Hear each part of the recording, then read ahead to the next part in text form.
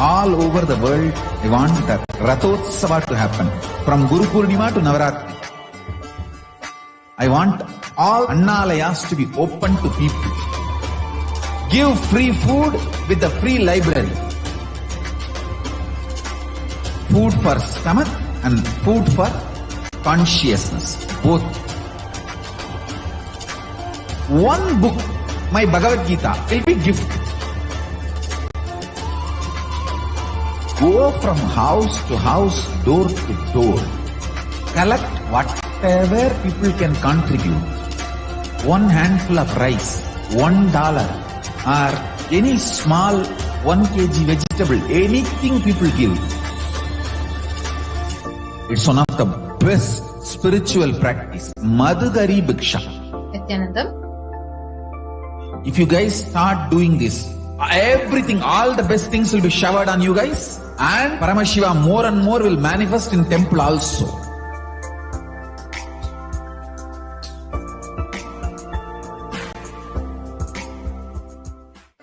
If you start serving others, easily you will get out of many obsessive, compulsive, reactionary patterns and suffocations. Because obsessive, compulsory, reactionary patterns are always centered on selfishness, arrogance, violence. If you start serving others, everything will become all right.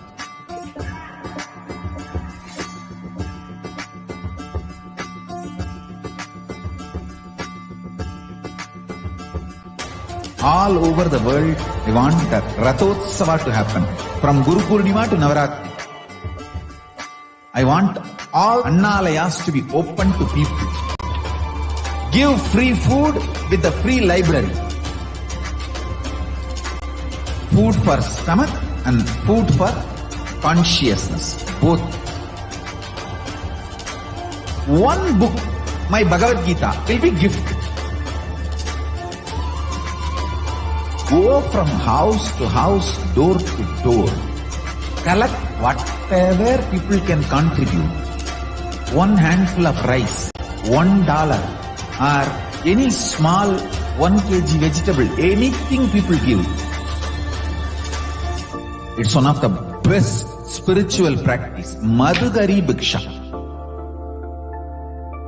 If you guys start doing this, everything, all the best things will be showered on you guys. And Paramashivam more and more will manifest in temple also.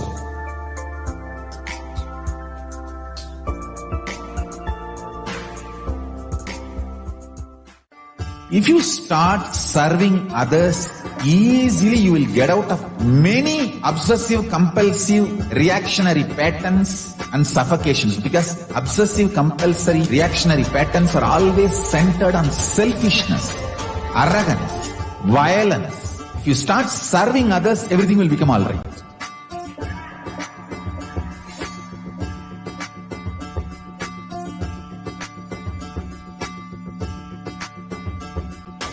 All over the world, I want the Rathotsava to happen. From Guru Purnima to Navaratri. I want all Annalayas to be open to people. Give free food with the free library.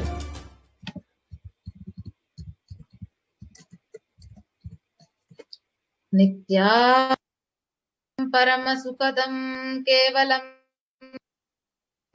Dvandvati Tattvamasyadilakshyam Ekam Nityam Vimalamachalam Sarvadi Sakshibhutam Bhavatitam Triguna-rahitam Sadgurum Tam Namami. Nithyanandam, everyone. Welcoming you all for the Darshan program. Darshan. So today we will be witnessing the live demonstration of the powers of third eye. Who is Devi PARASHAKTI? What are Akashic readings? How can we benefit by attending or experiencing an Akashic reading session?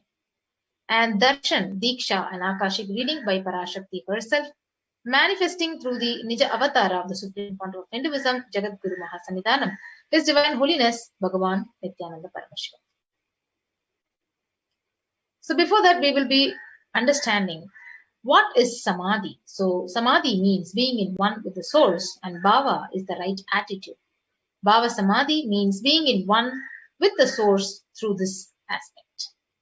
So the bhava you choose, through that bhava, when you are one with the source, that is the bhava samadhi.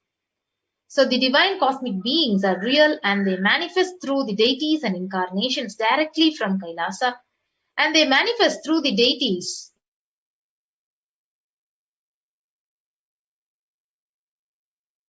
awakens your Kundalini Shakti, which is the latent potential energy in every human being. An awakening of this Kundalini Shakti, it results in extraordinary abilities expressing through us, like third eye awakening, ability to have remote vision, ability to scan anyone's body, levitation, teleportation, and materialization. So when the Kundalini energy is awakened, your whole brain, it comes alive. And this influx of superconscious energy, it visibly slows down the aging process and improves the immunity to diseases. So with increasing levels of coherence, the whole brain, it comes alive, turning into a superconductor of conscious energies that heals, that empowers and transforms our lives. So having the darshan or even a glimpse, it brings lasting transformation in us, cleansing the lifetimes of karmas and raising you to the next level of superconscious breakthrough, like hitting the reset button in your very being. And one more important concept is the mirroring of neurons. So mirror neurons activate and they process all the observed movements or informations of the avatar just by seeing. That means your entire body silently and without movement recreates what is happening distance is far away, experiencing the superconscious energy that is radiated by the avatar. So Akashic reading is not a prediction, it is a reading from the cosmic archive. So there is no such thing as the past, present, and future. Beyond space, creation and destruction, they happen simultaneously. And in the dimension of time starts the past, present, and future. But in Akashic records, there is no past, present, and future. And that is why whatever is happening, and yet to happen is already very clearly recorded. So let us understand more about the Supreme Pontiff of Hinduism, Jagadguru Mahasannidhanam. His Divine Holiness Bhagavan Nithyananda Paramashivam is the reviver of Kailasa, a macrocosmic, ancient, enlightened Hindu civilizational nation. And he is the 1008th incarnation of Paramashiva as per Hinduism, recognized by his predecessors who are enlightened masters and adepts. The Supreme Pontiff of Hinduism has made the science of power manifestation, the yoga and temple-based universities, a lifestyle for humanity. The Supreme Pontiff of Hinduism is ordained as the 233rd Guru Mahasannidhanam of the Kanchi Kailasa Sarvajnapeetham. He is the incumbent emperor of the Surya Vamsa Surangi Samrajyam, the present 293rd Jagadguru Mahasannidhanam of Kailasonathar Shamla Pita Sarvajnapeetham, the present Mahamandaleshwar of Mahanirvani Akada, largest apex monastic order.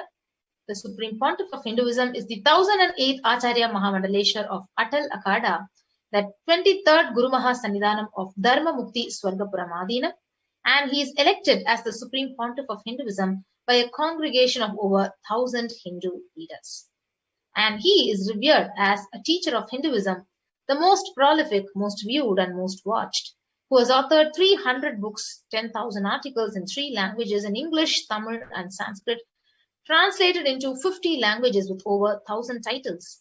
He has released over 20 million copies of books and articles which are sold, read, and downloaded. Over 10,000 hours of discourses have been delivered and has enriched and enriched over 1 billion lives digitally. He is respected as a commentator of all the sacred scriptures, the Upanishads, the Bhagavad Gita, the Shiva Sutras, the Brahma Sutras, Yoga Sutras, Ashtavakra Gita, and the Jain Sutras. The Supreme Pontiff is honored as the leader of Hinduism, the most awarded, internationally recognized Hindu leader, the reviver of 108 ancient Hindu sampradayas like the Rudrakanyas, the Rudras, the Rishis, the Rishikas, the Bhairavas, the Bhairavis, and Sannyasis. He is the establisher of the largest Hindu university, Kailasa's Nithyananda Hindu University, in the world with satellite campuses in 150 countries, establisher of 1,000 and plus Kailasa enlightenment ecosystems. He is the founder and reviver of over 100 Sarvajnapeethas, the collector of the largest Hindu library with over 1 million books, 1 million palm leaf scriptures, and over 20 million digital books. So with that, we'll be moving on to the next segment of witnessing the extraordinary powers of third eye and by the Balasans of Nithyananda order and the Nithyananda yogis after a short break.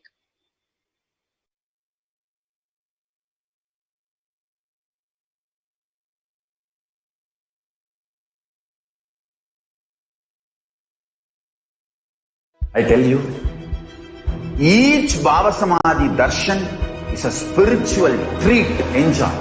Spiritual feast, enjoy. Don't miss it.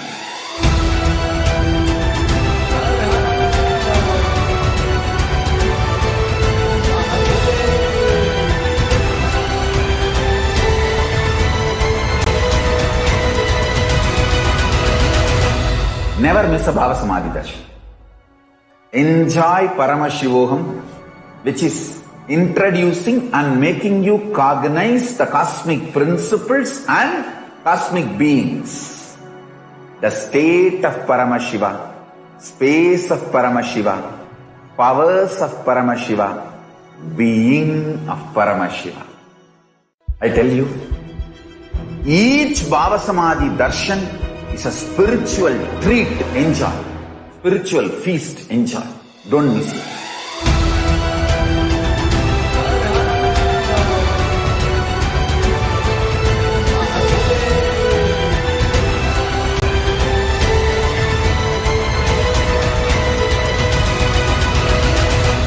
Never miss a Bhava Samadhi Darshan.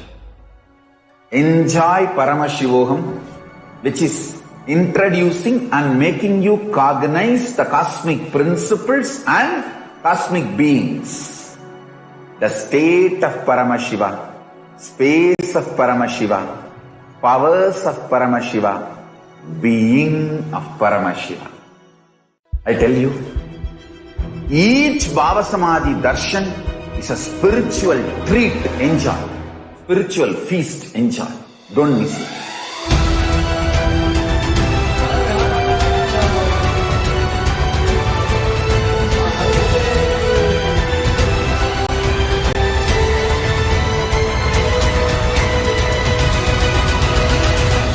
Never miss a Bhava Samadhi Darshan. Enjoy Paramashivam, which is introducing and making you cognize the cosmic principles and cosmic beings. The state of Paramashiva, space of Paramashiva, powers of Paramashiva, being of Paramashiva. I tell you, each Bhava Samadhi Darshan is a spiritual treat, enjoy. Spiritual feast, enjoy. Don't miss it.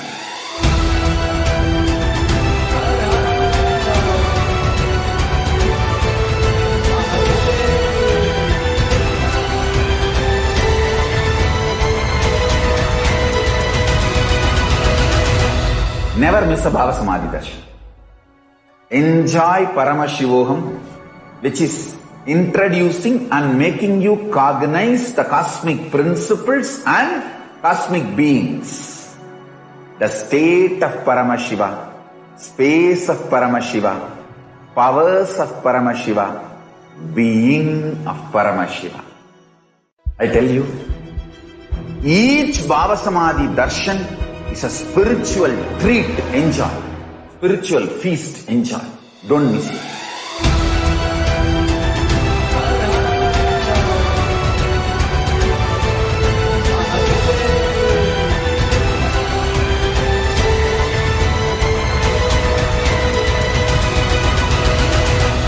Never miss a Bhava Samadhi Darshan.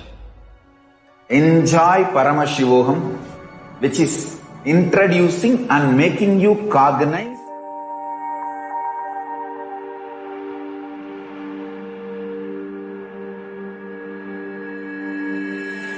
E-Kailasa is proper customized spiritual service helping you to identify your root patterns of suffering. We have perfected the science of helping every individual from every cultural, religious, nationality background.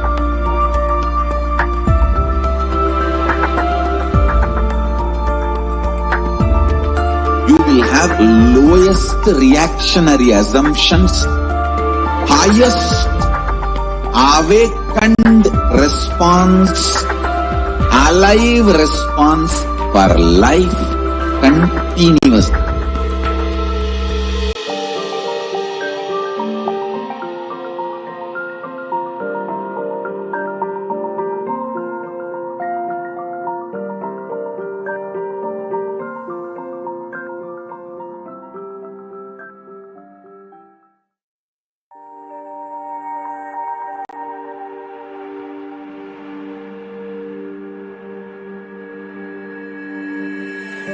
E-Kailasa is proper customized spiritual service helping you to identify your root patterns of suffering. We have perfected the science of helping every individual from every cultural, religious, nationality background.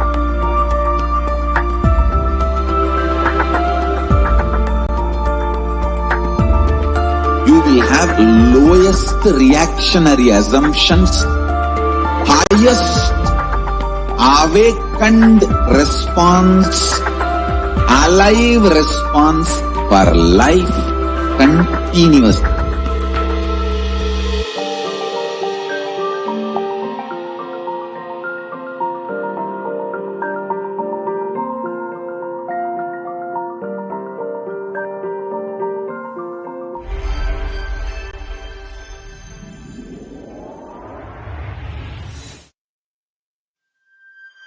E-Kailasa is enlightenment ecosystem, literally enlightenment itself in your own home, wherever you are. Proper customized spiritual service helping you to complete with your life negativity, withdrawal from life, self-hatred, self-denial, self-doubt, so much of tiredness, laziness. It can support you, aligning your diet, your attitude, your aptitude, your understanding about life. We can help you with everything.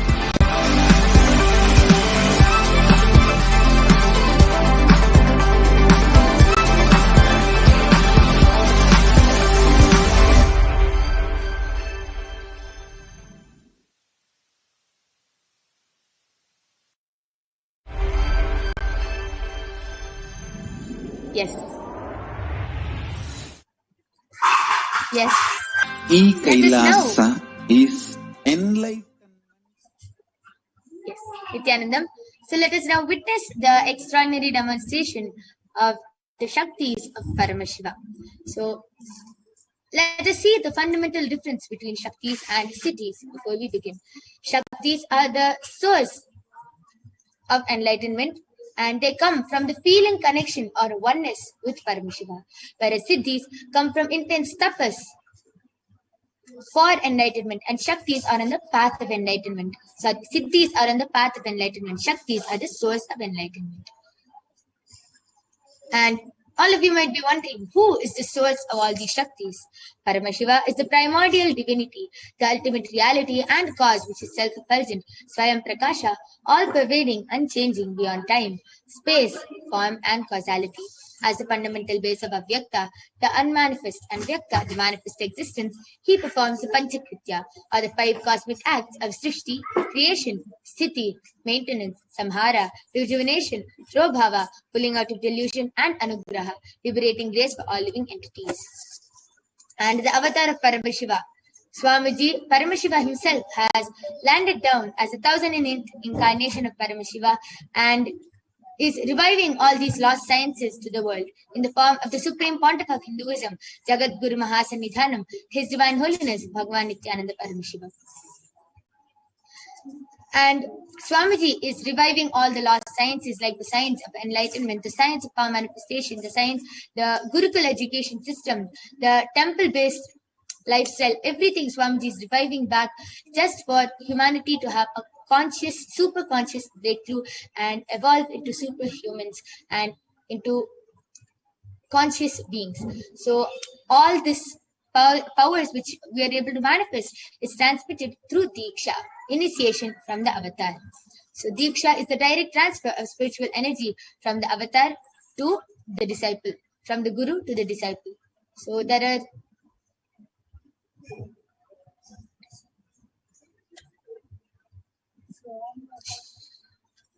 and Swamiji is giving this very initiation to all of us. Swamiji has initiated millions of disciples all across the globe into the science of power manifestation through the disciplines of Vedanta, Tantra, Sri Vidya, Yoga, Yoga Shastra, Mantra Shastra, Siddha Vidya, the science of Yoga, Bhakti Yoga, Paramashiva Jnana and Paramashiva Vijnana.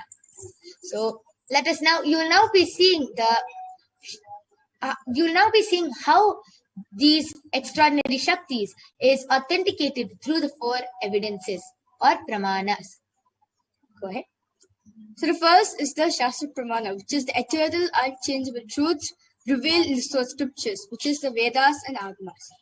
And second is the Apta Pramana, the experiences of great rishis, the Aptas, who are the scientists, the foolproof, the scientists of Hinduism, who time tested and verified the science of power manifestation. And third is the Atma Pramana, the millennium's avatar, Swamiji's personal experience, the supreme point of Hinduism's personal experience regarding the science of power manifestation.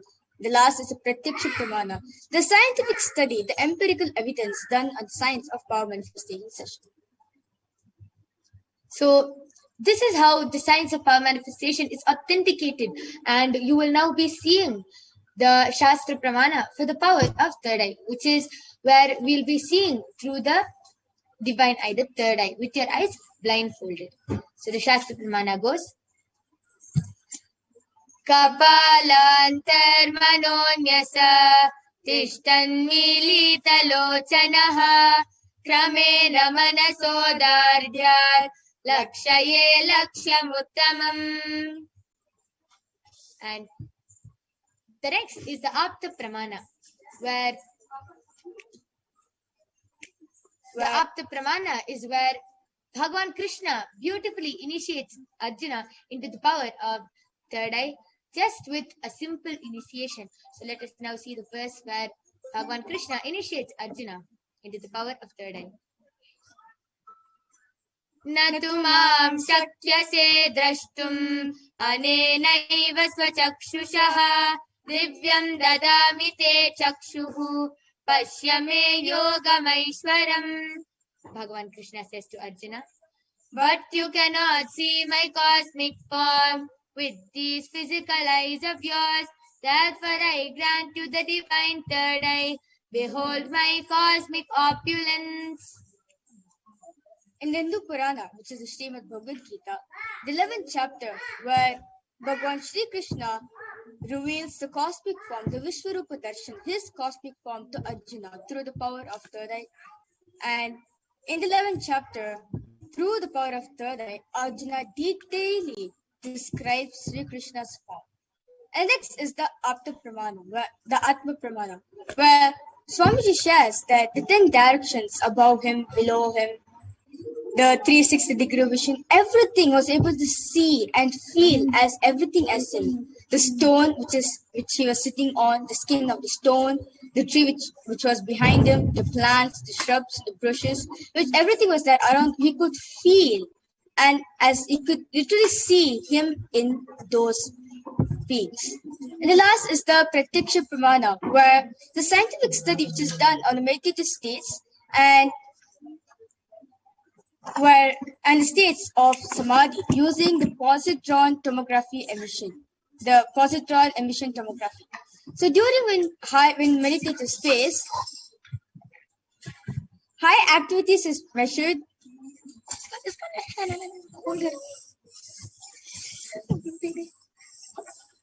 So there's high activity.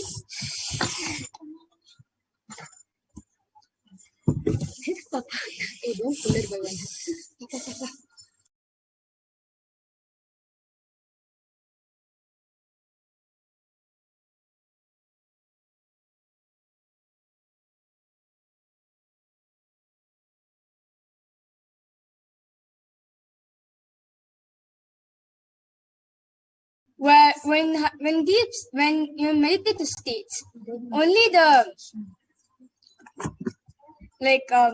almost the body is working and the brain is at peace, and the brain is functioning. And when in states of samadhi, 90% of the third eye region is alive and fully awakened, and the brain is completely at rest and peace. So now let us witness Sakshi Pramana, which is a live demonstration done on the power of third eye reading, which is the blindfold reading. Yes. So, along with me, I have the medically tested eye band. As you can see, in front is a complete opaque sheet, and behind is a thick sponge with 2 holes where the eyes can comfortably fit inside. And you can see there's a beautiful strap which can comfortably strap the eye band to her head. This is a medically tested eye band, is completely proven and scientifically proven that even with your eyes open inside this eye band, no light can enter. So this is the eye band that I'll be placing on Mahamari Nithyananda. I'm going to be unmuting.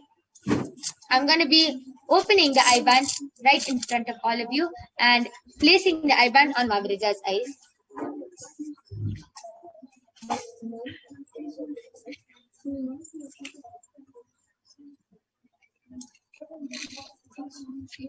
Mahamari, are you comfortable? I request you to put the strap down.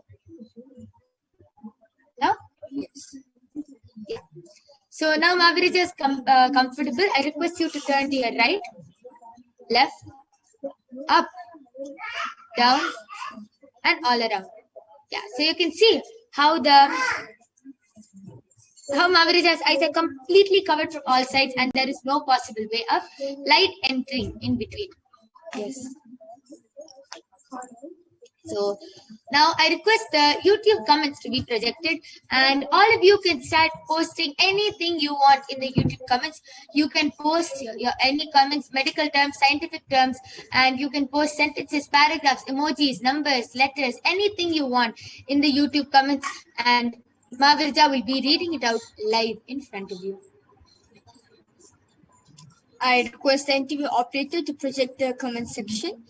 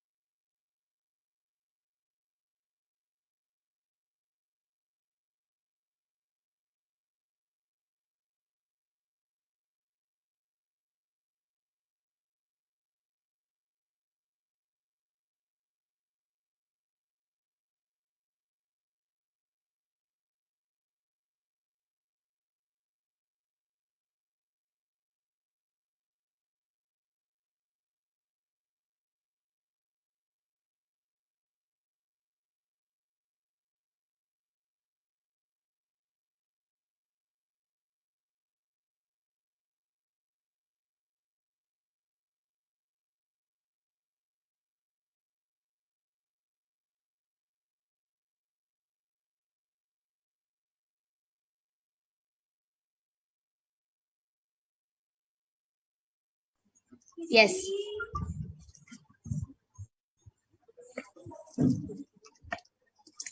Yes, we're completing for the technical glitch as now we remove the eye band of Mahavirija. We'll again be placing the eye band on Mahavirija's eyes. Again, I'm showing the eye band. In front is the complete opaque sheet and behind is a thick sponge and with two holes where Mahavirija can comfortably place her eyes, and it is completely scientifically proven that even with the eyes open inside, there is no light that can enter.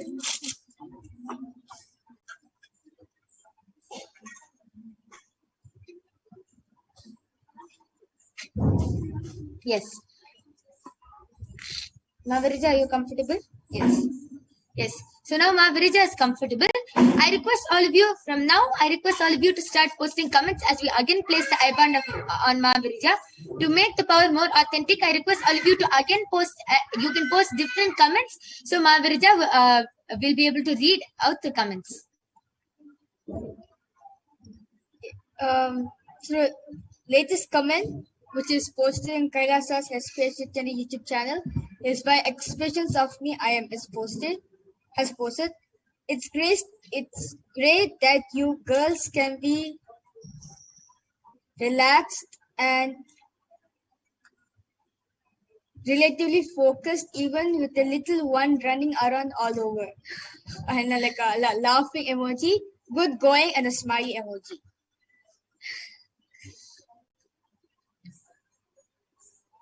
And before that,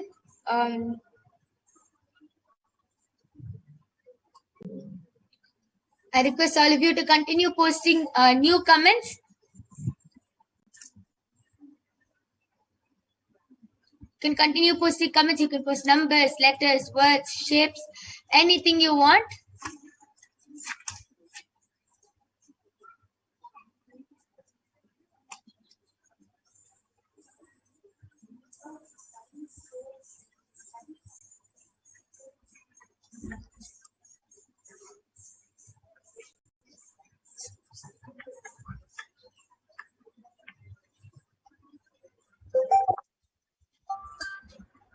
yes, Machan Anandita has posted 5 smiley emojis. Yes. So that was an amazing demonstration of the power of third eye. We completed all of you with the technical glitches, and due to the interest of time, we were not able to finish. We were not able to continue with the power of third eye and do the power of body scanning also. But please, you can surely join back tomorrow and every day at 2 a.m. IST and 4 p.m. IST for witnessing the extraordinary demonstration of the power of third eye, body scanning, and many more extraordinary Shaktis of Paramashiva. Now I'll be removing the eye band of Mahavirija. So you can see that in front, it's completely the same, the eye band. Yes. And we thank all of you for joining us. Please stay tuned for the upcoming segments like this, where you will be learning about who is Devi Parashakti, what are the Akashic readings, and much, much more. So please stay tuned for the upcoming segments. We thank all of you for joining us. Thank you, Nithyananda.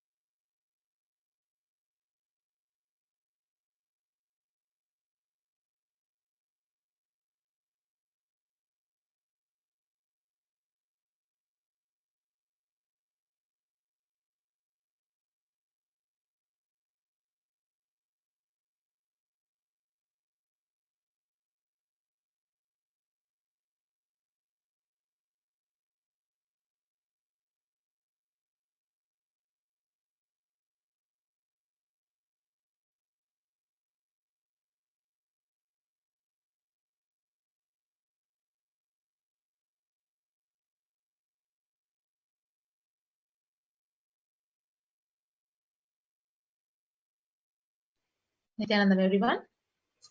Welcome back. Nithyanandam, to all the viewers, welcome back.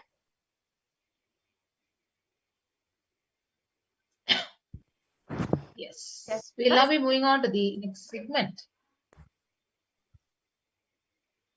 We'll be understanding Devi Parashakti, the cosmic principles which she represents and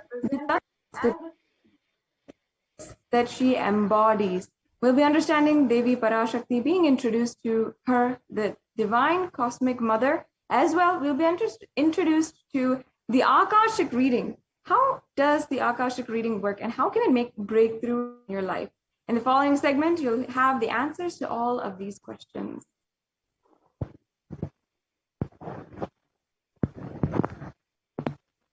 Yes, we can move forward.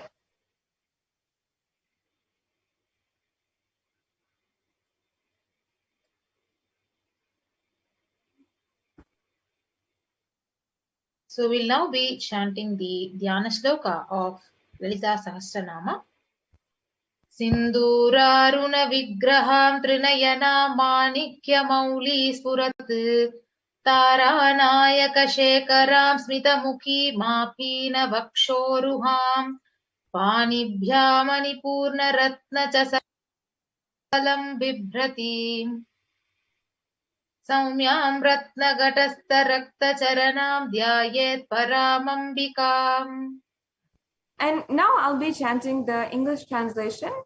The Divine Mother is to be meditated upon as shining in vermilion, red body with triple eyes sporting a crown of rubies studded with the crescent moon, a face all smiles, a splendid bust, one hand holding the jewel cup brimming with mead and the other twirling a red lotus.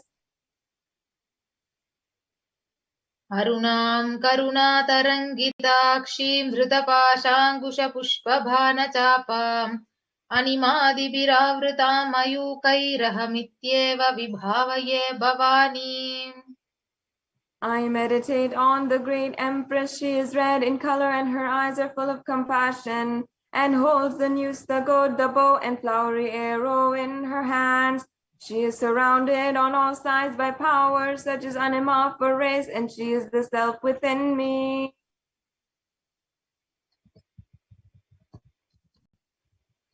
Yes, these Dhyana shlokas are from the Lalita Sahasranama. The Lalita Sahasranama is a very profound scripture from the Puranas.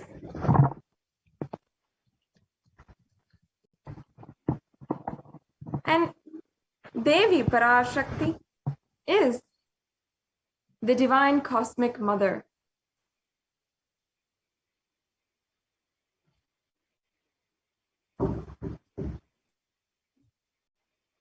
Yes, we can move on to the next slide.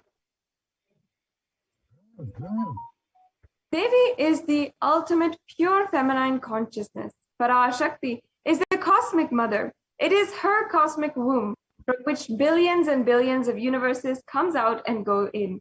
Source where the Big Bang and black holes go on. Parashakti is the source Shakti, the source energy and source power, from which all of us came, in which all of us are even in now, and in which all of us are going to merge.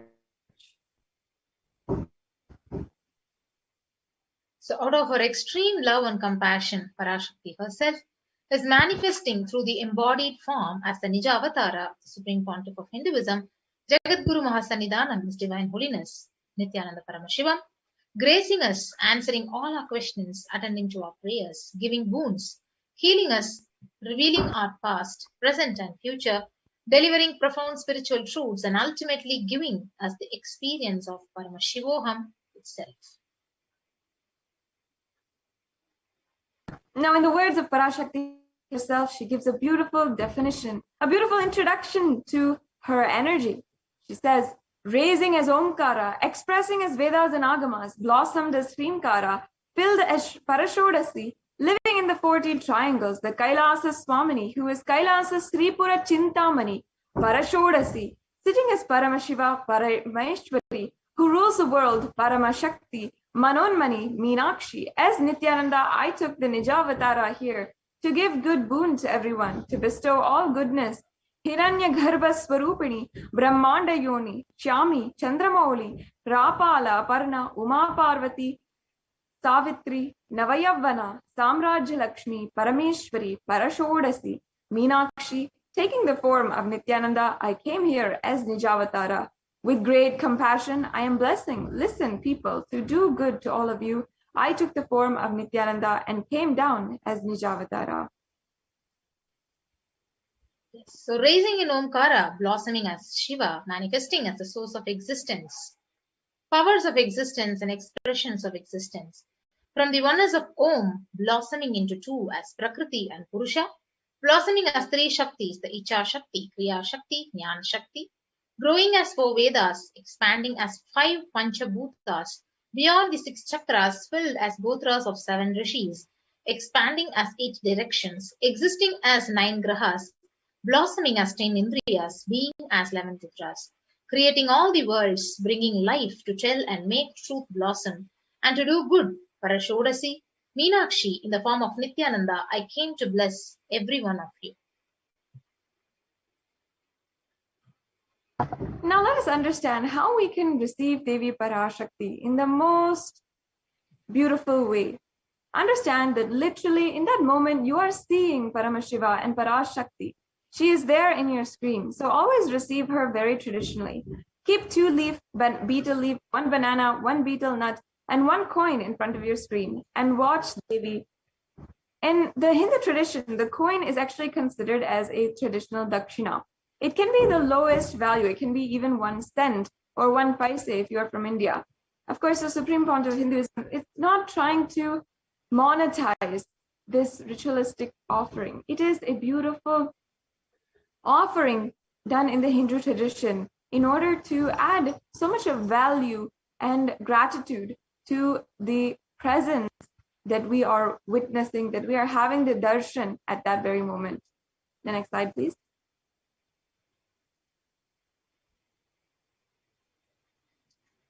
Yes, so you can offer the betel nut, the betel leaf, that to Parashakti. And after the darshan is over, you can do the namaskar, you can eat the banana and distribute the prasadam. And you can collect the traditional dakshina which you're offering and send it to the Nithyanandeshwara temple in Los Angeles. And so you might think this is a very small sentiment, but that which actually makes you feel that really Parashakti is there and you will never take Parashakti for granted. So all these rituals, they literally break your monotonous, unconscious mentality and lifestyle. And again, it raises you to the powerful cognition.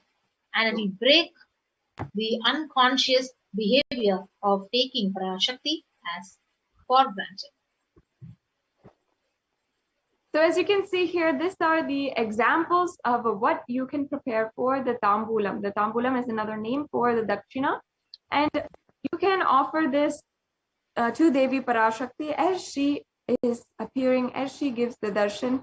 And you can take a few minutes later on during the later on during the darshans, you'll have a few minutes right before the darshan to get all of this prepared.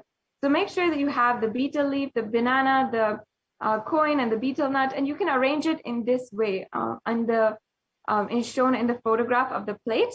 And you can also, if you want to, arrange the bangles and also the vastram for Devi Parashakti, as it is a traditional offering. So this concludes the introduction for all of you to Devi Parashakti. In the next segment, now as we are beginning, we will be understanding what are the Akashic records and how do they work? How can they actually manifest breakthrough in your life? So understand that Akashic records are the record, the cosmic archives of everything that has happened, happening, and will happen. Everything is recorded there, recorded in time as a file. Whatever has happened in time is recorded in the Akashic records as a file. And nothing is destroyed. Please understand, none of your actions, thoughts, plans, emotions, words, nothing can be destroyed. Akashic records are the cosmic archives of everything happened, happening, and will happen. So Akashic records are the verbal, the visual, 5-dimensional document. So whatever is happening is continuously getting recorded. See, all the information you collected from all your births is in your DNA, and you can access some of them just to understand and not to waste your time doing the same actions again and again.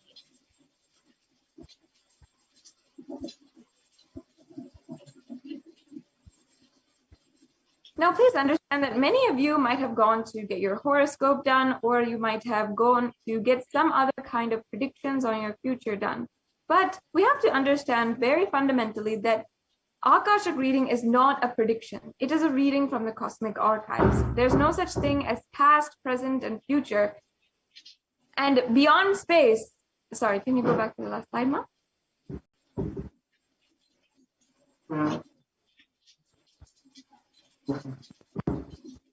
Yes. In the dimension of time starts the past, present, and future. But in the Akashic records, there's no past, no present, and no future. So that is why what we call as what has happened, happening, or yet to happen is already clearly recorded.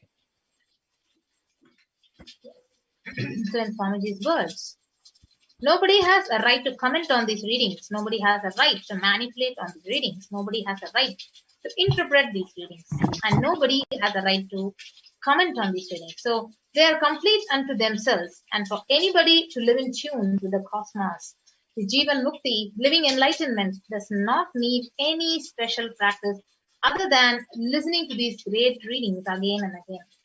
So when you listen to these great readings, naturally your negative logic is penetrated, broken, and these great truths, they settle in your inner space and they make you live enlightenment. As the avatar of Paramashiva, who has graced humanity with the blessings and darshan in the form of Devi PARASHAKTI, he is revealing answers to our questions to the yearning of seekers as solutions, breakthroughs, and liberating humanity from pain and suffering. And any answer that is given by Devi PARASHAKTI is not just an answer, but a breakthrough for the receiver. Yes. So let us move to the Shastra Pramana, scriptural reference from the Vijnana Bhairava Tantra, Dharana 61, Sutra 84. Akasham vimalam pashyan kritva drishtim nirantara shabdhatma takshana Devi Bhairavam vapurapnuyat. And the English translation goes, Bhagavan Paramashiva says, looking at the spotless, infinite, etheric space, Akasha, beyond the sky and clouds, one should fix one gaze from the third eye without blinking, continuously, and make the body and inner space steady and motionless. In that very moment, O Devi, one attains the nature and powers of the infinite space, Bhairava. Next is the Apta Pramana from the reference from the Hindu Purana Mahabharata, which narrates the story of the great sage Maitreya, who reveals the secrets of his birth in the human form and reasons of his all his suffering to Vidura. And sage Maitreya accesses the Akashic records, and he told Vidura that he was not an ordinary man, but in fact an incarnation of Lord of Death, the Yamaraja. So that is why he had to play the part of a so-called Sudra for at least 100 years because of the curse by the Mandukya Muni.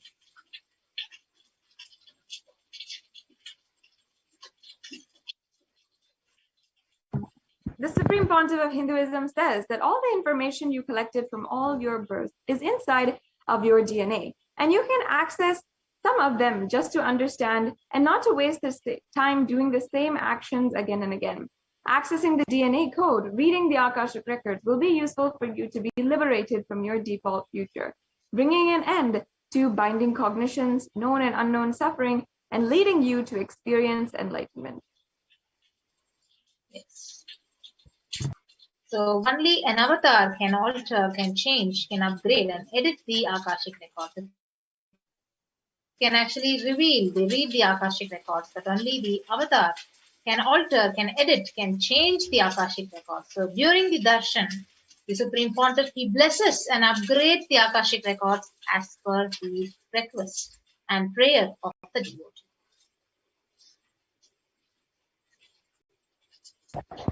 Yes. Now, what can you ask during the Akashic reading? There's several answers, and the benefit that you will receive, and the transformation that you will go through is absolutely immeasurable and countless. But if I were to summarize, I can say in the few following points. First, you can get the most accurate and unbiased answer to any questions about your life, destiny, purpose, or any everyday part of your life. You can be spiritually healed of physical and emotional problems with just one look or word. You can understand the reasons behind your life's happenings, receive the blessings to fulfill your right desires, and get the clarity to redesign your future. Now, this is the introduction to the Akashic reading. Next, if you're excited to do so, we will be understanding how you can ask your questions on social media. Devi PARASHAKTI has made herself available in all the social media platforms. So as you can see here, how to ask your questions on YouTube. You can go to Kailasa's SPH Nithyananda YouTube channel, go to the live video, which will be streaming live right now. You'll be able to see the live iconation in the right-hand corner, and you'll see the join button. Once you get into that live video, you'll see the join button. Make sure you go to the join button and make yourself a member today of Kailasa's SPH Nithyananda official YouTube channel. And then in the chat, you can ask your questions, whatever questions that you have, or the prayers that you have, or the boons that you would like to ask. You can ask in the chat, right as you can see. Yes. So the next official social media platform to which you can connect with Devi PARASHAKTI and post your questions is the live Facebook page, the Kailasa's SPH JGM Nithyananda Paramashivam.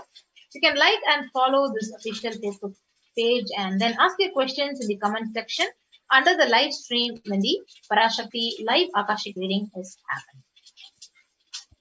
Now, if you're a frequent user of Twitter and you enjoy this social media platform, then you can also follow at Sri Nithyananda on Twitter, the official handle of the Supreme Pontiff of Hinduism.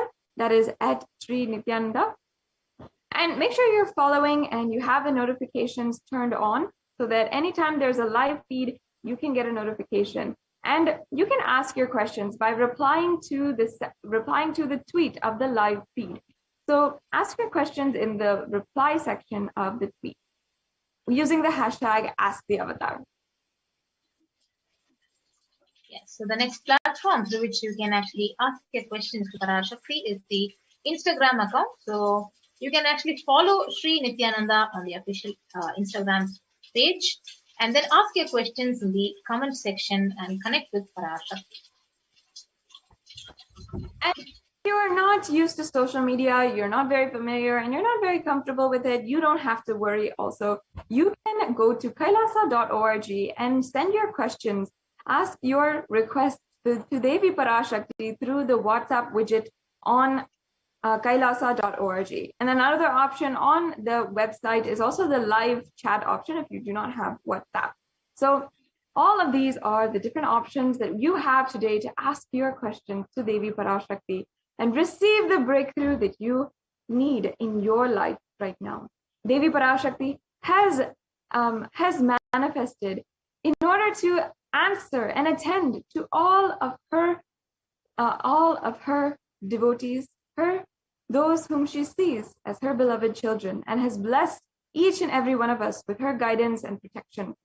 Every single day for the past few months, we have been literally cherishing and enjoying the answers that Devi PARASHAKTI is giving, not only to individuals, but the guidance that she is giving to humanity itself. So in the next segment, we will be understanding how Devi PARASHAKTI has given us the guidance to navigate our lives in these extremely dark and tense times. So we invite all the viewers to this next segment. We'll be right back with you after a short break.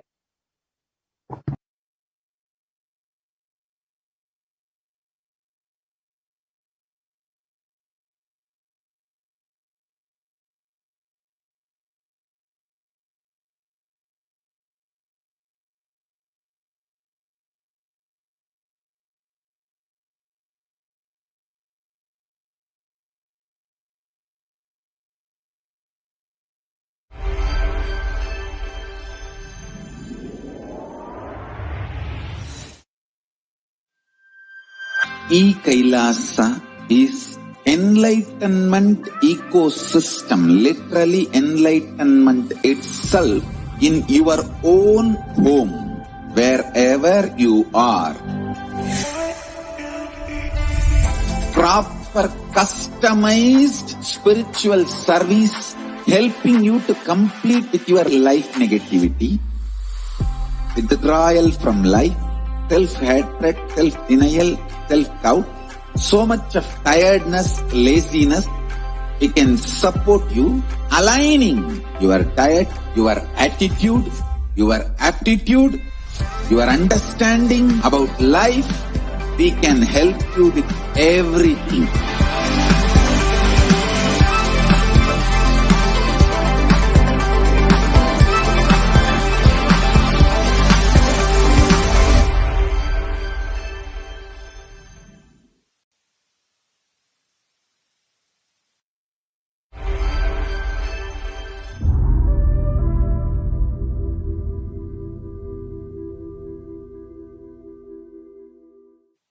Even a malignous man, by beginning in the company of Satsanga, makes even the impossible as possible in this world.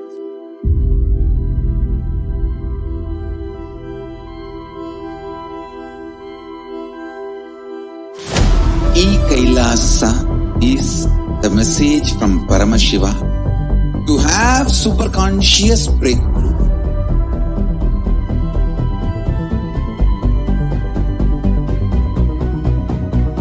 Enlightenment, power manifestation, Paramashiva, everything served to you without you even moving out of your couch.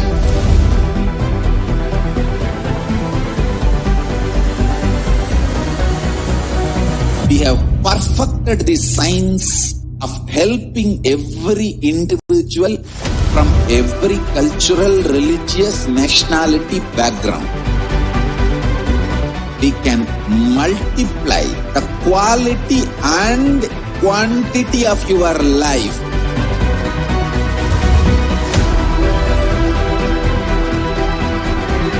The most ancient, best way of life and best kept sacred secrets all these years handed over only from guru to disciple, guru to disciple, guru to disciple.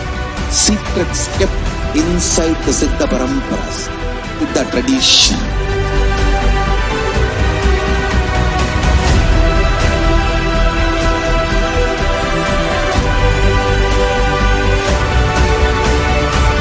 Enlightenment is the birthright of all human beings. Kailasa is responsible to provide that to all human beings.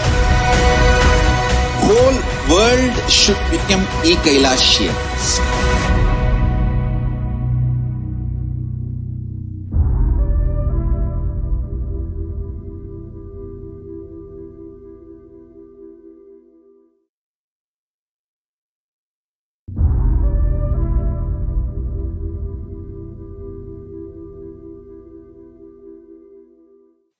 Even a malignant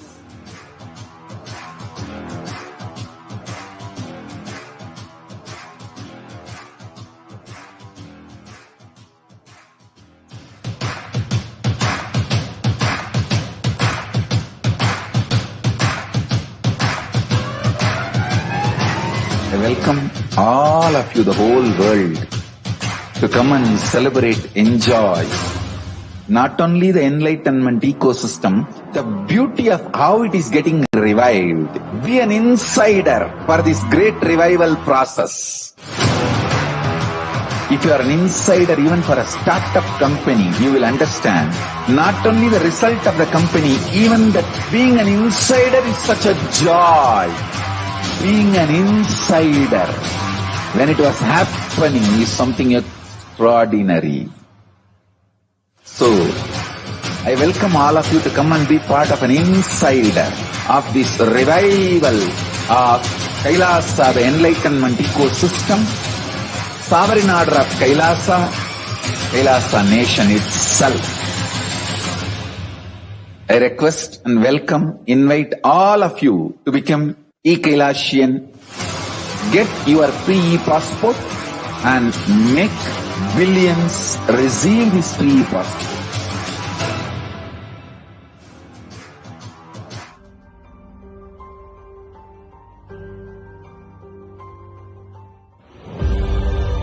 What I mean by the word e-Kailasa, listen intensely. Enlightenment ecosystem, literally enlightenment itself, in your own home, wherever you are.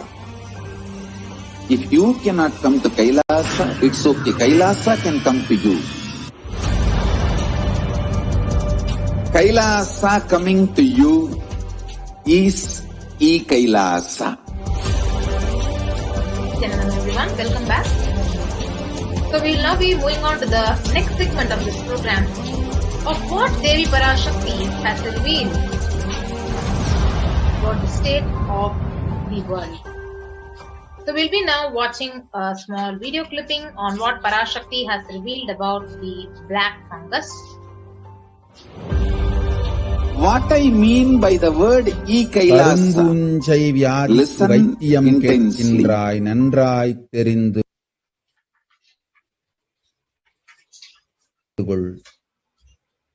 கரும்பூஞ்சை வியாதி நுரையீரல் மட்டுமல்லாது மூளையையும் நசுக்கி மனிதனை ஜடமாக்கி மரணத்திற்குள் தள்ளும் உயிரியல் ஆயுதம்.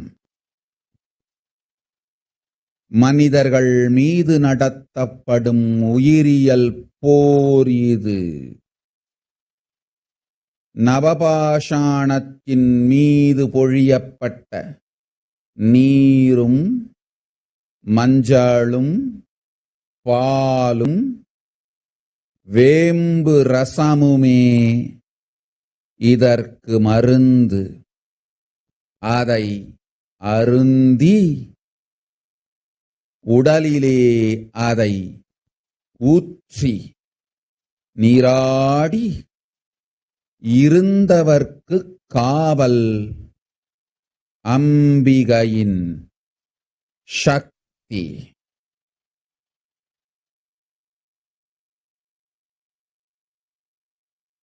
ஓம் ஓம் ஓம். சிருஷ்டி நஷ்டமாகாதிருக்க தேவ ரகசியங்களை தெளிவாய் உலகத்திற்கு சொல்லிவிட்டேன்.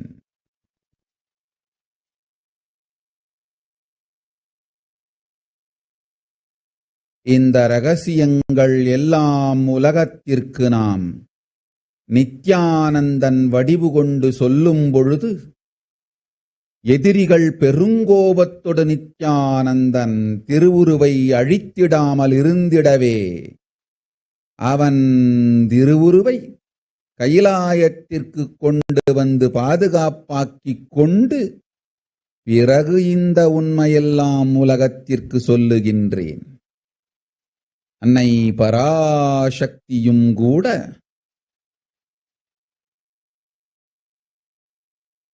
உண்மைகளை உலகிற்கு சொல்லும் முன் தற்காப்பு செய்து கொள்ள வேண்டிய அளவிற்கு மனிதர்களின் அரக்கத்தனமும் அட்டூழியமும் உலகத்தில் அரண்டு ஆடுகின்றது.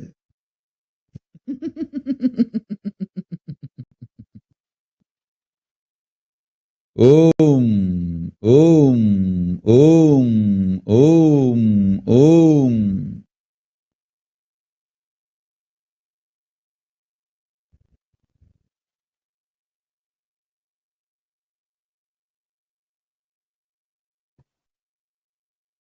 So the translation for this revelation on the 19th of May goes, you are asking a remedy for black fungal disease. No, properly, black fungal disease, not only will it affect the lungs, it will smash the brain. Also, it is a bioweapon that makes humans a lifeless matter and push them to death. So the demonishness and the atrocities of humans is dancing in the world that even Mother Parashakti needs to do self-protection before sharing the truths to the world. As you can see, the black fungal disease was actually denied and dismissed as rare and declared as an epidemic by several states. And it's considered a pandemic within a pandemic. And as Devi revealed, it eats the brain, mutilates the body and face, eats the bones, and affects primarily COVID patients and is extremely fatal with over a 50% fatality rate. Yes. So you can see the black fungus is already declared as an epidemic, and the disease which is linked to COVID spreads across India. So states of India have begun declaring this black fungus, which is a specific mucormycosis. 7,200 cases reported, usually in patients with diabetes or compromised immune patients.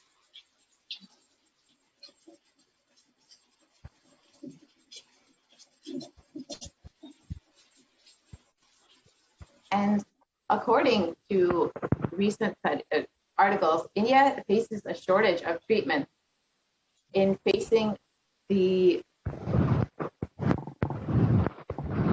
two epidemics, and COVID-19 increases the black fungal infection risk in India.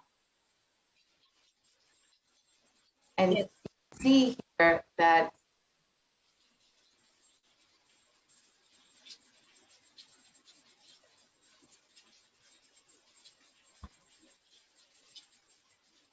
we can continue. Yes, so you can see the deadly black fungus outbreak declared an epidemic as cases climbed to 12,000 in COVID hit India. So this is about around 2 days on the 29th of May 2021.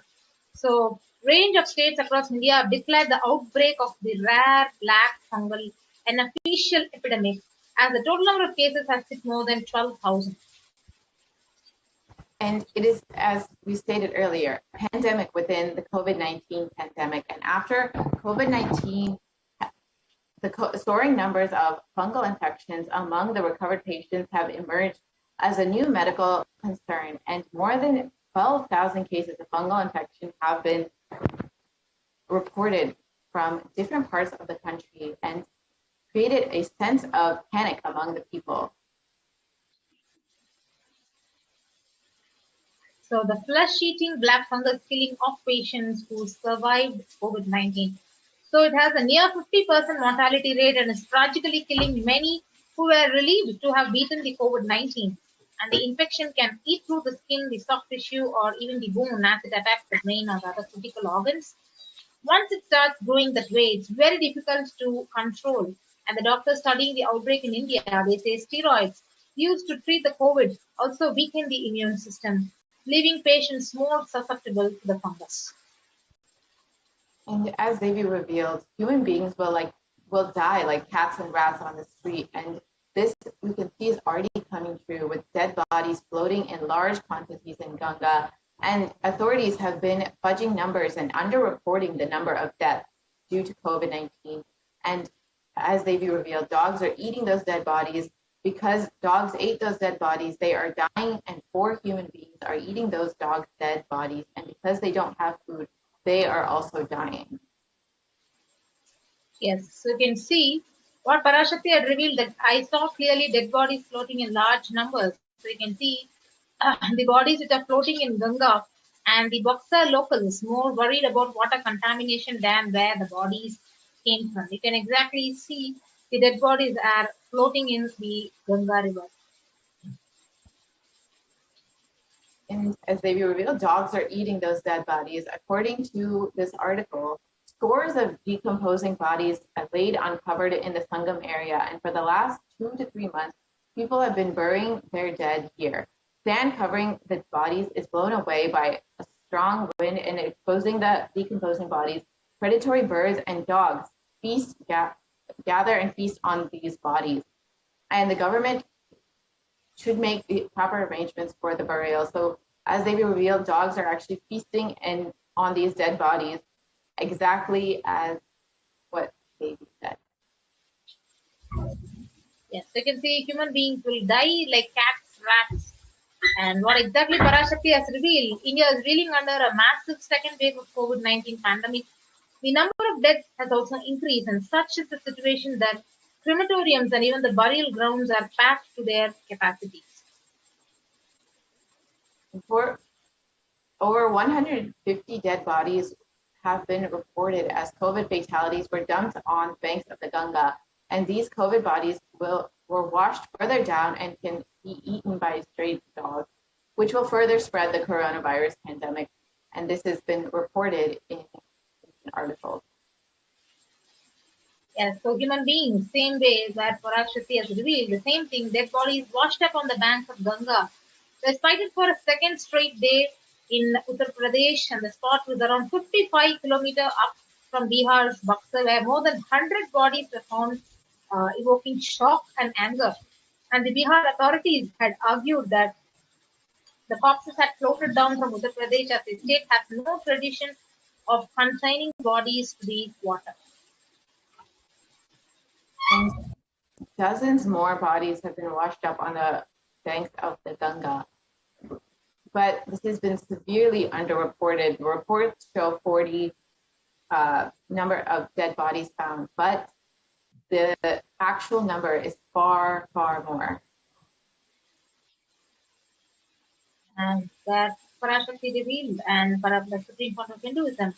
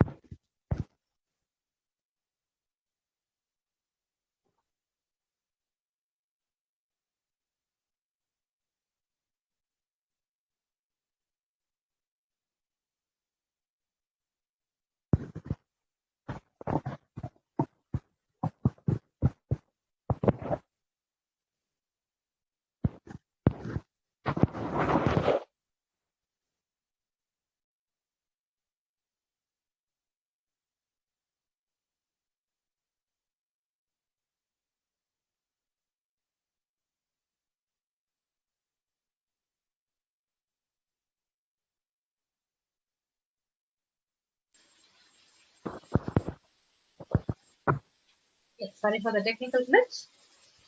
So now we could see the statistics of where India in the denial of world's most repressive threats by the COVID-19 pandemic. And you can see the number of reported cases by the media and the number of reported deaths, which is more than 3 times more than what was already recorded by the media. And as Devi said, human beings will be dying like rats and cats on the streets, and over 2,000 bodies were found in the of the river Ganga in Uttar Pradesh. And this is exactly as Devi had revealed, that dead bodies will be found in Ganga and nameless, without identity, and just dying like rats and cats. I can see one of the articles from New York Times have actually recorded the actual figures are higher, with more than half of the Indian population which is infected with the COVID-19. So Indian population, which is 136 crore versus 70 crore, which is almost 70 million people, 700 million people are infected with the COVID. And the worst case, India's COVID deaths are 14 times higher than what the government says. So the government has been reporting about 27 million cases of COVID, but it is actually 14 times higher. So this is severely underreported. And the New York Times is estimating that it could be nearly half the population that is infected with COVID. Yes, so the COVID is actually now airborne, and you can see it was denied and criticized and acceptance as a theory or a possibility. Now it has become a fact, and a delayed warning was issued to all the population, and nobody was accountable for the death of millions. So COVID has literally become airborne now. And according to this, the COVID vaccine is creating a variant. And according to this Nobel Prize winner, the promoted several controversial and unverified claims surrounding the vaccination, homeopathy, and the COVID-19 pandemic, for instance, has been criticized by the French government. And so there is a large possibility for new variants that have been created. Yes.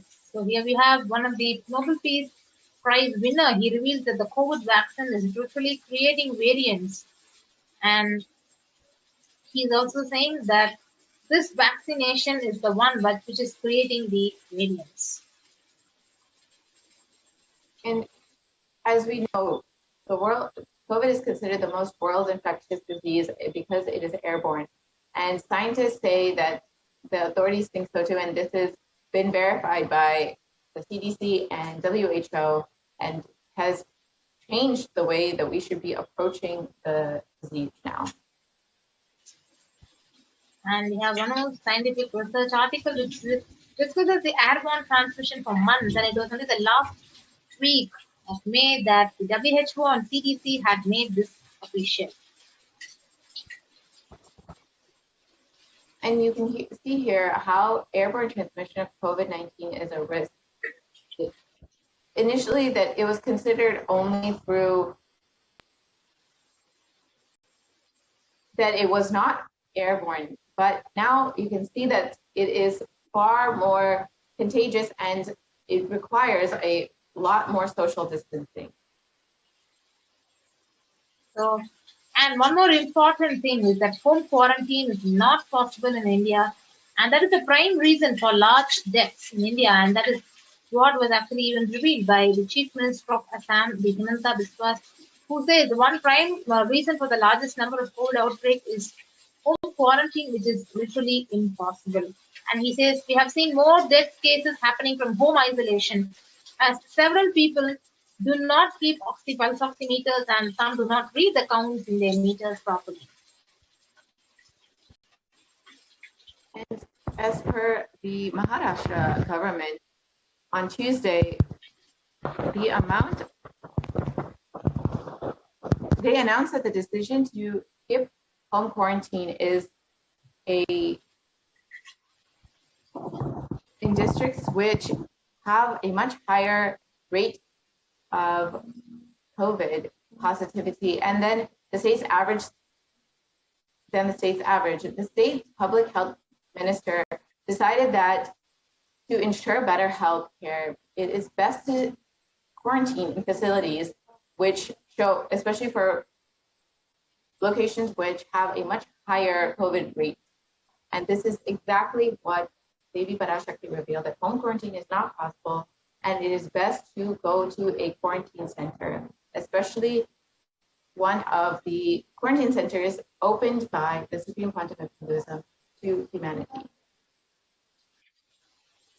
Yes, and you can also see home quarantine is literally not possible because of 41% of the houses have just a single room which is shared by 5 people, and literally that is actually showing it impossible. And yes, as you can see, that there is it's very difficult to have self-isolation in these crowded cities where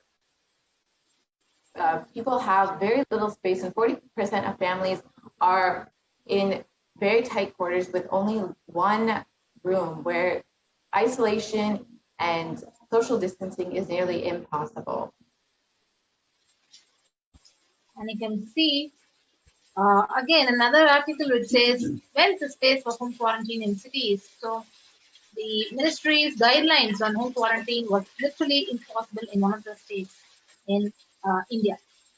So with that, we come to the conclusion of this segment of this program, and we just saw what Parashakti had revealed to the world, how the COVID-19 is literally affecting the humanity, and her revelations are exactly coming true, and it was actually we also saw various articles which are the supportive evidences of Devi Parashakti's revelations. So with that, we will be moving on to the next segment of this program after a short break.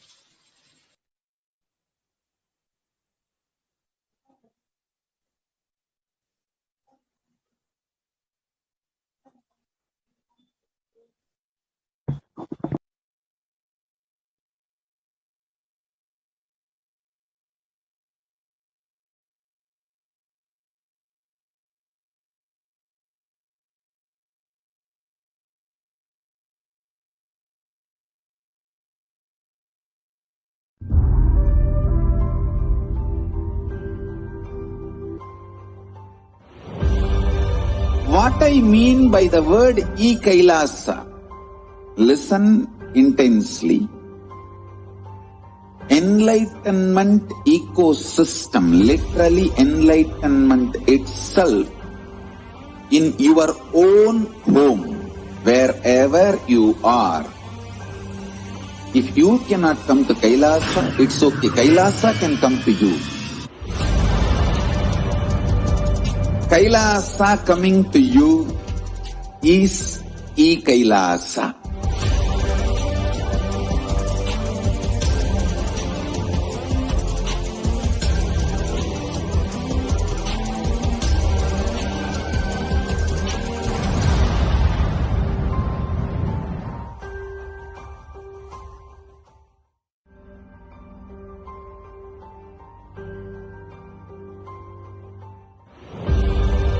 What I mean by the word e-Kailasa, listen intensely. Enlightenment ecosystem, literally enlightenment itself, in your own home, wherever you are. If you cannot come to Kailasa, it's okay. Kailasa can come to you. Kailasa coming to you is e-Kailasa.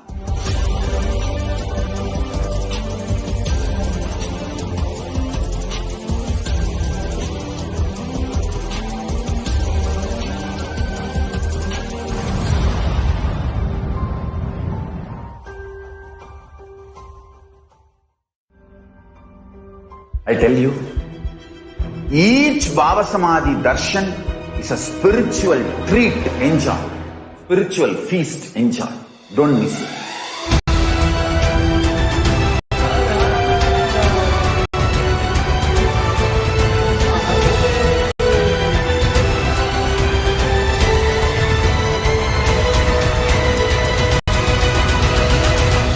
Never miss a Baba Samadhi Darshan.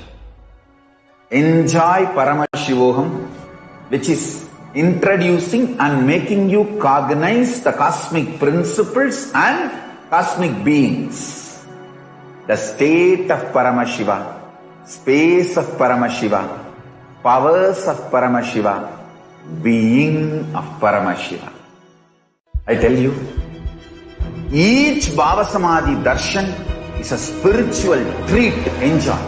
Spiritual feast. Enjoy. Don't miss it.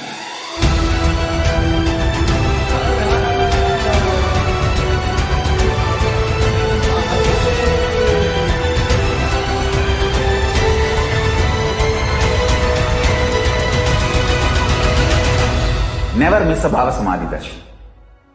Enjoy Paramashivam, which is introducing and making you cognize the cosmic principles and cosmic beings. The state of Paramashiva, space of Paramashiva, powers of Paramashiva, being of Paramashiva. I tell you, each Bhava Samadhi darshan is a spiritual treat. Enjoy. Spiritual feast. Enjoy. Don't miss it.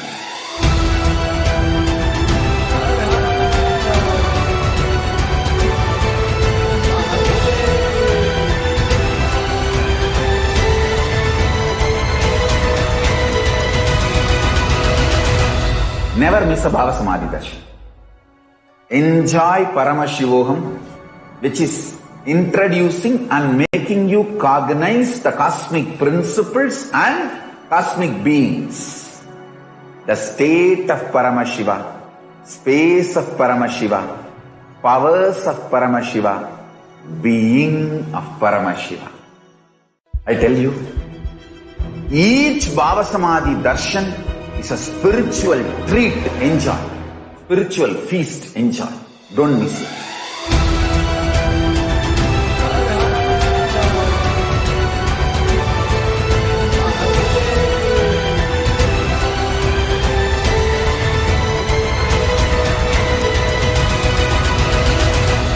Never miss a Bhava Samadhi darshan. Enjoy Paramashivam, which is introducing and making you cognize the cosmic principles and cosmic beings. The state of Paramashiva, space of Paramashiva, powers of Paramashiva, being of Paramashiva. I tell you, each Bhava Samadhi darshan is a spiritual treat. Enjoy. Spiritual feast. Enjoy. Don't miss it.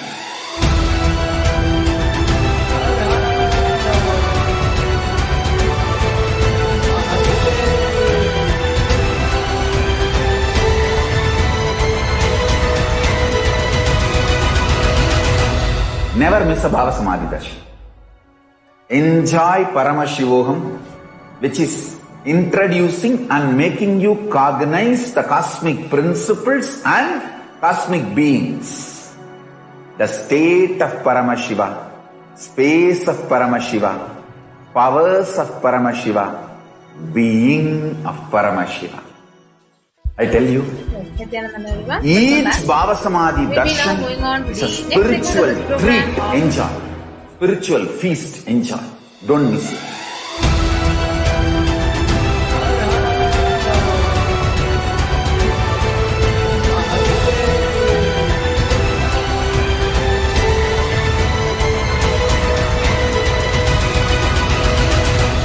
Never miss a Bhava Samadhi darshan. Enjoy Paramashivam.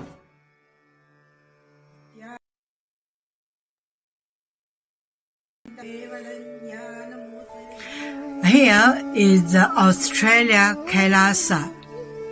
How can I be so lucky and have a happy life in Kailasa? It's long. Yes, so we'll be now entering into the next segment of this program of our various offerings to Devi Parashakti. How can we offer our gratitude and devotion to Devi Parashakti? So let us now understand the significance of offering. So offering is a giving of divine gift of pure love, devotion and oneness. And it consists of two parts. Number one is giving and number two is accepting. So only when the divine accepts what one offers, the offering itself becomes complete. The offering is not made out of any fear or greed, and when the avatar lands, the offerings are purely a part of the grand Leela played out only for the purpose of enlightenment. So we will now be understanding the various offerings to Devi Parashakti, and we'll be invoking Devi Parashakti by chanting the Mula Agama of Manonmani Dhyana. Induni Baveda Karavahvinayanam Syat Pankajavarabayajapaksha Sarayuktam Angahimabhushana Vichitravasanam Syat Tungamakutojvala Manonmani Swarupam. And the translation it says, moon-like face holding the Vedas on hand, fire in eyes, with lotus flower gracing and blessing hands, and one hand with Japamala, beautifully decorated with jeweled ornaments, in wonderful clothes and shining wing crown. Her name is Manonmani. And the next Dhyana sloka is Dhyaye Devim Trinetram Tashini Bhavadanam Vedahastam Dadanam Savye Padmam Varadama Pare Chapayam Chakshamalam Divyairabharanai Vibhushita Tanum Brahmadi Vipujitam Devi Meva Manonmani Pratidinam Kamatta Datrim Shubham. And we have the translation of this Dhyana sloka, which says, I meditate on Devi with 3 eyes glowing like a moon and hold the Vedas, lotus and gracing with blessing and gracing hands. She is wearing beautiful ornaments. She is worshipped by Brahma and other many gods and showers auspicious boons for all the actions every day. Now we'll understand the significance of the divine element, gold. The Atharva Veda, it beautifully says, Kreda Jutam Janmanedam Hiranyam Agnerakam Priyatamam Bapuva Somasyekam Insitasya Parapatata Abhamekam Veda Sambreta Ahustatte Hiranyam Trividasta Vise. So triply born by this birth is gold. From the atoms of Agni is one. It becomes dearest to Agni. One fell away from Soma when it was heard. One they call the seed of virtuous and powerful watery molecules. Let the triple gold be for your long life.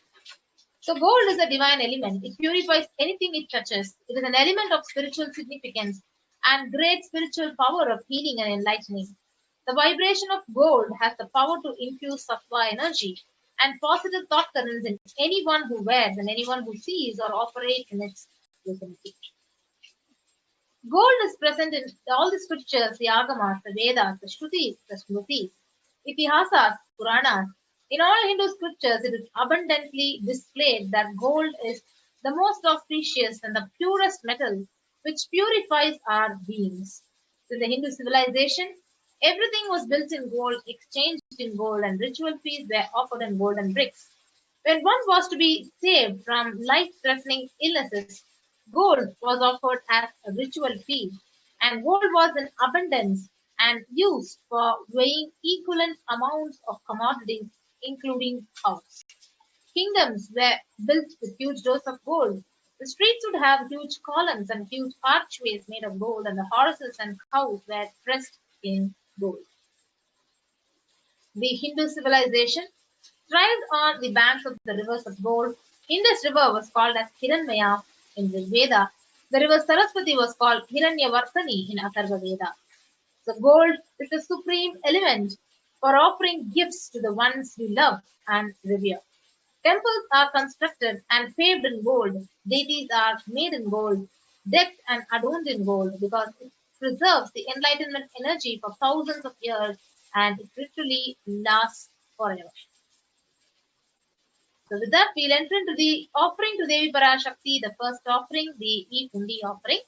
The Shastra Pramana, it says, Bhakti Priya, Bhakti Gamya, Bhakti Vashya, Bhayapaha, Shambhavi Sharadaradhya, Sharvani Sharmadayini. And now I'll chant the English translation. Devi is fond of true devotion and is realized through true devotion. She can be won over through true devotion and she removes all fears. Now, if there is any fear, any trace of fear in the minds of devotees, Devi is trusted, is absolutely sure to remove that fear. It is stated that Devi likes to be worshipped in autumn. But here it does not mean the autumn of our lives, it does not mean the autumn season or the fall season that comes yearly. It means the autumn of our lives, of our existence, where thoughts turn more and more inwards, and the role of the divine is known and understood clearly. The need for Devi worship becomes stronger. Now, here are some of the direct translations of the words that we had just chanted. Shambhavi is actually the consort of Shambhu, who's Lord Shiva. Sharadha Radhya means worship by Sharadha, or Devi Saraswati. Sharvani means wife of Lord Shiva. In the Linga Purana, it says that Lord Shiva is actually called Sharva in his earth form. Sharmadhayani means Devi who bestows happiness on devotees. Now, you can offer your gratitude today through this e-hundi offering. It's such a beautiful experience to complete your darshan experience, the beautiful experience that each and every one of us have. Usually we are offering the hundi in the hundi, any kind of coin or any amount that we want to offer. So you can complete the complete temple darshan experience that you're having today with the Bhava Samadhi darshan of Devi Parashakti through the e-hundi offering.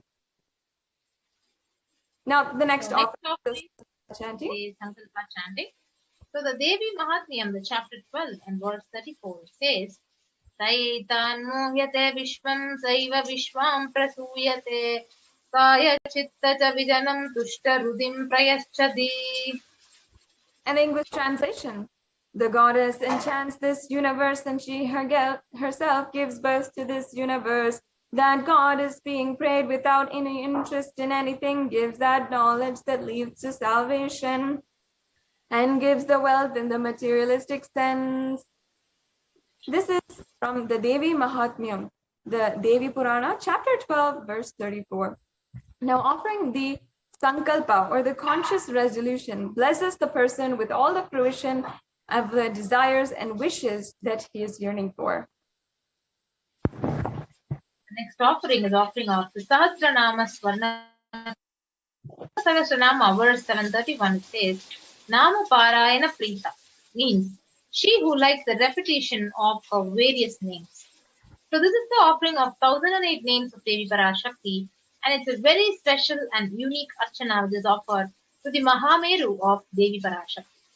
So you can offer a gold coin inscribed with each of these 1008 names and receive the blessings to have Ananta Kalyana Gunas, all the divine qualities of Devi Parashakti. It is available in 3 sizes, $75, $151, and $251.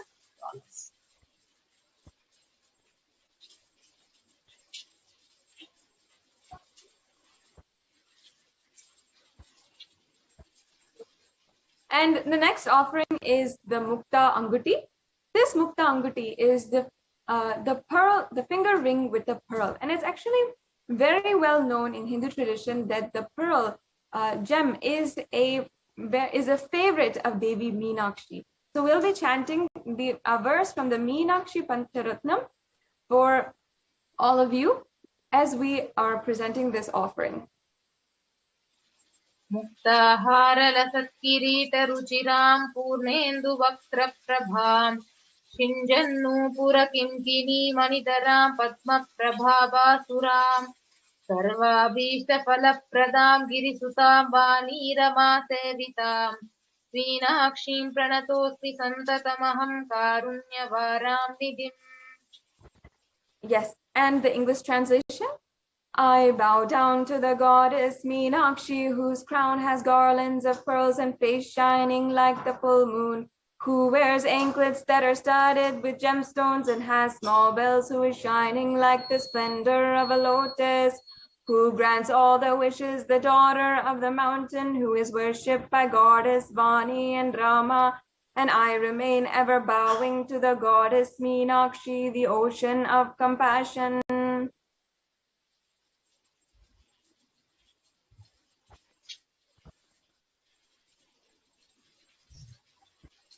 So you can offer this finger ring with a pearl to Devi Parashakti and receive her blessings to be showered by her compassion and pure love in all your business endeavors. And the next offering is the Swarna Padma Pushpam, the golden lotus. So the Kamikagama verse beautifully says, Ashtavidhyeshwaropeta kumbhavarana samyutam sarve sasutra vastradhya hema pankaja pushitaha कपीदनः सकुर्चश्च पक्वबिल्वफलप्रभा नपन्नध्याय संसिद्धप्रमाणेन Samanvita. Now, the translation of the Kamikagama verse is all the kalashas should be wound around with suitable thread and covered with new cloth. They should be adorned with lotus flower made of gold. Yes, so there are hundreds of scriptural references for using the lotus in the worship of Paramashiva. Almost everything in the worship of the ultimate involves the consecration of deities, of worship, or meditating on, or the mudras and asanas used during the worship. It involves the lotus flower, lotus pericarp, the lotus leaves, lotus petals. So lotus itself is a divine flower. The Shakti of Paramashiva is also called as a lotus. The base of Paramashiva Linga is a lotus. The disciple of Paramashiva is also considered as lotus. So you can offer this golden lotus in any size you would wish to and receive the blessings to achieve the state, the space, the powers and being of Parashakti in your inner space amidst any or every adverse situation in your life. The next offering, the Swaranameti offering, the gold toe ring. Yes, so the Shastra Pramana, it says, Nakhadhiditi samchanna namajjana tamo guna padadvaya prabhajala para kritasaroruha. And the English translation, you whose brightness from toenails destroys the darkness of ignorance from the minds of devotees who prostrate at your feet, you whose brightness from your 2 feet overpowers that of the lotus flower. Yes, so you can offer the Swarnametti, the golden touring to Parashakti, adorning her sacred feet, to be in constant gratitude for receiving her blessings in even the most difficult aspects of your life. So the Swarnametti is available at $750. And you can go ahead to the link tiny.cc/Devi-offerings and offer the Swarnametti. The next offering is the Swarna Mangtika. This Mangtika has a very beautiful significance in the Vedic tradition. The Mangtika actually represents the nectar flowing from the Sahasrara Chakra, which is fully open. For those of you who don't know, the Sahasrara Chakra is the 1,000-petaled lotus that is sitting on the crown of the head. So when that is fully open and the nectar is pouring from it, it is represented by the Mangtika. So in the different verses, Devi Parashakti is described as Shuddha Sarabhi Varshani, meaning she who makes the nectar flow in all of our nerves from the Sahasrara. She who gives the very pleasant experience of the ultimate. Now you can offer the Mangtika to Devi and receive the blessings of achieving the blissful state of overflowing gratitude and the space of complete completion. Yes, the next beautiful offering is the Pratyaksha Pada Puja, where the 83rd sloka of Saundara Lahari says, Nakhadiditi sanchanna namajjana tamo guna padadvaya prabhajala para kritasaroruha. The English translation, the illumining splendor of Devi's toenails dispel the darkness of ignorance in the devotees prostrating at her feet. Her feet defeat the lotus and beauty. Now in Shloka number 83 of the Saundarya Lahari, it states that the nails have been sharpened by constantly being touched by the crowns of celestial beings who always prostrate before Devi. Now Tamoguna actually means darkness. And in this stotram, tamas is indicative of the ignorance of the minds of devotees. And by constantly prostrating by Devi, their ignorance is removed and they attain the supreme knowledge. Offering this Pratyakshapada Puja to the Supreme Pontiff of Hinduism gives you the absolute blessings for all auspiciousness and blessings in your life. Now it's also very auspicious as we are celebrating the Guru Purnima festival to offer the Pratyakshapada Puja and the Seva for the Supreme Pontiff of Hinduism. And the last Seva here that we have available for you today is the Vastra Seva. Vastra Seva is the sacred cloth that is offered at the feet of the Supreme Pontiff of Hinduism. This is also another offering that you can do to receive the blessings and all the auspiciousness from the Supreme Pontiff of Hinduism. So now this brings us to a conclusion of all the offerings. Now you can see a summary table of all of the offerings that are available for you to do today. We have the Ihundi offering, the Sankalpa chanting, the Devi Sahasranama Kasu, the Mukta Anguti, the Swarna Padma Pushpa, the Swarna Metti, the Swarna Mangtika, and the Pratyaksha Pada Puja, as well as the Vastra Seva.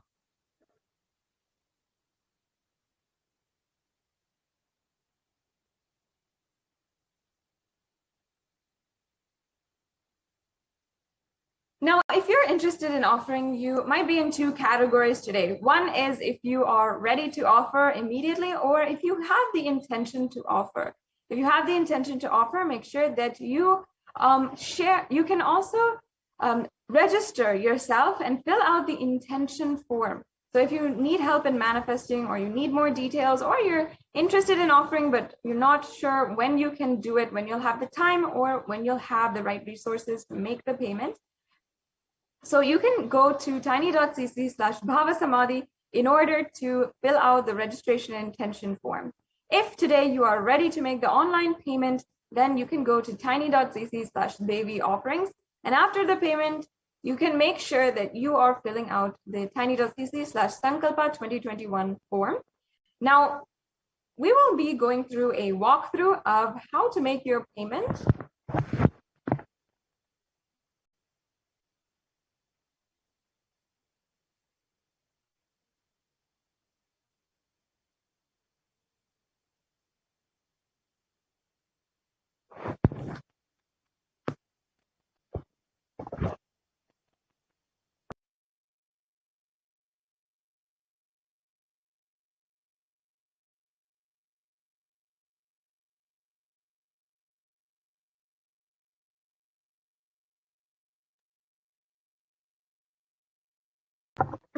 Yes, as you can see, this is the PARASHAKTI Bhavasamadhi donation page. You can see that you can choose the drop-down option and choose any of the sevas that you would like to offer today. And all of the sevas will be listed down here. So then you can add to the cart.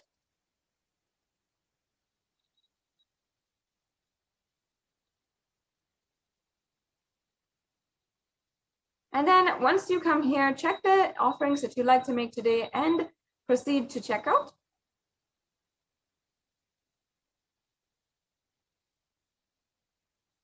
And then you'll be able to fill out all of your billing details as well as your payment details, and make sure that you are agreeing to the terms and conditions, and you can simply easily make your payment in a few easy steps. So after you've made your payment for the sevas, then you can go to the Sankalpa 2021 form. As you can see, it's a very easy form, quick form that you can make. And in this form, you'll be asked your name and all of your family members' name on whose behalf you are offering this seva today. And you'll need to provide a few details about for the puja to be conducted. And it's just a very simple form that you have to fill out. Make sure you're doing this so that all of the auspiciousness, the blessings, and everything can be bestowed on you by the Supreme Pontiff of Hinduism, by the incarnation of Paramashiva himself and Devi PARASHAKTI. So the next option that we have is also the YouTube Super Chat option to make your Ihundi offerings for any amount of money. So as you can see here, we can go to YouTube, go to the live video for today for YouTube, and you'll see an option to join as a member if you're not a member already. So make sure that you are joining as a member. Once you have joined, you will see an option underneath the chat for Super Chat or Super Sticker. So Super Chat is an option where you can make a donation, and YouTube will take you, excuse me, YouTube will take you through a few steps to make your payment via credit card or debit card or on PayPal or through PayPal, and you can fill out a few steps and you'll be done. You can make a quick donation to through the Super Chat. There's also the Super Sticker option, as you can see, and this is a very fun, cute way that you can offer your love and your gratitude at the feet of the Supreme Pontiff of Hinduism and make your donation as well. So there's an array of different stickers that you can use in order to make a donation. And it's a beautiful way to encourage and also offer your gratitude at the feet of Devi Parashakti today. Now, I know that so many of you have already asked your questions to Devi Parashakti, have received the answers that you wanted. And in some way or form, you have either received the wealth that you wanted in your life, or you found a breakthrough in the relationships in your life, or you had so many different breakthroughs in your life, in your career. So in either of these categories, if you have seen how Devi Parashakti has already manifested in your life, and she has graced and blessed you in the ways that you could not have even asked for, you could not have even thought of. Like that, I know that there's so many of us out there. So if you are in that category, you can go to and make an offering, and out of your gratitude, your purest gratitude for Devi Parashakti, you can just simply decide you want to make an offering, you want to, at least in some form, offer your gratitude at the feet of Devi Parashakti. Obviously, all of these things for the cosmic mother herself are extremely trivial. And ultimately, it comes down to the Leela that Devi Parashakti is playing as she is manifesting through the Supreme Pontiff of Hinduism. And ultimately, for our purpose of enlightenment as well. But it is such a beautiful way to extend and to deepen our experience of oneness with the avatar, our experience of absolute surrender. So I welcome each and every one of you to make an offering today. And see in some way or form how you can make an offering, how today you can start manifesting for the different offerings. Now, as you saw, many of these offerings are in gold, and they are different items of jewelry that we offer at the feet of Devi Parashakti. And each of these items have different sacred significance as we are offering it, whether it is the Mangtika or the Swarnametti or the Mukta Anguti, such beautiful offerings that we can make at Devi Parashakti's feet, because these are such sacred sentiments that we are carrying for our gods, for the divine cosmic beings. And so many of you out there have that special feeling connection that Devi Parashakti is your Ishta Devata, is the favorite deity. And this is a beautiful way to connect to divine cosmic beings as the Ishta Devata, your favorite deity. And if that is so, if that is true, then you will really feel the need at this time, the sacred pull, the yearning in order to offer at the feet of Devi Parashakti today. And I encourage each and every one of you to somehow start manifesting these breakthroughs in your life. You will see how it will create more and more of a breakthrough, deepen your relationship with life, universe, and ultimately the divine cosmic beings, your higher self, and make you manifest your breakthrough, which you want in your life. So once again, encouraging each and every one of you to start manifesting, making these offerings today. And not only that, no, we can even formally decide to offer the Pratyakshapada Puja for Guru Purnima Day. Guru Purnima is coming up on July 23rd. And just in less than 2 weeks, we have until this very auspicious festival. Each and every one of us on this day remembers our gurus, remembers the great Guru Parampara, without whom we would not even be able to enjoy Hinduism as we enjoy it today, as we are cherishing it today. Let us understand that each and every one of us, if we are Hindu, if we are living anywhere in the world and we identify as Hindu, and we are enjoying what our ancestors, what Paramashiva himself has gifted us from the time 60,000 years ago, as he gifted us the sacred science of enlightenment. if we are enjoying that, it is because of the most sacred Guru Parampara who has protected this Sanatana Hindu Dharma generation after generation until we are inheriting it today. If we if we understand that, if we know that our entire sacred Hindu culture, it being protected today and having even the resemblance of the sacred Hindu tradition is because of the Guru Parampara, is because of those who had sacrificed everything, the great Tyagarajis, the Gurus who have sacrificed everything in order to give us a breakthrough in our lives and ensure this sacred science of enlightenment, the possibility of more and more incarnations coming down to planet Earth is preserved. We owe everything to our Guru Parampara, and because of this, each and every one of us should take time and ensure we are offering our gratitude on this day of Guru Purnima. So I invite each and every one of you to offer on July 23rd, the Pratyakshapada Puja.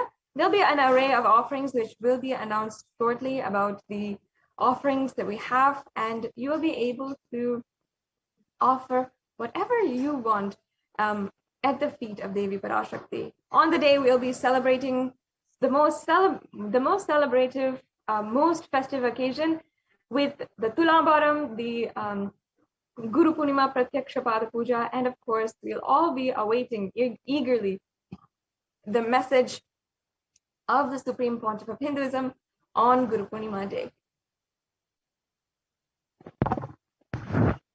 So with this, we'll now be entering into the next segment of today's program, where the Adi Kailasa Sarvagna Peetham administrators will be joining us and giving us the updates of the whole Adinam, how the Kailasa COVID Care Center is running in the in Adi Kailasa Sarvagna Peetham in Bidadi, Bengaluru, and also around India, in Tamil Nadu, in different states, where at least in 13 different Adinams, other than Adi Kailasa Sarvagna Peetham, the Supreme Pontiff of Hinduism has been offering the Kailasa COVID Care Center. It is such a amazing offering that the Supreme Pontiff of Hinduism is doing just to protect people, anyone who wants, without discrimination against anything, protect people from the ongoing COVID virus.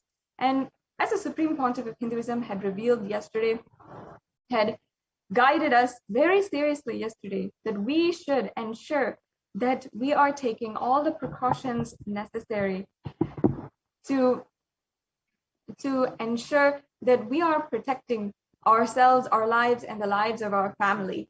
And there is no guarantee that Corona is over. And even though it might seem that people are casually going about and resuming their daily life, still, there is no guarantee that there is not a third wave is not going to happen today. And a third wave is not going to happen. And with more and more people going out onto the streets, being casual with their lives, and absolutely disregarding the need and the caution and the worry we need to have about our lives, is going to result in more and more tragedies and more deaths. We have to take heed to the guidance of the Supreme Pontiff of Hinduism and ensure that we are protecting our lives. So now, within just a few minutes, we'll be joined by Ma Nitya Achalananda Swami and Ma Nitya Pranapriyananda, the Adi Kailasa Sarvagna Peetham administrators, who will be giving us the update, explaining to us what is going on in Adi Kailasa Sarvagna Peetham. And if we are able to, we'll be able to also hear the beautiful sharings of the residents who have joined the Kailasa COVID Care campus in Adi Kailasa Sarvagna Peetham, and how they have completely experienced a transformation and are feeling the difference inside of Adi Kailasa Sarvagna Peetham compared to when they were living outside. So stay tuned for all of these updates, and we'll be right back with you shortly after a very quick break.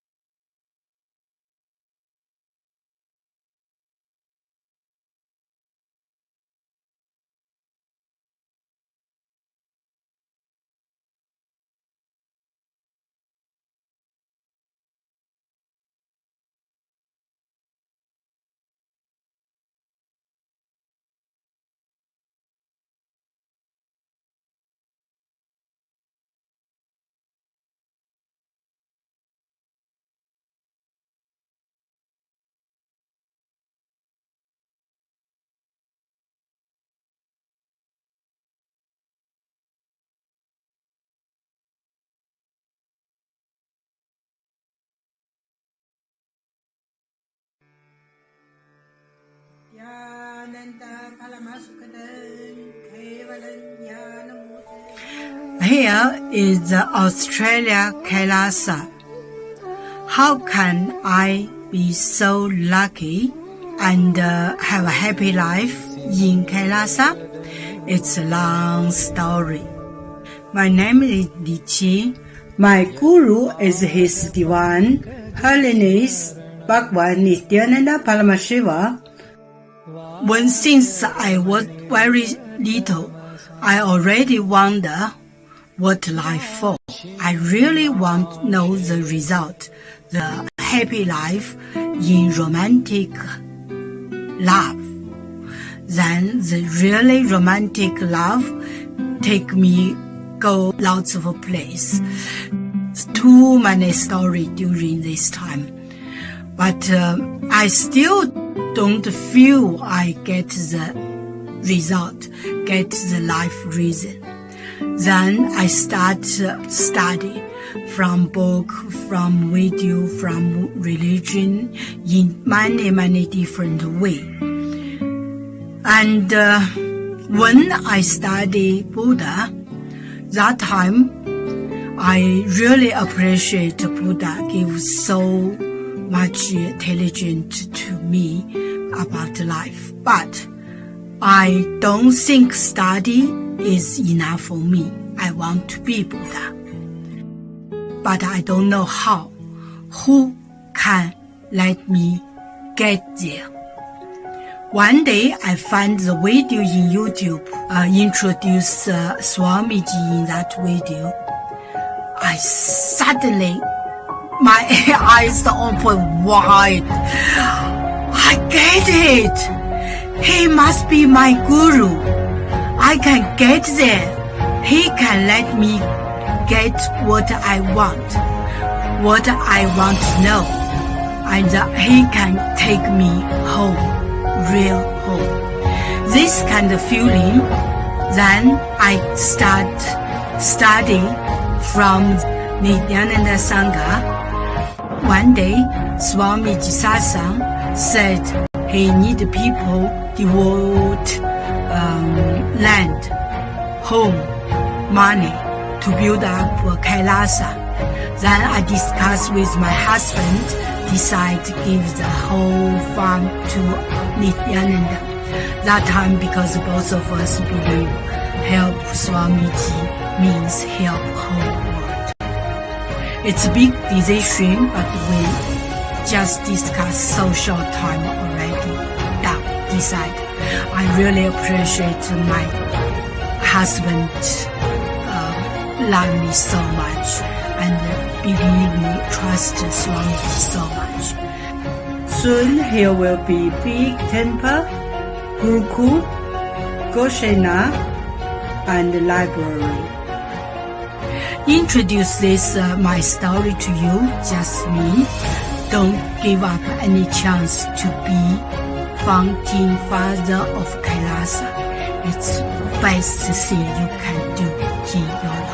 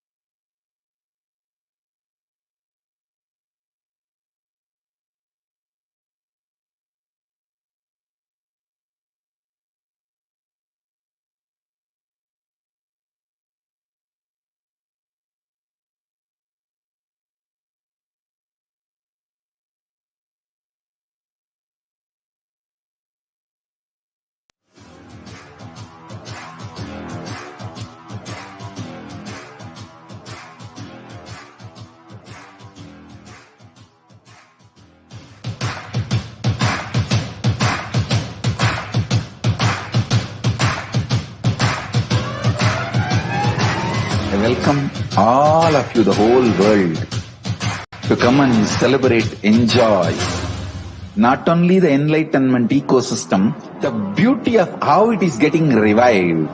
Be an insider for this great revival process. If you are an insider even for a startup company, you will understand not only the result of the company, even that being an insider is such a joy. Being an insider when it was happening is something extraordinary. So, I welcome all of you to come and be part of an insider of this revival of Kailasa, the enlightenment ecosystem, sovereign order of Kailasa, Kailasa nation itself. I request and welcome, invite all of you to become e-Kailasian. Get your free e-passport and make billions receive this free e-passport.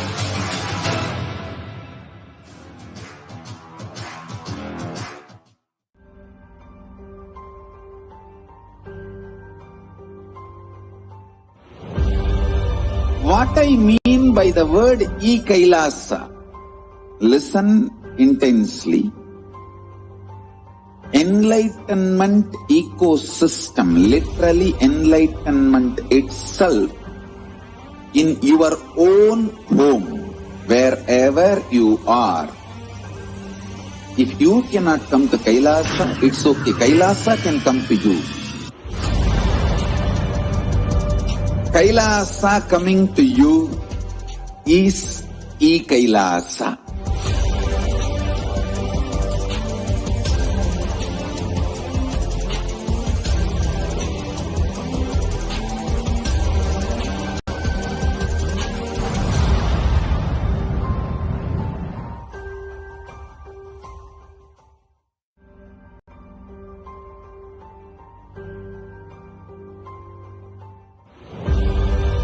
What I mean by the word e-Kailasa, listen intensely.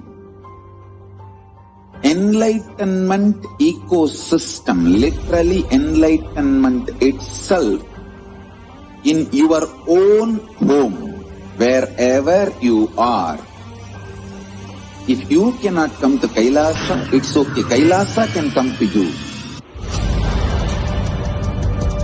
Kailasa coming to you is e-Kailasa.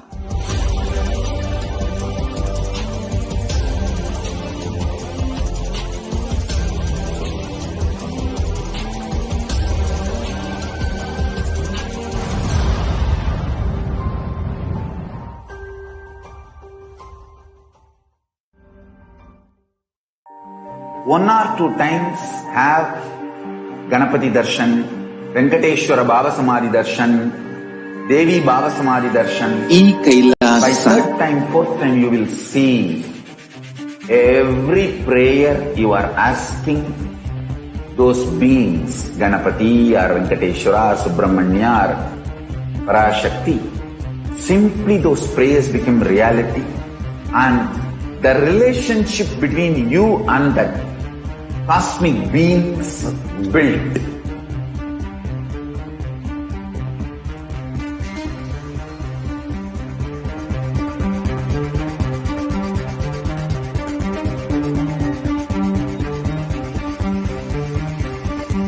Nithyanandam,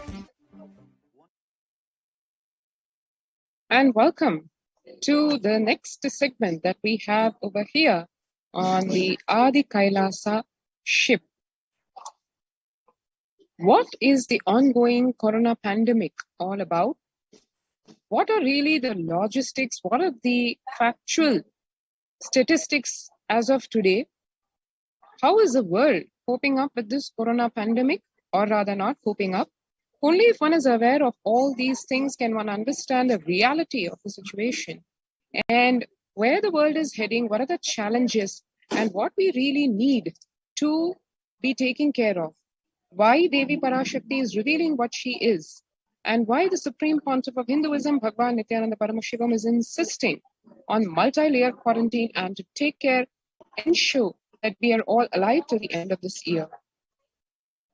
if one sees the statistics as of the last few months, one can really understand where the world is right now. Younger adults are more likely to report symptoms of anxiety and or depressive disorder during the COVID-19 pandemic. Now, this is something which is starkly coming across in the statistics of the world today. KFF.org, as you can see, has published this data, which is extremely concerning because the youth, which is the age group 18 to 24, 56% of the youth are affected by either anxiety and or depressive disorder. Similarly, the age group 25 to 49, almost 50%, half of the youth are affected by anxiety or depression. And the second age group, or rather the post-50 age group, one can see 50 to 64 years. It's almost 40% of the population that is affected, and post-65, almost 30% of people are affected by stress, anxiety, and or depressive disorder. So one can see the whole world is affected not just by the corona pandemic, which has straddled all possible boundaries of nations, but the whole world is also reeling under the mental impact of this non-stop pandemic.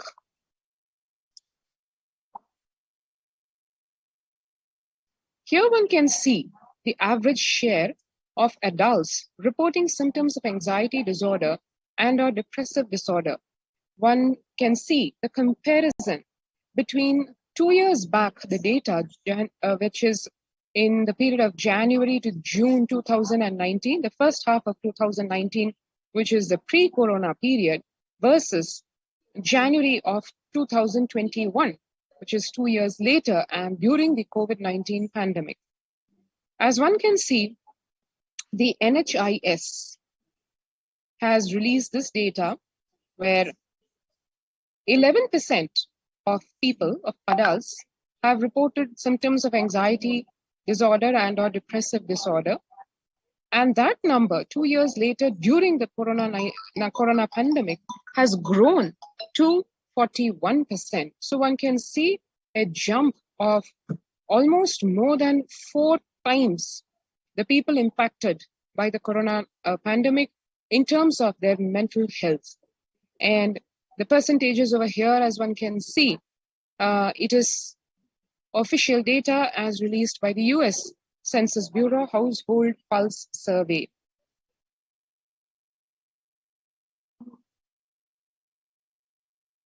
And the graph similarly about the share of adults in various age groups, as we saw.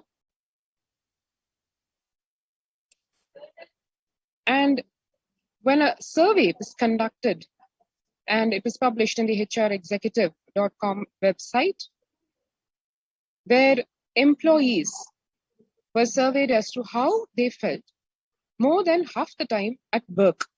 Now, one would naturally expect at the workplace various positive feelings, driving factors like ambition, success, career, and camaraderie, working in a cooperative ambience. All these things is what in a normal course of things one would imagine, or one is used to seeing at the workplace, where we talk about work-life balance and healthy workplace and all those good things. But today, when this survey was conducted in today's world, what the employees say they feel more than half the time at work is a very concerning statistics also, where 34% of the people feel they are tired, 34% feel they are stressed out, 27% feel burnt out, 22% say that more than 50% of the time, more than half of the time at the workplace, they feel discouraged, and 19% are distracted, 17% are depressed, more than half of the time. So one can see these are not some of the usual parameters that would be measured in the workplace under normal circumstances. But here we are, where in the corona pandemic time, the central thing which is ruling the minds of the people practically is extreme concern, stress, anxiety about their future in terms of their health, their physical health, their mental health, the health of their family, future, the security of their family, economic security, and a whole battery of other factors which have now come to rule the psyche of people at large. Here one can see another glaring sign of where the world is today in none other than the United States of America itself. The whole corona pandemic has been declared to be a national mental health crisis. And that's because, as you can see, in terms of the studies, nearly 8 in 10, which is 78%, say the coronavirus pandemic is a significant source of stress in their life. Nearly 7 in 10 say they have experienced increased stress over the course of the pandemic. And when one sees what the essential workers are going through, the frontline defense, the healthcare workers are going through, 1 in 4 essential workers, which is 25% of the healthcare workers are diagnosed with mental health disorder themselves since the start of the pandemic. Needless to say, it is these very essential workers who have taken on the mantle of serving people, serving the society, serving humanity to overcome the physical disease of corona as well as the accompanying mental stresses, and to give people the courage that we will be out of this pralaya. But here we are where the essential workers themselves are now 25% of them, as per the statistics, show that they themselves are impacted by the mental health disorder, especially since the start of the pandemic.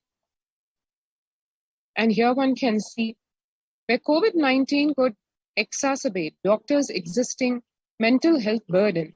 More than 60,000 US healthcare workers have contracted COVID-19, 300 have died, an estimated 300 to 400 physicians die by suicide every year. This is what we have in comparison. And of the health workers who treated patients during this COVID-19 outbreak, 50%, half of them showed signs of depression, 45% showed signs of anxiety, according to just preliminary research. So one can see here, the pandemic is not something that is affecting only a segment of the population, which one could attribute to being vulnerable mentally or having low immunity, etc. But here we have where across all segments, across various age groups, 30% to almost 80% of people are impacted in various ways, physical, mental, psychological, in every which way by the ongoing pandemic. And here one can see the self-reported mental health among pregnant women and new mothers. As we can see, before the COVID-19 pandemic, the levels of depression in pregnant women and new mothers was about 15%, and the levels of anxiety were about 29%. But during this COVID-19 pandemic, that number has increased more than twice in terms of the feeling of depression, where more than 40% of pregnant women and new mothers feel that they're experiencing clinical depression, and an alarming 72%, which is practically 3/4 of the whole population of pregnant women and new mothers, feel that they're experiencing anxiety. So one can see the statistics show, the figures show the impact the world is going through in terms of health, physical, mental, across age groups, and across various sections of society. In US, cases of depression have tripled, become 3 times during this COVID-19 pandemic. And the American Psychological Association has released this data where it says a large study finds a dramatic increase in the number of adults in the United States reporting symptoms of depression during the COVID-19 pandemic, the number of adults experiencing depression in the US has tripled, according to a major study. Researchers estimate that more than 1 in 4 US adults now report experiencing symptoms of depression. Before the pandemic, 85% of US adults reported being depressed, and that number has risen to 27.8% as the country struggles with COVID-19. Here we can see burnt out. The spring health statistics survey indicate that 76% of US employees are currently experiencing worker burnout. 57% say worries about COVID-19 have been a contributing factor. And in comparison, what would otherwise have occupied center stage in terms of worries as a whole, as a community, as a nation, 33% only say worries about political issues have contributed to their burnout. So one can see the contrast here. 33% versus 57%. It's almost double the number of people, the number of cases where worries about the COVID-19 alone is occupying people's minds. And the COVID-19's impact on the mental health includes 78% of the global workforce says the pandemic has negatively affected their mental health, which is almost like 80% of the population. 85% say their mental health issues are causing sleep deprivation, poor physical health, reduced happiness at home, strained family relationships, or isolation from friends. One really needs to understand the multi-layer impact of what this survey shows. Imagine 85%, which is practically the entire population, feeling that they are suffering from lack of sleep caused by this anxiety because of this corona pandemic, and then that resulting in poor physical health, reduced happiness at home, and strained family relationships, which needless to say is only compounding the problem of anxiety, depression, stress, both at home and at work, and that resulting into various problems when you'll be able to survive like this. And then it comes to unpredictable responses, changes in behaviors, personalities, and isolation from society, from family and friends, which only goes to exacerbate the problem. Because what is required in today's world to face the corona pandemic is not isolation mentally from friends, but it should be a physical social distancing. That is what is expected. 68% of people would prefer to talk to a robo over their manager about stress and anxiety at work. Imagine a situation where at the workplace, the people whom you closely associate with, who you work with, who are your work family, they, even in those cases, people are feeling they would rather not talk to that family, to their immediate boss. 76% of workers believe their company should be doing a lot more to protect the mental health of the workforce. So one can see here, people are at their wits' end. They're not able to handle physically, mentally. They're looking for help and succor. They're looking for guidance and support and solutions. And nobody is able to provide, as one can see. They're not able to get it from their family, from friends, from work, from their boss. It is literally like they feel that they have been left in the lurch to deal with this pandemic and nobody knows the solution.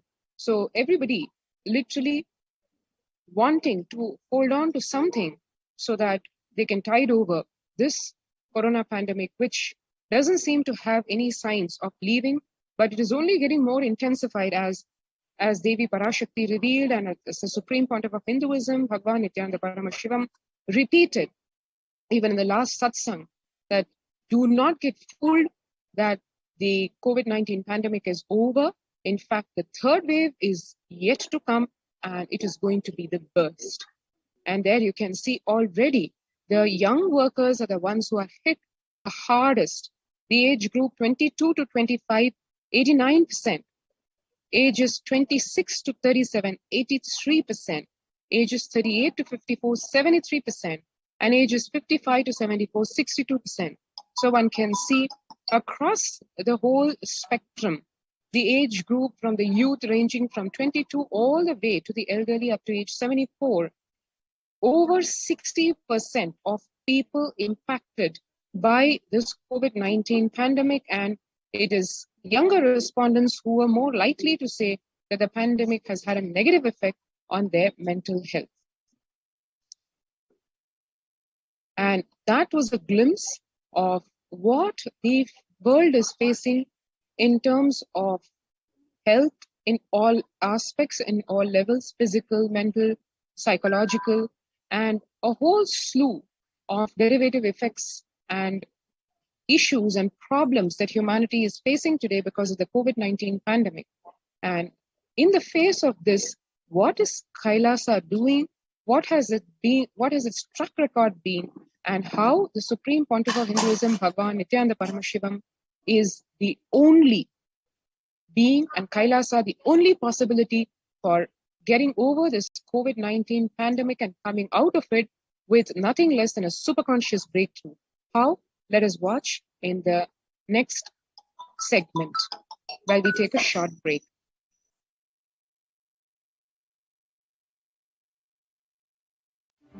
One or two times have Ganapati Darshan, Venkateshwara Baba Samadhi Darshan, Devi Baba Samadhi Darshan. By third time, fourth time, you will see every prayer you are asking those beings, Ganapati.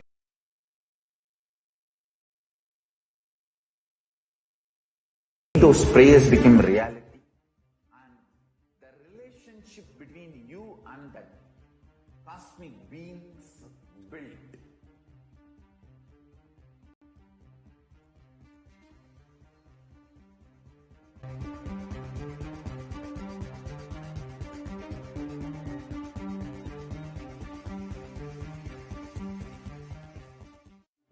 One or two times have Ganapati Darshan, Venkateshwara Baba Samadhi Darshan, Devi Baba Samadhi Darshan.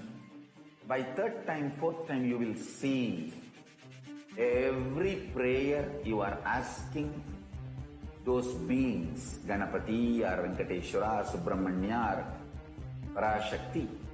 Simply those prayers become reality, and the relationship between you and that cosmic beings built.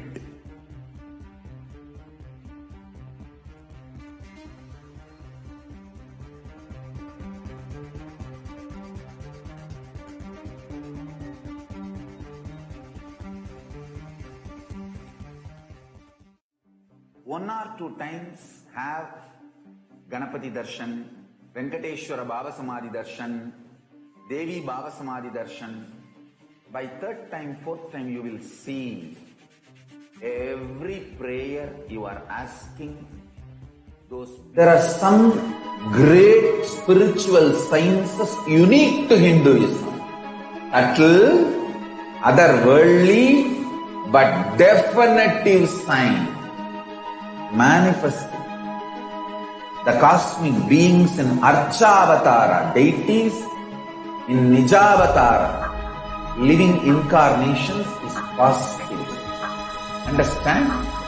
Kriya Pada of Vedas and Agamas elaborately explain the whole science of making the cosmic beings manifest in Archavatara, deities and Nijavatara, living incarnations, both. During the Baba Samadhi Darshan, literally those cosmic beings manifest through this body. Just like how they manifest in Archavatara, deity, they manifest in Nijavatara, Pratyakshavatara, and give you all the boons you ask, bless you. You see, each God is an independent intelligence to lead you to enlightenment. Each God is a bridge for you to achieve the Shivatva, the ultimate Shiva consciousness. Krishna is the bridge for you to achieve the Krishna consciousness. But Shiva consciousness, Krishna consciousness, all consciousness is one and the same. Ultimate consciousness only. So that energy itself completely expresses. Just like Radhika, when I see my own sweetness in the mirror, I become eager to taste it. I find that the only way to relish this sweetness is through the constitution of Sri Radhika. Bhava Samadhi Darshan is a window to the infinite expanse of consciousness, allowing us to glimpse the formless in a way that we can understand. It cleanses the karmas of lifetimes. It awakens our biomemory to the space of Paramashivam, the ultimate consciousness, and creates a deep and lasting transformation in us.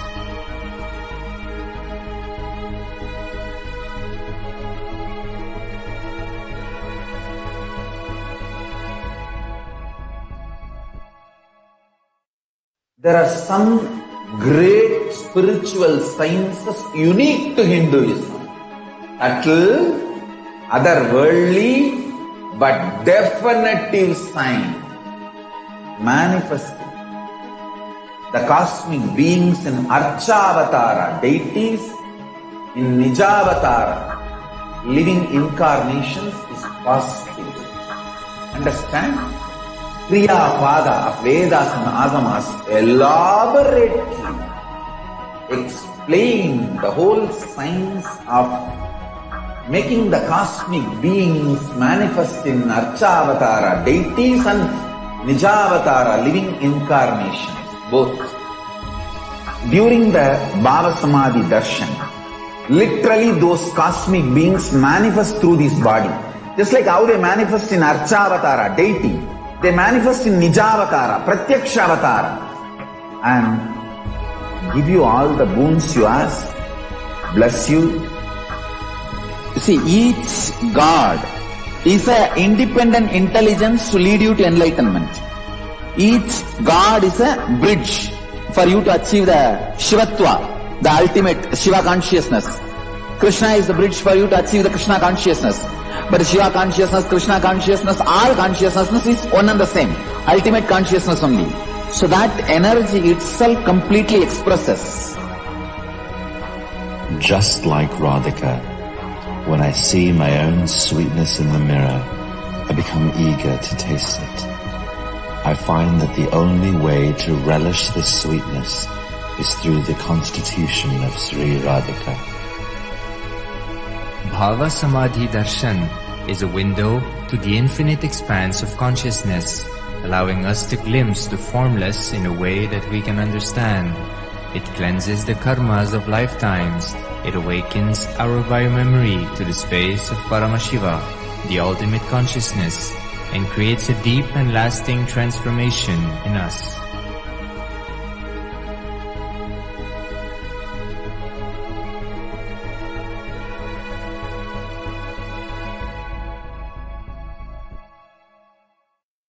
There are some great spiritual sciences unique to Hinduism. Subtle, otherworldly, but definitive sign. Manifesting the cosmic beings in Archavatara, deities, in Nijavatara, living incarnations is possible. Understand? Kriya Pada of Vedas and Agamas elaborately explain the whole science of making the cosmic beings manifest in Archavatara, deities, and Nijavatara, living incarnations, both. During the Bhava Samadhi Darshan, literally those cosmic beings manifest through this body. Just like how they manifest in Archavatara, deity, they manifest in Nijavatara, Pratyakshavatara, and give you all the boons you ask, bless you. See, each God is an independent intelligence to lead you to enlightenment. Each God is a bridge for you to achieve the Shivatva, the ultimate Shiva consciousness. Krishna is the Nithyanandam, The next segment is going to be about the contributions from Kailasa's Department of Human Services. Kailasa's Department of Religion and Worship, the Department of Human Services, and each of the Kailasa's temple ecosystems consider the right of happiness to be the highest fundamental right of all humans, in fact, all beings. The ultimate goal for Hinduism and Kailasa, led by the Supreme Pontiff of Hinduism, Jagadguru Mahasannidhanam, His Divine Holiness Bhagavan Nithyananda Paramashivam, is the material and the spiritual well-being and the prosperity of the humanity. Kailasa is a place where everything related to consciousness is revived. All these sampradayas, all these spiritual ecosystems created for enlightenment will be revived and established in such a way that it never gets lost again, forever serving the humanity. Now let us look into some of the beautiful contributions from the Department of Human Services. What you're seeing today, what you're seeing now is a picture from 21st of October 2006, following a meditation under the sacred banyan tree, Kalpavriksha, in Adi Kailasa Nithyananda Satsang, where the peacekeepers of Kailasa, along with the children of the Nithyananda Gurukul, celebrates the auspicious occasion of Deepavali. And next, what you're seeing is on 22nd of December 2018, where the peacekeepers of Kailasa and the participants of the Paramashivam meditation workshop take part in the celebrations of a traditional flag hoisting ceremony. And this is on 14th of December 2006, where the Supreme Pontiff of Hinduism conducting a Nithyananda Spurana Convention program, which is a meditation workshop. And this is on 17th of December 2006, where the Supreme Pontiff of Hinduism conducting the Nithyananda Spurana Convention program at St. Peter's Engineering College.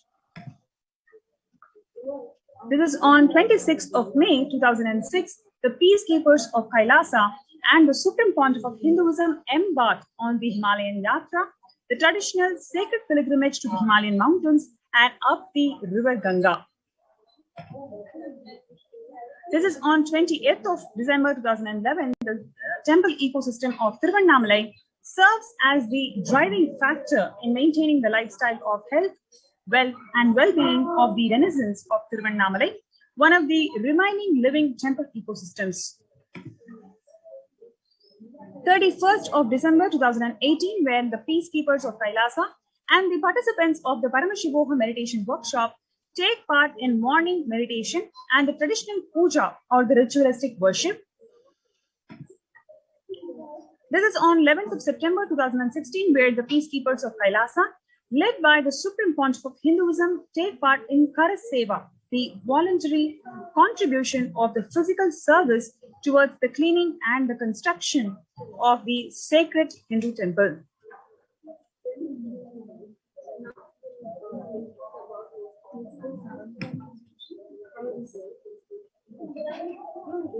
And what we are watching here is all the Kailasa ecosystems.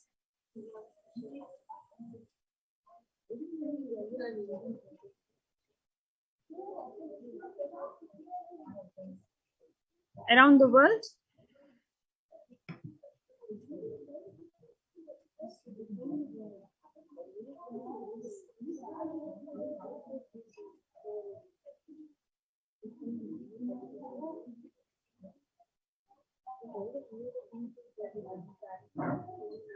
It's on 1994, the Kailasa in Tiruvannamalai, which is traditionally passed on to the hands of the Supreme Pontiff of Hinduism, Jagadguru Mahasannidhanam, His Divine Holiness Swamiji.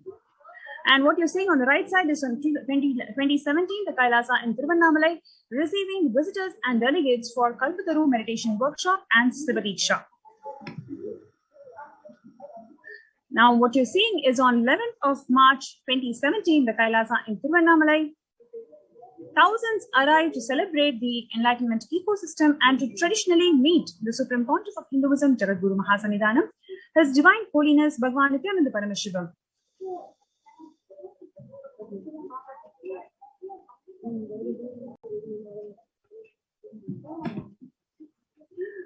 This is from Kailasa in Los Angeles.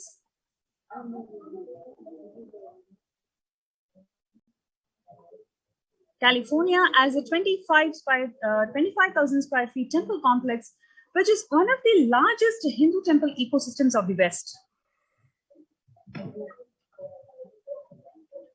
Now, this is from Kailasa in Columbus, Ohio, the first temple established by the Supreme Pontiff of Hinduism outside India. The temple physically came in life in just 9 months. The presiding deities of the temple are Sri Nithyanandeshwara Paramashivam and Devi Nithyanandeshwari PARASHAKTI. The deities are 7 feet tall granite, weighing 6 tons, and their divine faces have been directly hand-carved by the Supreme Pontiff of Hinduism. Kailasa in Seattle, Washington, housing the blissful dance form of Ganesha and the largest living Nataraja deity outside of India. Kailasa in Seattle is also known as Chidambaram of the West.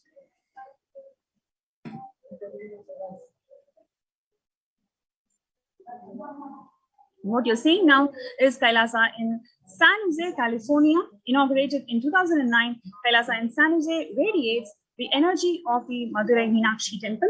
The chief presiding deities of the temple are Devi Meenakshi, Shivalinga, Lord Nithyanandeshwara, Devi Nithyanandeshwari, which have been created, installed, and energized by the Supreme Pontiff of Hinduism himself. Kailasa in St. Louis, Missouri, alongside the Shivalinga and the Nithyananda Ganesha, Kailasa in St. Louis carries the energy of Tirumala Tirupati of South India and houses one of the tallest Venkateshwara deities in North America. Along with this concerts Sri Devi and Bhudevi. The beautiful landscape nestled among the woods and rolling hills of Missouri stretches for 20 acres. Kailasa in Phoenix, Arizona, home to over 21 deities with a temple structure of 2,500 square feet. Kailasa in Phoenix has been directly established by the Supreme Pontiff of Hinduism, serving as an energy field of worship, meditation, and celebration for over 7 years.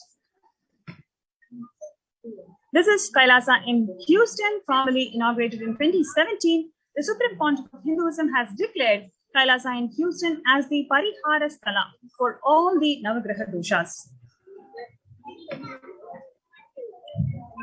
Kailasa in Toronto, Canada, which has been inaugurated on July 2011.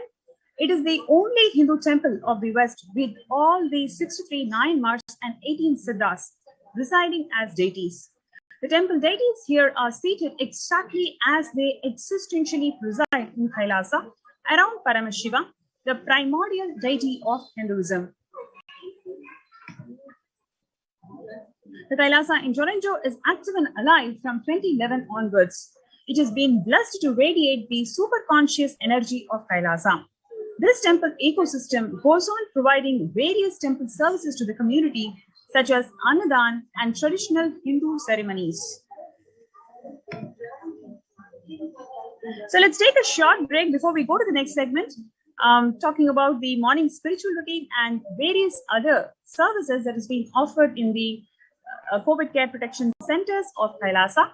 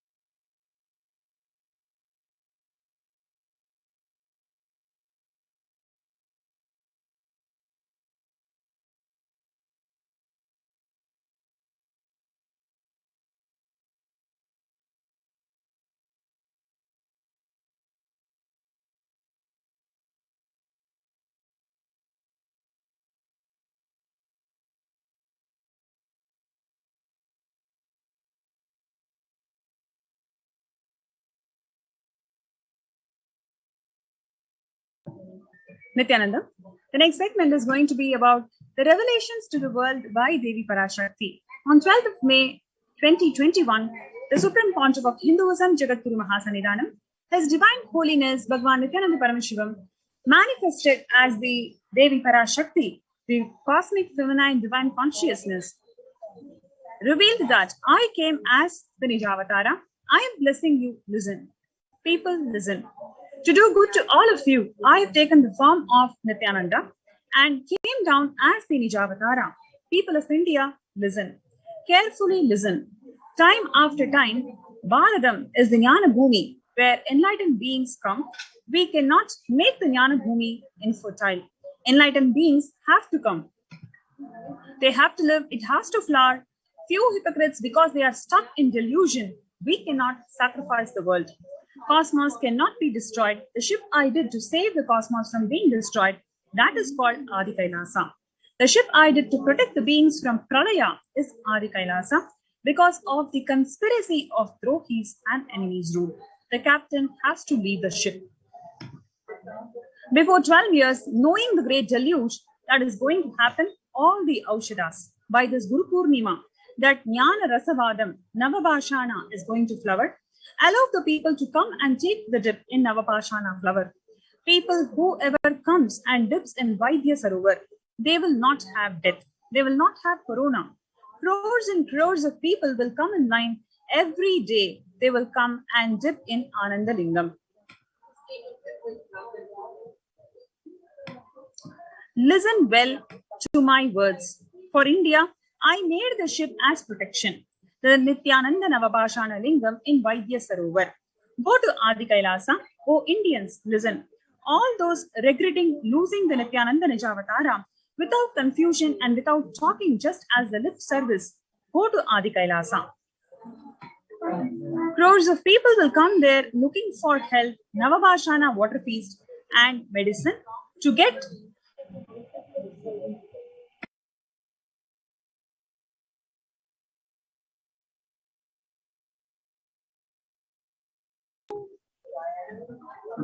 Navabhashana water feast and medicine to get the health and protection and enlightenment. To protect India from great destruction, I, Parashakti, made this huge ship. Even if the captain of the ship is not there, ship is there. When the first world countries closed their borders during this massive global emergency, Kailasa has opened its door to one and all without exception. The Supreme Pontiff of Hinduism has opened his home, even if the captain of the ship is not there, because of the ongoing persecution by the anti-Hindu elements. Despite that, it is the grace and compassion of the Supreme Pontiff of Hinduism to open his home unconditionally to one and all to protect themselves from ongoing COVID. So,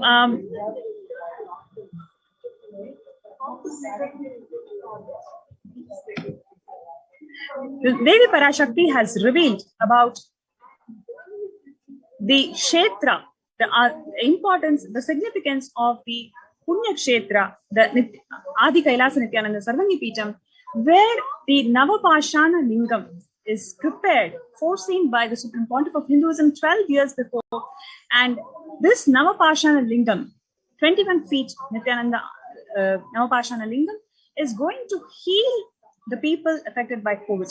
So now let's see a short segment on the making of this Adi Kailasa Nithyananda Sarvangi Pitam, how the Supreme Pontiff of Hinduism made it one by one, one step at a time, brick by brick, the hard work involved in making of this Sarvangi Pitam.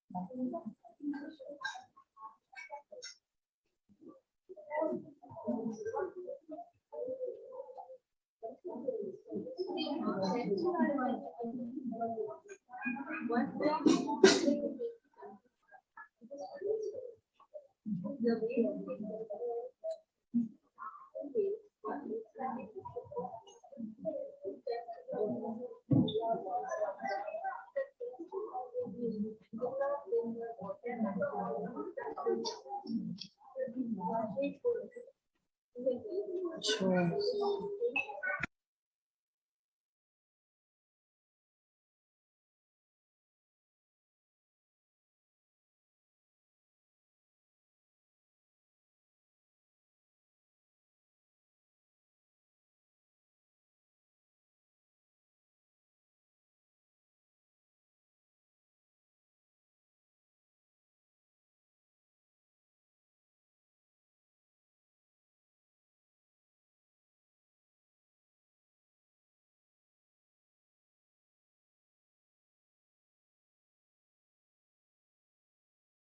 Aya from Kanchipuram, who's one of the COVID Care Protection Center participants from the COVID Care Protection Center in Adi Kailasa. So we welcome you, Aya. Nithyananda Maya. Nithyanandamma.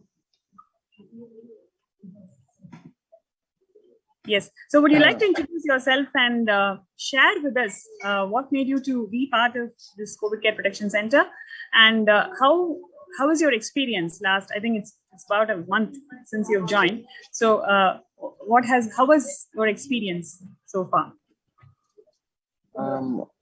That is basically I am. My name is Sri Ananda Harlina. I am from Kanchipuram. Video is not enabled. Yes, now we can see. Okay.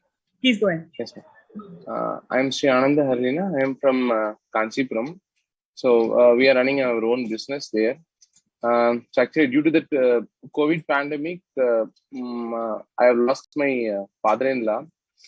So that that is what we felt is we don't feel any protection there in our in our state. And for that only we came, since Bhagwan gave this opportunity for us for a multi-layer quarantine, so that we thought of saving our life, we came here. But initially it was very good. Actually, the systems, that is the basic system of protection for COVID care was very awesome. That is the initial pre-quarantine. They have kept us in a quarantine thing. Then after the quarantine finished, they have moved us to a separate thing that we came as a family. Now we are living as a family. Now we are very much happy here. The main thing what I want to say is, apart from protecting our life for the sake of protection, more than that, what words I say, we are in a place of a spiritual incubator. That is, we feel much more. That is, whatever process, whatever spiritual practice which we do in our own place, in our home, the effect which we get compared with that one, it is multiple times. It is higher here. So when we do a meditation there in our home, the kind of samadhi experience or some kind of meditative state experience, what we get there and what we get here is entirely different. So the entire thought, they say thought per second, not TPS. The entire TPS itself very much less here. We are living really very happy here. That is our intellectual level, thinking ability, everything has improved here. So we are living very happily. What else today? We have good sattvic food, good and nice environment. But what we don't get in our own place, that is only with nature, amalgamating with nature. We really enjoy this, man. I really thank Swamiji for giving us a good opportunity. Great, Aya. That's nice to hear your initial experience in the COVID Care Protection Center in Adi Kailasa Sarvagnapeetham. And wanted to ask you, post that COVID Care Protection quarantine period, like you said, the 15 days, after that, how has the experience of you been, and you mentioned the unfortunate loss of your father-in-law in this COVID-19 pandemic. How has your family been able to cope up with this in terms of your wife and your kid? How has the overall experience been, which you would attribute to the grace of Bhagwan in this energy field of Adi Kailash versus having to face this terrible happening in your life, in addition to the already insecure atmosphere, like you said, outside?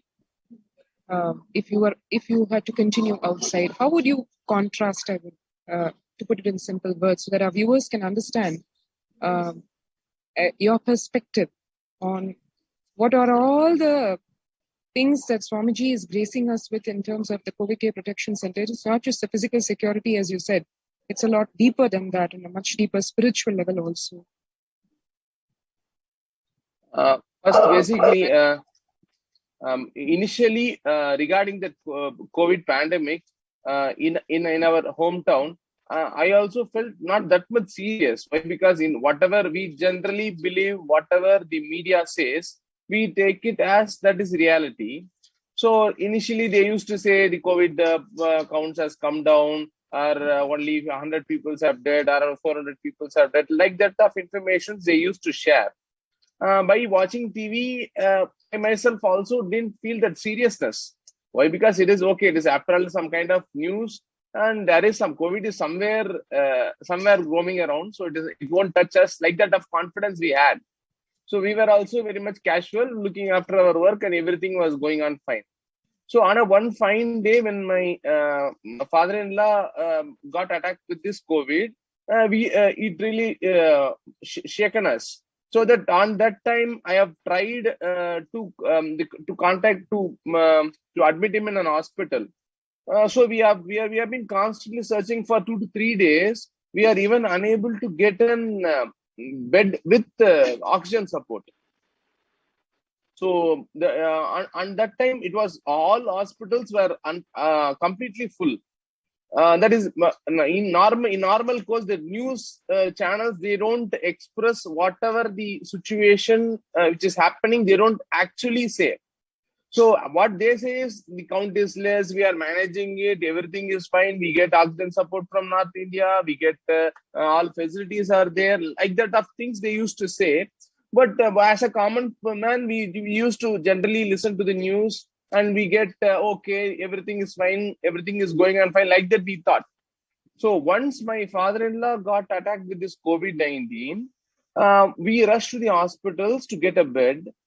Actually, he is also living in a city, not in a remote village or something like that. He is also living in a city. We tried in 3 cities, in Chennai, Vellore, and Kanchipuram. Everywhere we have tried to spot out a hospital with an oxygen support.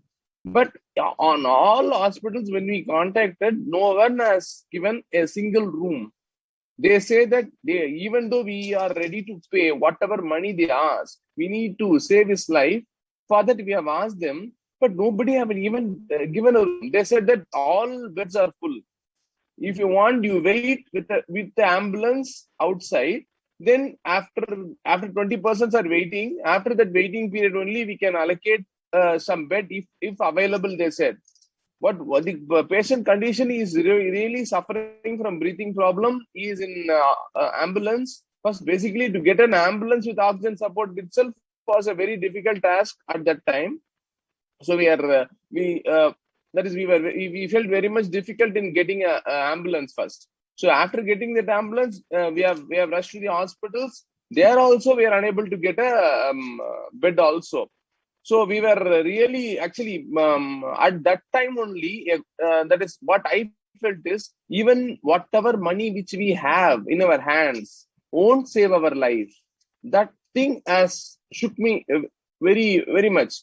But in generally, what the general man will think? If we have money, we can go to a very good hospital, get a very nice treatment, and save our life. At that time, what we realized is, even I'm ready to pay whatever amount you ask, you please save him. but the entire hospital chain, that business, they haven't seen the individual as an living being. They said, we are full, sir, we can't support you. That is, you do whatever you want, like that. So even we have rushed even to a government hospital. Actually, we belong to a higher class, so higher upper class, upper middle class. So that first we tried all these kind of hospitals like Apollo, then CMC, like that kind of paid hospitals. So they refused. Okay, so let the facilities, even the facilities also, let it be less. So let us rush to a government hospital to get a good treatment. So what the government promises, na, they say that we give oxygen support, we give bed, everything they say. So even we have tried that helpline number and everything. So, but that is also not working fine. So then we rush to the hospital. There also, we actually the last time we don't get any bed. So we were just waiting in the hospital itself. The hospital also, they haven't admitted us.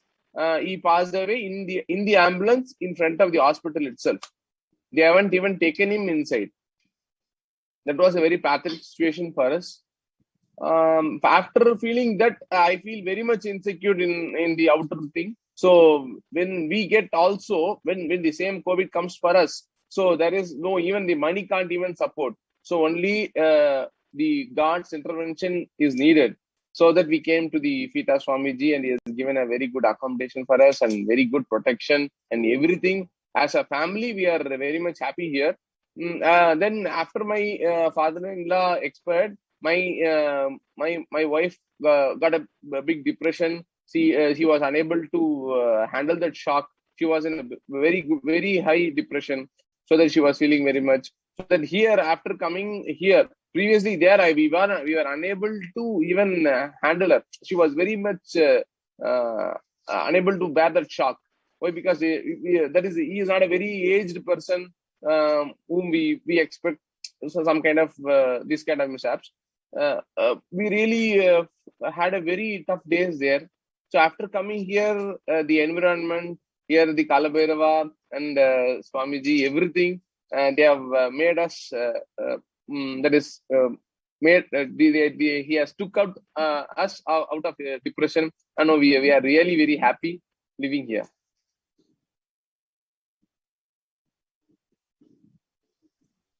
Wonderful, I think that explains many things what you shared, especially like coming from an upper middle class family and facing such a challenge. Like exactly like you said, I'm sure most people out there are thinking, I have the money needed, and if at all I have to face the eventuality of me contracting COVID or my family members contracting COVID, I can get, with money, I can get at least a good medical care. And it is, it's really, I'm sure how it landed as a shock for you that you're not able to provide, and you're looking to a government hospital, which otherwise in India, most people would look down to in terms of the medical services that they provide and the care that they provide. So this is really what is the hard reality out there. And as Bhagwan, as the Supreme Pontiff of Hinduism, Bhagwan Nithyananda Paramashivam has kept on repeating for almost a year and a half now, reminding us that it is not as we imagine, it is not something that is frivolous, it is not something which can be handled either with frustration and giving up on life and saying, okay, I don't care, I'm going to go out. And like Bhagwan told in the satsang, the last satsang, going out for a whiff of fresh air, and the breath itself goes away along with that. So it is really something which, when one hears from another person who has gone through this trauma, it seems a lot more believable, I guess, and something that is that one can conceive as it can happen to me also. Exactly like you said, all of us otherwise feel, yeah, it's something out there, but I'm not going to die with it, or I'm not going to get impacted by it. So that, and then, like you said, the spiritual support provided by the enlightenment spiritual ecosystem in Adi Kailasa Sarvajna Peetham, where your wife was able to come out of the trauma because of the whole energy field existing over here, and I think also the power of the sheer community living, because where else can you have not only a joint family, but an ideological family where all of us are connected to Bhagwan and his love, compassion, and grace encompassing all of us, protecting us and taking us to the next level. I'm sure no other community can boast of thinking of a superconscious breakthrough in the time of such a pralaya, where all people can think of is either how to protect my life or how do I get rid of this anxiety or this depression. It seems to be never ending because this pandemic seems to be never ending. So, very insightful sharing for all our viewers, I would say, because it teaches a lot in terms of what life is about, what life is having as possibilities, what life is having as risks and warnings, which one should listen to, especially when the Guru warns us, and just following the Guru Vak. And as you and your family have done the right thing of following the Guru Vak of just rush to Adi Kailash and save yourself in the multi-layer quarantine facility. And Ashwasam, I just wanted to also mention, like what I had mentioned, right? Like his wife, Shalini Ma, when she came, she had lots of fear and she was really not able to handle herself. Like even to have one conversation, she used to cry a lot because that shock was so huge. But now it is like totally different personality. Like she's engaging with everybody. She's doing seva. She's joking around. As a third person, for me to see the amount of transformation that she has gone through in such a short amount of time is quite drastic. I just wanted to add that, like what you were saying, it reminded me of the initial days when she was, took so much of time for her to even experience a separation from you in the quarantine time, right? So from that stage to us recently having this conversation of your son being part of Gurukul and all that, the transformation was so huge, like whatever I saw from Shalini Ma, your wife. So I just wanted to add that also. And would you like to share how is your son enjoying the place and what are the changes that you're seeing in him? That is in our city, we don't generally leave my son outside the house. We generally used to, our basic habit is not to keep our kid roaming around the streets, because since it is a city, it is not possible for us to let him out to roam around in the streets or something like that, to go here and there. So always he will be pampered with us. And we will take him out and we will bring him in, like that kind of lifestyle only we were having. But here it is since we feel it is 100% secured, we have left him out. He is simply roaming around. He is just casually walking, running here and there, playing with the kids and everything. It's entirely a different lifestyle and different ecosystem itself. So that both the kids are enjoying a lot, enjoying very much with the nature. Basically there we used to live in a concrete village. In city, what I feel is we used to live in a concrete village. Only buildings only will be there. So no fresh air. Everything should be with a fan, with an electric support only. Entire environment. But here it is 100% nature oriented. Even the breeze, even the grasses, even the all the environment. That is my kids learned more things here regarding environment. How do a caterpillar look like? How do a butterfly will be there? They used to see it in TV. How do a butterfly look like? But they need to physically see now. So that itself, it was a very nice experience, and they also had a very nice time. They are also enjoying. Now they refuse to come to bed to sleep or something like that, to take a small nap also. They want to play 100%. So we really enjoying this. That is, we feel that we are literally within nature. That is, there is no any, that is something that is, now only we are feeling that as an proper human being, live within nature. We are really very happy, Ma. Wonderful. And he's also attending the online Gurukul classes, right? Like, the e-Gurukul classes. Yes. What are the changes that you're seeing in him after attending these classes? That is here when I see that the ecosystem itself, there is some difference. I am unable to exactly figure it out why it is there. but I'm able to literally see there is a huge difference in the intellectual thinking level of the kids itself. Generally, in our city, in our home, you used to get some kind of irritation or something like that. You used to get anger frequently when we ask him to do this and do that. It is common there in our place. But when he came here, he is a different being itself. He is not affected by any anger. So he is able to handle himself. So he is very much calm, patient. He is very much polite to us. He used to do whatever things which we say. So he's very obedient also. So he is also very playful. So entire environment is very much, the ecosystem is doing something. So which I can't express the words. Even their intellectual thinking is also, my younger one is around 2 years old. In our house, he was not unable to move with more people. But here, he is very much free to move with more people. He is able to talk. His talking ability has improved. He is literally, that is, we can say, previously when he was two years old, but when he comes to here, we can get his intellectual developed around 5 years plus. So he is behaving like a 7-year-old boy. He is that much matured. That maturity is very much good. So we really enjoy that thing.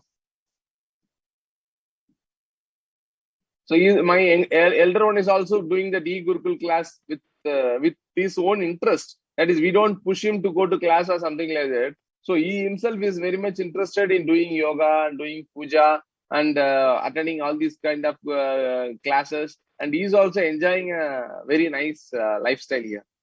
We really like this lifestyle.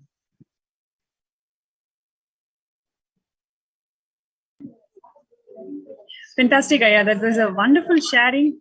And thank you so much for coming to the show today to open your heart and share what are the different aspects. You brought out very different aspects to the show today, whether it is in terms of how the governments are failing and what is the situation outside as a reality, and how the ecosystem can bring holistic experience, whether it is in terms of spiritually supporting somebody who is in depression, or ensuring blissful relationships and the kids evolving themselves to spiritual sovereignty that Swamiji is talking about in Satsang. So thank you so much for bringing out a lot of beautiful elements to the show today. We really enjoyed your presence and your sharing. Thank you so much, Aya. And with no further delay, we'll go to the next segment. Thank you so much, viewers, for joining the show today. And stay tuned. We're going to have the next segment starting shortly.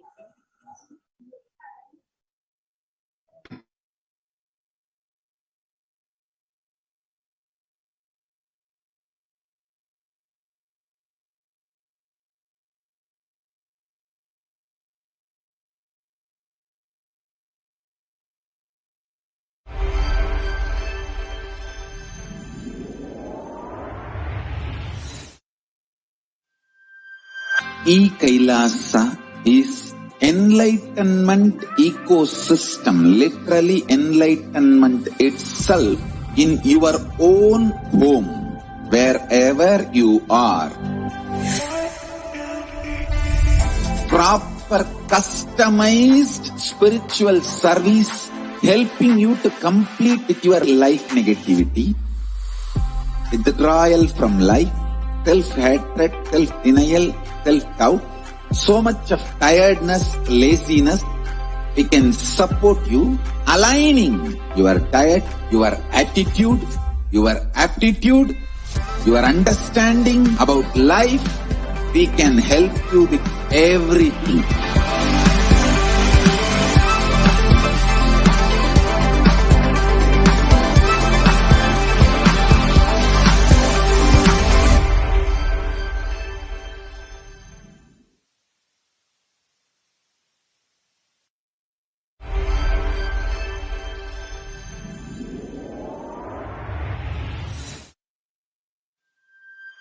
E-Kailasa is enlightenment ecosystem, literally enlightenment itself in your own home, wherever you are. Proper customized spiritual service helping you to complete with your life negativity, withdrawal from life, self-hatred, self-denial, self-doubt, so much of tiredness, laziness. We can support you aligning your diet, your attitude, your aptitude, your understanding about life. We can help you with everything.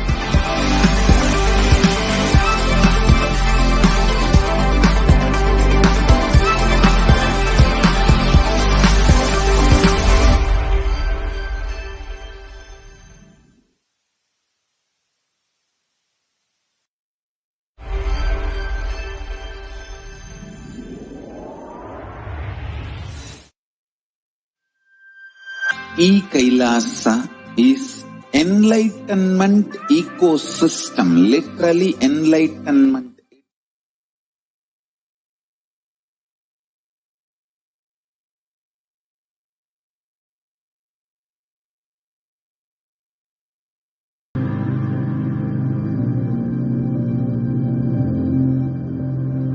We have something great to contribute to the world. Let us do that.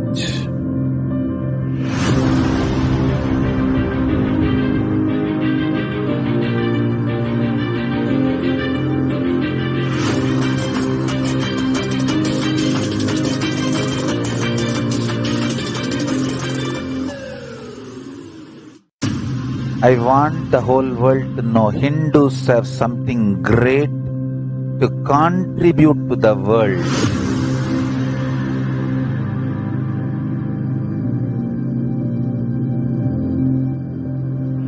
We have something great to contribute to the world. Let us do that.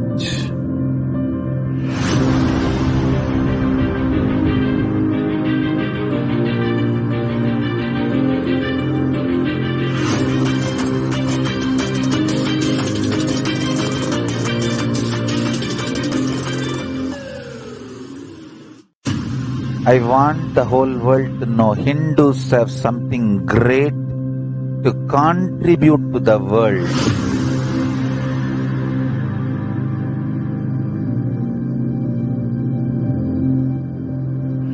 We have something great to contribute to the world. Let us do that.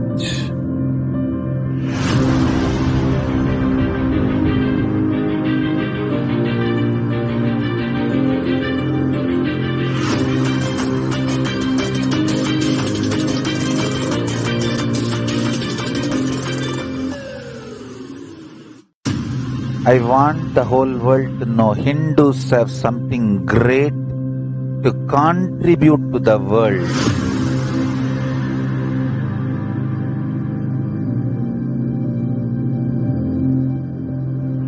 We have something great to contribute to the world. Let us do that.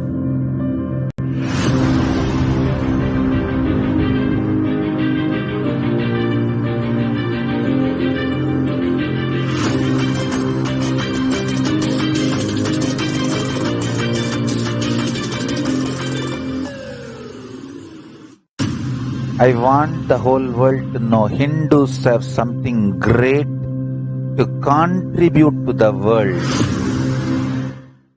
I tell you, each Bhava Samadhi Darshan is a spiritual treat, enjoy. Spiritual feast, enjoy. Don't miss it.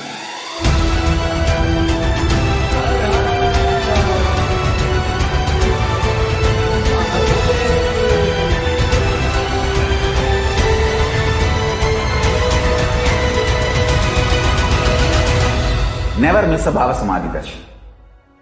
Enjoy Paramashivam, which is introducing and making you cognize the cosmic principles and cosmic beings.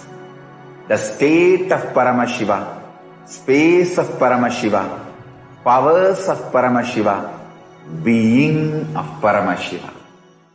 I tell you, each Bhava Samadhi Darshan is a spiritual treat, enjoy. Spiritual feast, enjoy.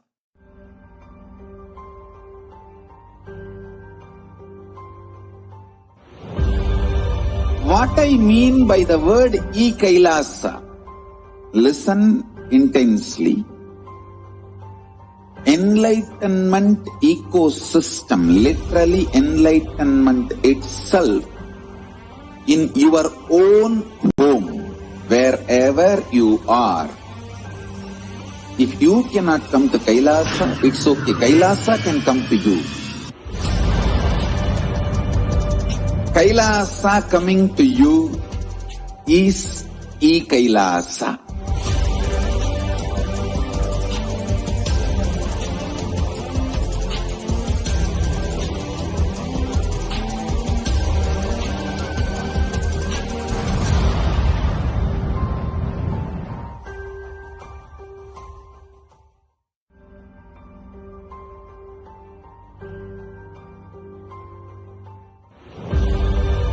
What I mean by the word E-Kailasa, listen intensely.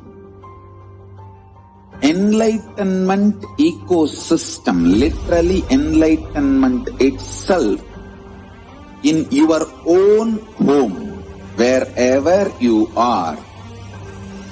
If you cannot come to Kailasa, it's okay. Kailasa can come to you. Kailasa coming to you is E-Kailasa.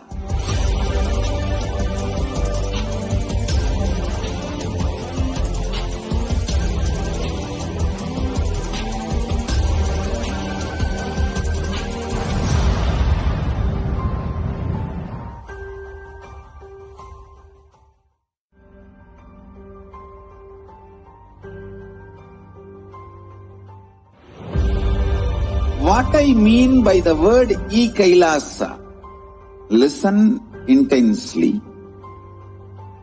Enlightenment ecosystem, literally enlightenment itself, in your own home, wherever you are. If you cannot come to Kailasa, it's okay. Kailasa can come to you. Kailasa coming to you is E-Kailasa.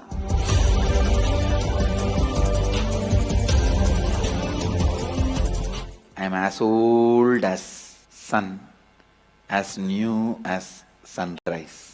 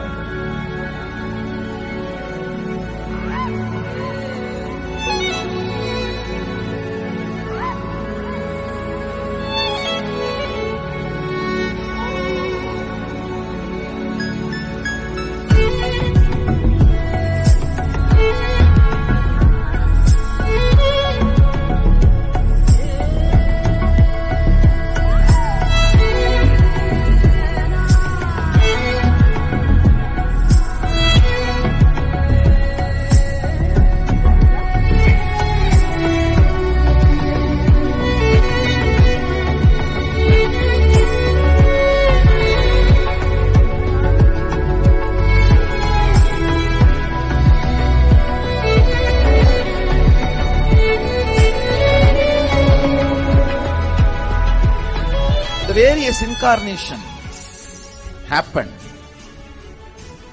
gave a breakthrough to consciousness and gave opening to the next level. My responsibility is to introduce new consciousness which manifests powers of Sadashiva. As Mahamandaleshwar of Mahanirvani Akada, the oldest apex body of Hinduism, I welcome every one of you.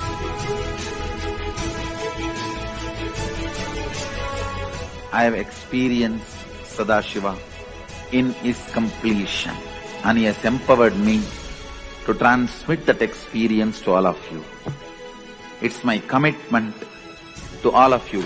I'll make you experience and manifest Sadashivatva, powers and state and space of Sadashiva. When you manifest powers, naturally the state of Sadashiva and space of Sadashiva starts manifesting in you. More power manifestation, more integrity, more unclutching, more nirvikalpa samadhi, more joy.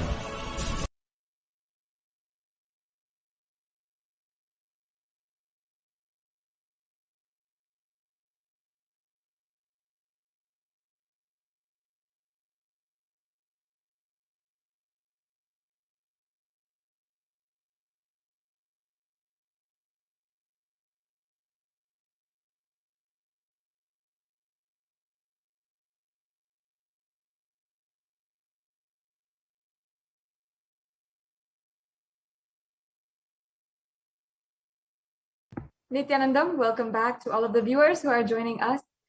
I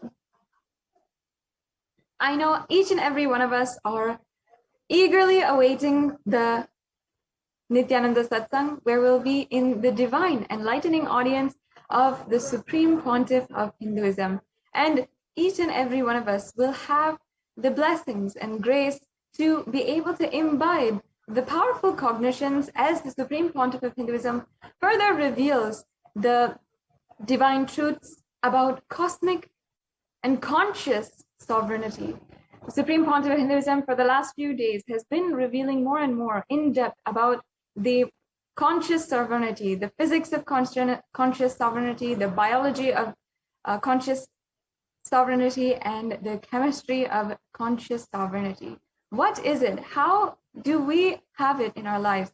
Such a extremely profound subject from Sanatana Hindu Dharma that the Supreme Pontiff of Hinduism is reviving for us and delivering to each and every one of us. I know many of you are joining on Facebook, on Twitter, YouTube, and all the different social media platforms, and are joining us today and eagerly awaiting the Nithyananda Satsang, the live Nithyananda Satsang that will be happening shortly. And each and every one of you, I would like to request all the viewers who are joining with us and awaiting the divine, awaiting to be in the divine audience of the Supreme Pontiff of Hinduism, please take a few minutes right now, and you can ensure that you are, first of all, liking and subscribing, following to all the main official channels of the Supreme Pontiff of Hinduism and Kailasa. And you can also make sure now that you are ensuring that you are sharing all of the different programs and the different links that are put and shared on the Kailasa's official Facebook page. Now, if you are already following, you can go ahead and see the links of the page, and you can see the links of all of the different Facebook, Instagram, Twitter, and YouTube on the in the scroll below. And please go ahead and like and subscribe for all of the official channels. And this gives you all of the events, the 24/7 celebrations that happen from Nithyanandeshwara Paramashiva Devalaya and Kailasas across the world. It's such a beautiful space that you can join in and join in on the eternal celebration that is ongoing in Kailasa.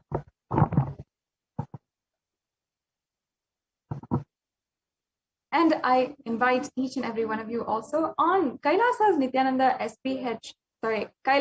SPH Nithyananda Facebook page, the official Facebook page of the Supreme Pontiff of Hinduism.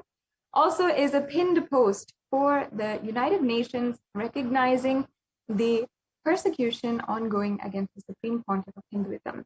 And after the immense hard work of the Supreme Pontiff of Hinduism, as the leader of the global Hindu diaspora and the recognized and acclaimed leader of 2 billion Hindus all over the world, has, out of his hard work, sincerity, had brought the Hindu Holocaust and the stories of so many millions of Hindus who lost their lives in this 1,000-year cultural genocide that has been ongoing, has finally brought that to an international audience and given each and every one of us Hindus a platform to voice our stories, a platform to understand and to finally seek justice for what is going on, for what is happening in the world, and against Hindus, and especially against Kailashians, and what the Supreme Pontiff of Hinduism himself has undergone in order to revive Kailasa, in order for each and every one of us to enjoy the Hindu nation, the ancient, enlightened Hindu civilizational nation. So on Facebook, we have the pinned post where you can share with the hashtag UN recognizes the SPH persecution. And also you can share with the hashtag against Hindu persecution, and you will be able to ensure that you reclaim your Hindu identity just by sharing. Now, the Supreme Pontiff of Hinduism has already given us this platform through his hard work and dedication to ensure that Hindus and the Holocaust that is ongoing is recognized, is shown and told to the world, and for each and every one of us to seek justice for the crimes done against humanity in the Hindu Holocaust, the Hindu genocide. And now it's become as easy as voicing out, and sharing what we have gone through and what Hindus have gone through over the last 500 to 1,000 years. Over the last couple of days, we have been continuously speaking to, we've been literally every single day sharing with all of the viewers about how the persecution against the Supreme Pontiff of Hinduism was exactly systematically strategized, and how the Supreme Pontiff of Hinduism had what he had undergone literally in order to revive Kailasa for each and every one of us. And for millions of us Kailashians across the world, in 2010 and the following years, as we saw the Supreme Pontiff of Hinduism, we witnessed him having to undergo so much of torture and near fatal assassination attempts at the hands of the anti-Hindu militant terrorist forces. It has been absolutely devastating for us to see what all he has sacrificed for us to live the life, a Hindu lifestyle, to live the life that we want and regain a powerful lifestyle based on the sacred Hindu sentiments and the great lineages, the sampradayas that the Supreme Pontiff of Hinduism is reviving. Now, now in the last segment of this series on the persecution against the Supreme Pontiff of Hinduism, as we are presenting what has happened to the world and what in return the Supreme Pontiff of Hinduism has revived, even though he has been through so much. We understood, we are going through the various persecutions that are ongoing against the women of Kailasa and the women of Hinduism, the Hindu women. Now, from the massacre of the Rudrakanya Sampradaya to making it illegal for Rudrakanyas to even dance and even be associated in any way or form to the temples, an act which was implemented by the British regime in India. And until today, where so many millions of Hindu women are continuously raped, brutally assaulted by the anti-Hindu militant forces and enslaved and used against and as pawns against the attack against Hinduism.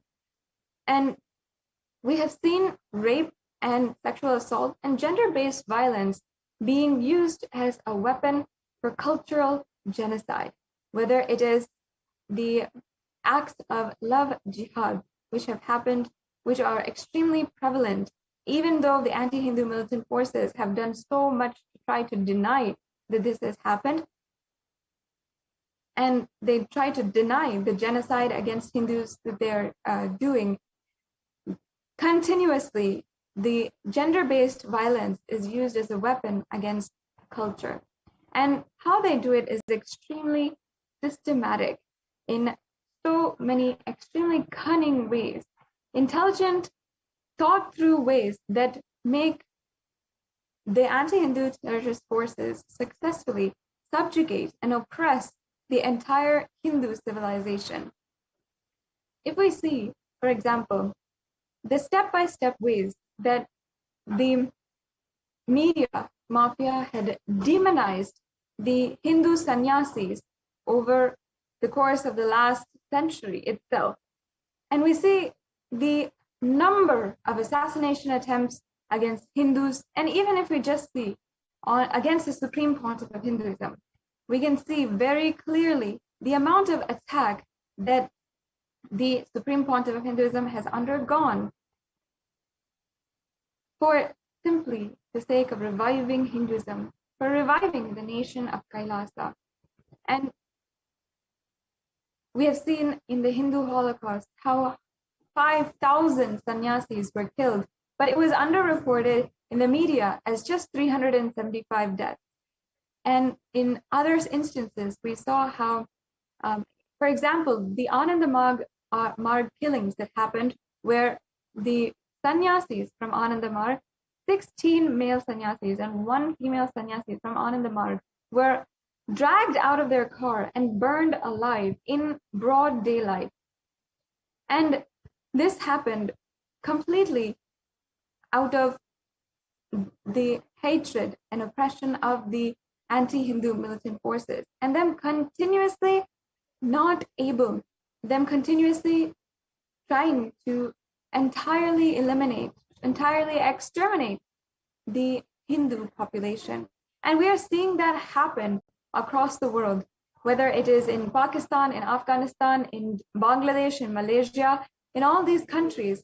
Let's take a look at the actual Hindu population, the population of Hindus who are there now today, and how much it is dwindling, how it is reducing every single day.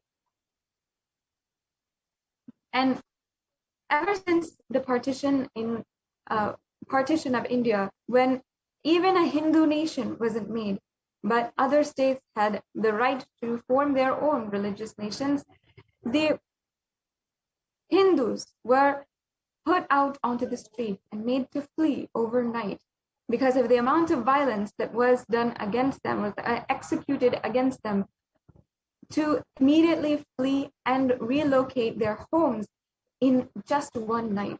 We saw how many millions of Hindus were jam-packed in the trains, how many were left out of home. And this is happening until today. Until today, Hindus in Bangladesh are continuously displaced and not able to even find a home for themselves. And even after coming to India, even if they find and seek refuge in India, there is still no refuge that they find to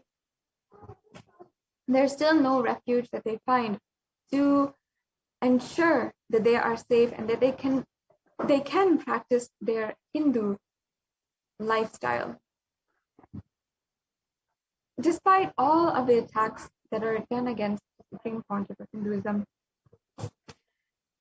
the Supreme Pontiff of Hinduism is today even opening up Kailasas around India to protect anyone who needs it. And even after all of the world, they are closing the doors to they're closing the doors to Indians out of fear of the Indian variant or the variants of the coronavirus which are coming out of India, such as the Delta variant and other variants, the Supreme Pontiff of Hinduism has opened up Kailasas around India as COVID protection and multi-layer quarantine protection centers.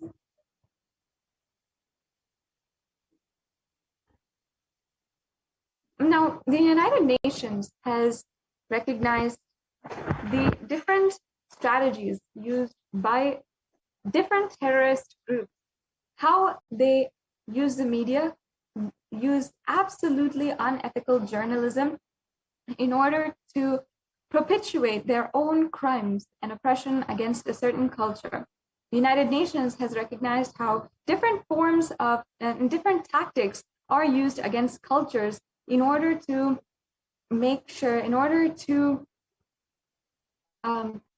see that in order to entirely oppress and silence a certain population. Now, the United Nations today is being seen and recognized for its international intervention in so many different genocides. But this started in 1945 when the whole world was shocked to see the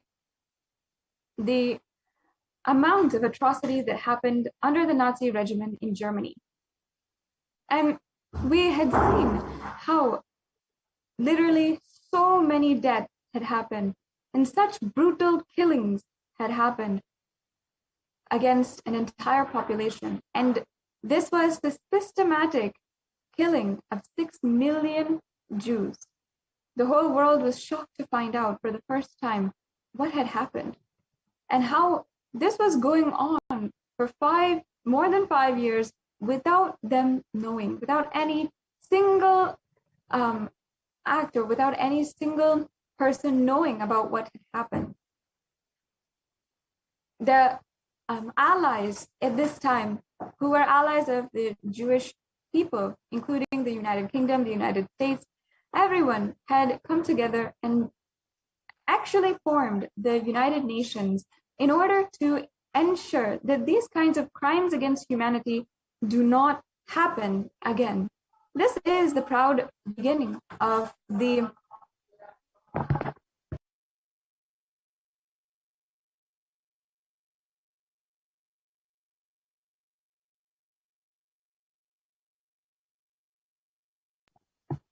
This is the beginning of the United Nations. And why I'm telling this brief history is because as they began to see the entire world and how different genocides were happening, how entire communities, entire civilizations were entirely silenced, suppressed, and killed by terrorist forces, they understood that there was a systematic way of them doing so. And not only that, we have seen how, because people came together and understood that this was not the way to live, and collectively they had seen how they must raise the standard of living across the world and bring more and more good across the world, to raise the standard of living. And because people did not deserve to be under threat of such crimes against their basic human rights. And this was in fact the birth of the United Nations Declaration of Human Rights. And why this is important ultimately is because the Declaration of Human Rights, up until the 2000s, had worked in order to bring more education to the world, bring gender equality, bring more awareness about the global warming and the status of the earth and the health of the earth, and bring more awareness on global healthcare, and collectively see to it that the world raises its standards and continues to raise its standards of living. And in fact, the Supreme Pontiff of Hinduism, having recognized the immense amount of work the United Nations has done for improving the standard of living across the world by bringing more education to people and ensuring that there's human dignity and peace as a basic right for so many millions of people across the world. The Supreme Pontiff of Hinduism,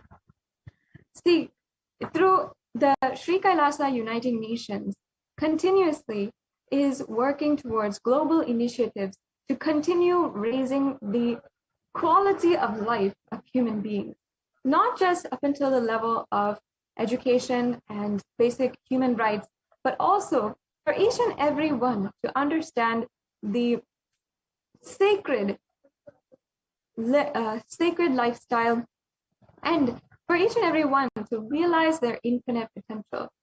Sanatana Hindu Dharma recognizes each and every single living being for their infinite potential and their infinite consciousness, the power of their consciousness. And this is the standard of living that each and every being is given as a basic right in Sanatana Hindu Dharma. And through the global initiatives of Kailasa and Sri Kailasa United Nations, the Supreme Pontiff of Hinduism has been working towards raising the quality of life of human beings all over the world by bringing superconscious breakthrough to the whole world. This is his highest ambition for every single being in humanity. But just for this, for promising humankind of their infinite potential and raising them in every single way, the Supreme Pontiff of Hinduism has undergone immense amount of attack. In this next segment, as we are eagerly awaiting the divine presence of the Supreme Pontiff of Hinduism, we'll just be understanding what the Supreme Pontiff of Hinduism has undergone in order to revive Kailasa for each and every one of us. We'll be right back with you to continue this segment after a very quick break.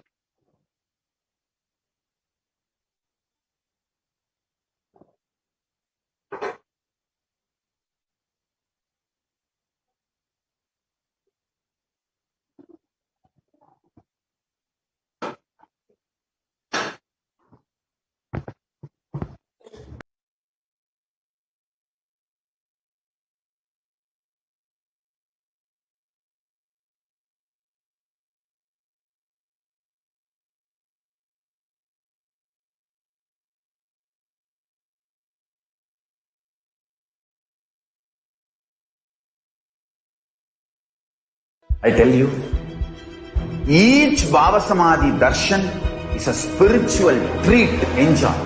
Spiritual feast, enjoy. Don't miss it.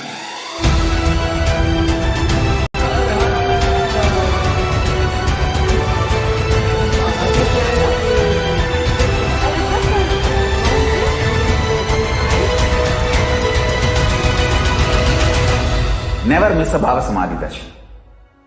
Enjoy Paramashivam, which is introducing and making you cognize the cosmic principles and cosmic beings. The state of Paramashiva, space of Paramashiva, powers of Paramashiva, being of Paramashiva.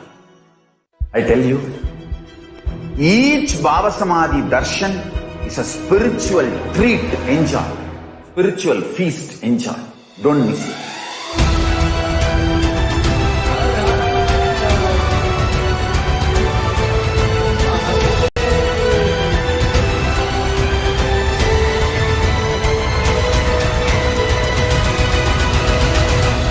Never miss a Bhava Samadhi Darshan.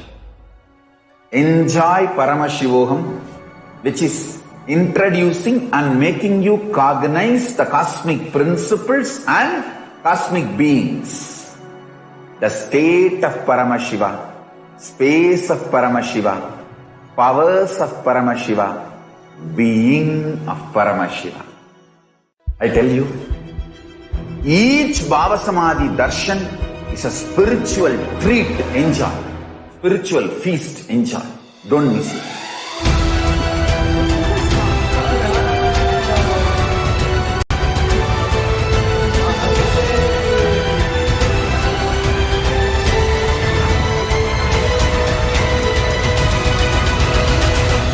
Never miss a Bhava Samadhi Darshan. Enjoy Paramashivam, which is introducing and making you cognize the cosmic principles and cosmic beings. The state of Paramashiva, space of Paramashiva, powers of Paramashiva, being of Paramashiva. I tell you, each Bhava Samadhi Darshan is a spiritual. If you start serving others, easily you will get out of many obsessive, compulsive, reactionary patterns and suffocations, because obsessive, compulsory, reactionary patterns are always centered on selfishness, arrogance, violence. If you start serving others, everything will become all right.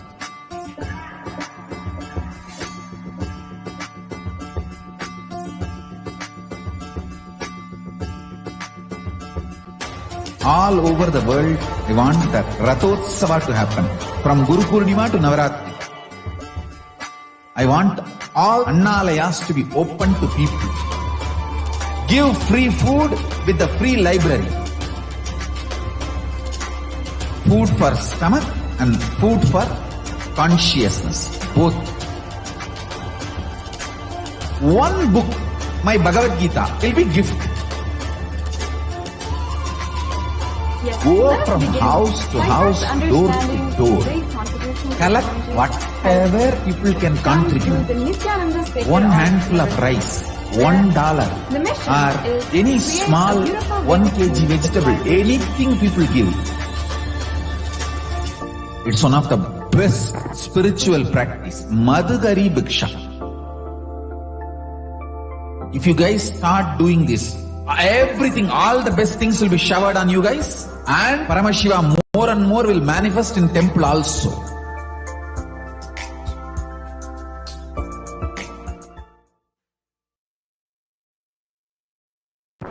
Yes. Let us begin by understanding the mission, vision, and the work of the Supreme Pontiff of Hinduism through the Nithyananda Sacred Arts University, where we have literally seen how the Supreme Pontiff of Hinduism single-handedly revived the beautiful ancient Hindu civilizational nation. Nithyananda Sacred Arts is established to preserve, revive, and spread the Vedic temple arts, architecture, and artifacts for people to live and experience the rich, conscious-based Vedic heritage.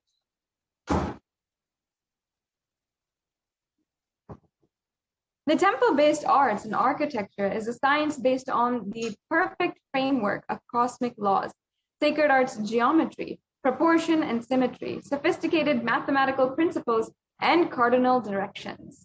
Amazing things that people are today still not understanding.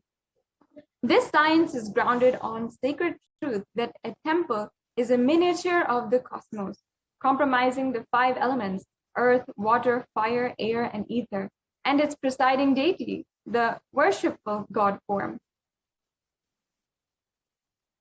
Every aspect of temple and temple rituals and temple arts, from the size, the shape, the material, structure, density, and the size of the halls, the pillars, the portiques, the facing directions, to the process of installing a deity and the arts form used, all these are revealed in the Veda Agamas.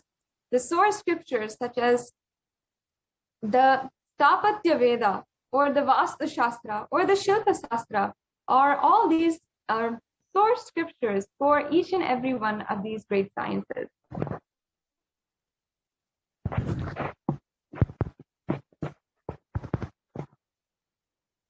And here we have the Shastra Pramana about the Shilpa Shastra. So Shilpastri, works of art, are imitating the divine forms by knowing the artisans metrically interpret the laws of knowledge and the sacred hymns from the yes, we go on now. So this is the Shastra Pramana for the Shilpa Shastra, for the sacred arts of Hinduism. Sorry, there appears to be a technical glitch in the slides. Can we just have, if the NTV volunteer can just stop sharing and then re-project the slides?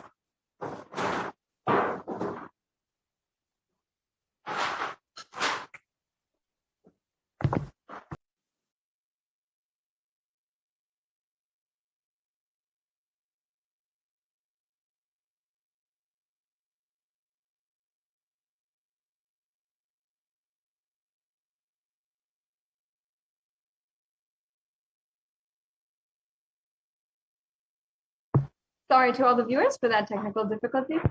Now, as we are awaiting, we are just minutes away, and we are eagerly awaiting the Darshan of Paramashivam, the live Nithyananda Satsang, as the Supreme Pontiff of Hinduism will be gracing us with his divine presence, and each and every one of us will be able to imbibe the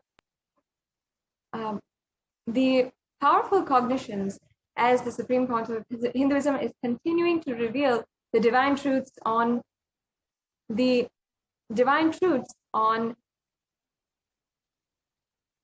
conscious sovereignty. Yeah. So here we have the Shastra Pramana from the Rig Veda, Aitareya Brahmana. This is chapter 6, line 5, verse 27. And here it's the English translation says, Shilpani, the works of art of man, is the imitation of divine forms.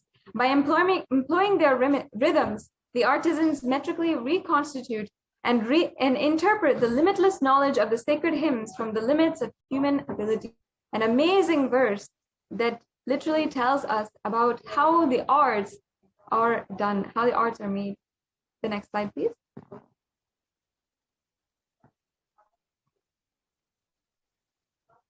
Modern architecture has much to learn from ancient temple sciences. Several researches and studies have proven the indigenous perfection of the Vedic architecture. It has been scientifically proven that the characteristics, configuration, geometric configuration of the Hindu temple built the extraordinary perfection has significantly increased in the strength against earthquake movements, resulting in creation of everlasting structurally sound structures which are proven earthquake resistance. And the source is from the architectural heritage and seismic design with reference to Indian temple architecture. From the World Conference on Earthquakes Engineering. Yes, the next slide, please. Temples are living spaces where pure superconscious energy resides in infinite continuum, having its own independent intelligence beyond time and space. And the Nithyananda Sacred Arts University, as it is spelt with a C as it is envisioned to be a city of its own, was founded by the Supreme Pontiff of Hinduism. Actually, it was started by the Supreme Pontiff of Hinduism well before he established began his mission, official mission to revive Kailasa when he was just barely 8 to 10 years old, as he himself was carving the deities, carving Sri Chakra, and learning from his gurus on how to carve deities and how he would imbibe the science from his gurus in order to ultimately revive it for each and every one of us today. The temple arts and lifestyle for superconscious breakthrough means to procure, collect, traditionally make, preserve the temple arts and the temple traditions and cultural heritage. Another vision statement is to spread the temple arts and architecture in its highest form as a celebrative lifestyle of peace and bliss, as per authentic scriptures. And another vision statement is operate as a university of learning the science and applied technology of sacred arts and temple architecture. As well, to provide training, livelihood to Stapatis, a generation of temple architects to preserve the rare temple sciences. And creating a beautifully highly evolved humanity, a civilization of new species, following the rich Hindu Vedic lifestyle. and the Vedic Hindu civilization, both in its lifestyle, tradition, arts, and its architecture. The Supreme Pontiff of Hinduism had envisioned the Pandyan Chettinad architecture for the construction of all the buildings and the Madurai architecture for all the temple construction. For all the Hindu gods and deities, vigrahas, idols for worship, and their vahanas, vehicles and chariots for procession, and just about everything that brings out all the grandeur and galore one can imagine, which is truly inherent to the fascinating Hindu tradition. Building a temple-based civilization is nothing less comparable to the best civilizations that ever existed. Some references here to kindle your imagination are what you can expect. For what you can expect are Dwaraka, the city created for Lord Krishna by Vishwakarma, and the Swarna Lanka created for Lord Shiva by Vishwakarma. Now, we have to understand, why were they renowned? Primarily because of their beauty and art and architecture that reflected from the beautiful, creative, artistic space and lifestyles these people were living. So here's the opportunity for you to bring out the reflection of your artistic, creative side and contribute to this magnificent civilization to be. The Supreme Pontiff of Hinduism has guided every single aspect of temple and temple arts, from the size, the shape, the material structure, the size of the halls, pillars, courtyard, the facing directions, to the process of installing the deity, and the art forms used as per the Vedagamas, the source scriptures such as the Stapatya Veda, or the Vastu Shastra, or the Shilpa Shastra. University is spelled as a C, as it is envisioned to be a city of its own, reviving and reinstating the glory and grandeur and richness of Hinduism across the world. Now, one of the main processes the Supreme Pontiff of Hinduism has revived, a part of the deity-making process, is the deification. In Hindu tradition, we have mastered the science of making body to live in zones of enlightened vertical time zones through the deification process. This is a direct quote from the Supreme Pontiff of Hinduism.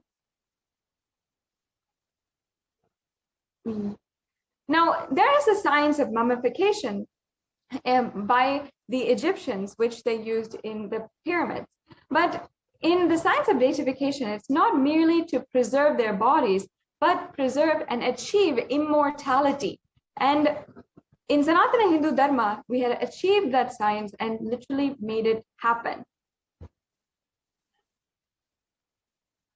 And as you can see here, these are the different works of the Supreme Pontiff of Hinduism. Very recently, the next slide, please. This offering from the Ministry of Sacred Arts is the deity of the Supreme Pontiff of Hinduism, which is a very astounding 15 feet tall deity of the Supreme Pontiff of Hinduism, blessing the world in the form of Paramashiva himself, and the tallest deity ever made by the Nithyananda Sacred Arts Ministry until today. Another beautifully crafted life-size deity of the Supreme Pontiff of Hinduism is here, standing and blessing the world in his compassionate form with Abhaya Varadamurti, living enlightened master, with the grace of Paramashiva, enlightened master, with the grace of Paramashiva. Even after you leave the body, being deified is one of the best things one can do to guarantee their life to be in the same space as Paramashiva, along with Paramashiva. I am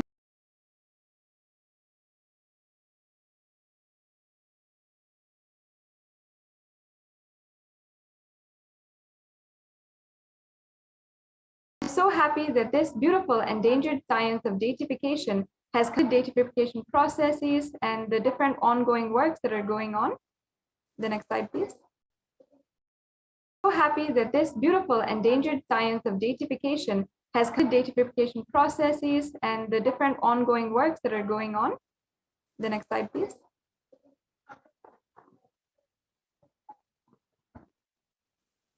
Yes. Yes, and this is again the ongoing work happening. Here, the Sacred Arts team visits the several quarries to identify the best stones for the deification project. And then here we have selecting and analyzing quality of stone proposed to be procured.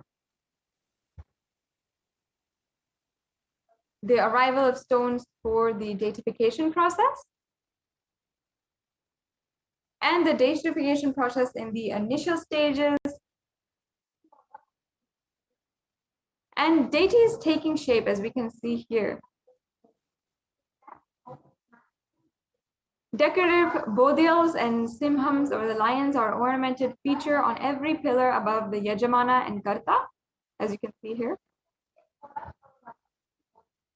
On every pillar above the yajamana and karta, as you can see here. And let's understand and go through the different accomplishments of the Sacred Arts University. In the field of stonework,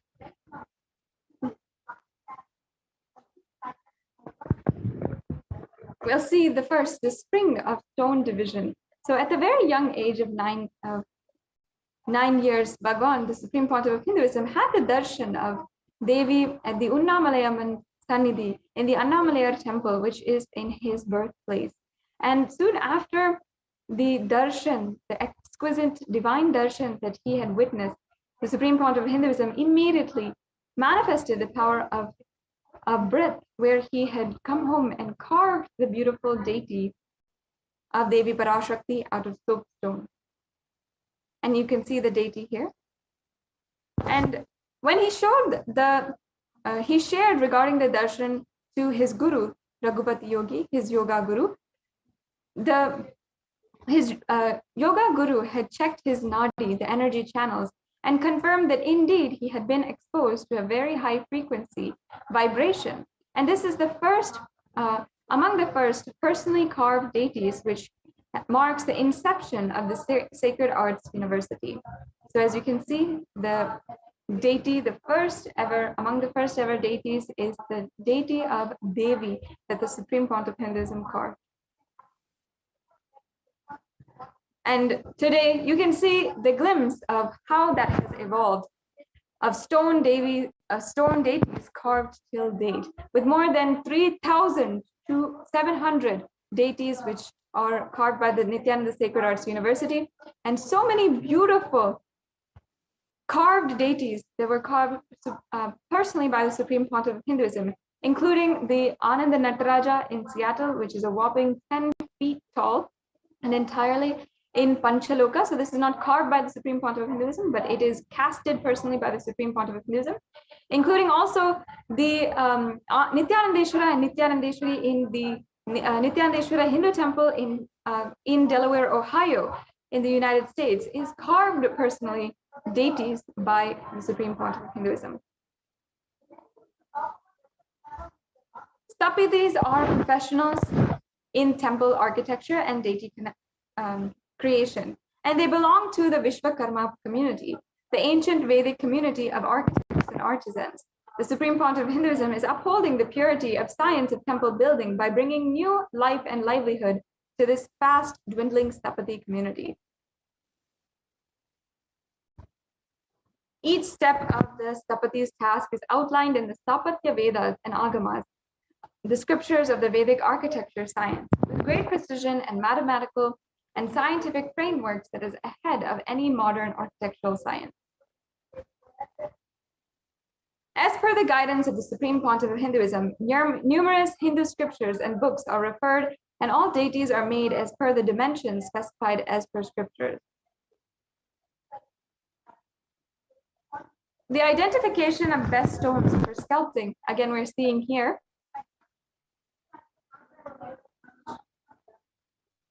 And we're seeing also, again, the deification process of the Supreme Pontiff of Hinduism.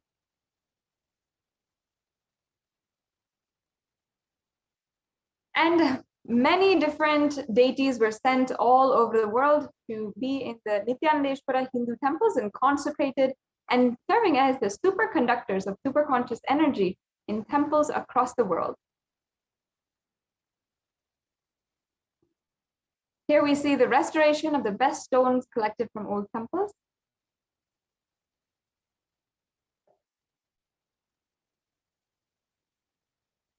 Again, these are the pillars for the granite stone work that is ongoing in the temples in the Nithyananda Sacred Arts University.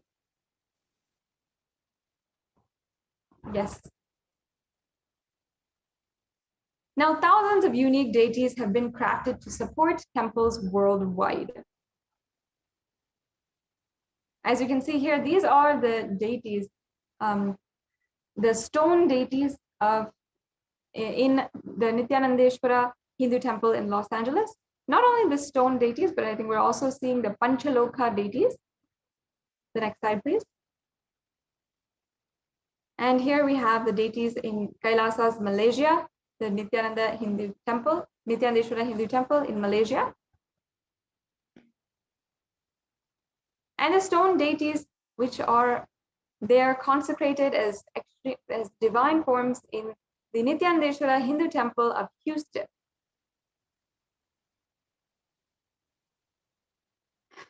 Houston, the Kailasa in Houston has among the largest number of deities in one temple in the whole United States, actually, and is envisioned to be the center for Hindu cosmology in the United States.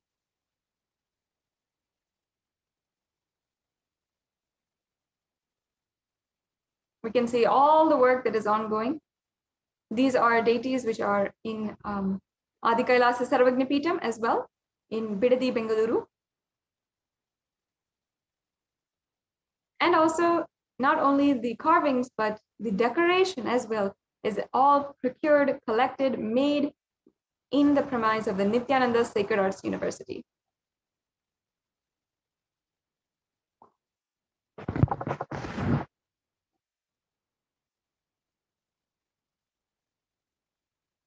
You can also see all the granite stonework.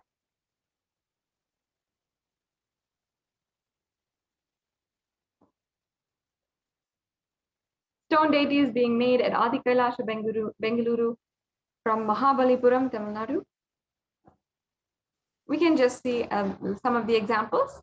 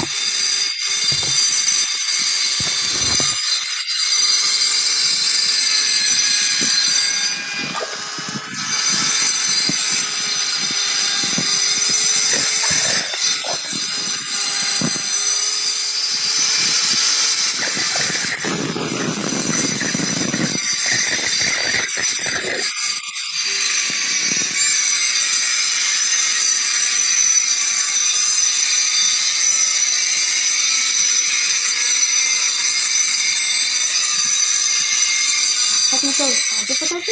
I can request the NTV operator to just stop the share and reshare the slides.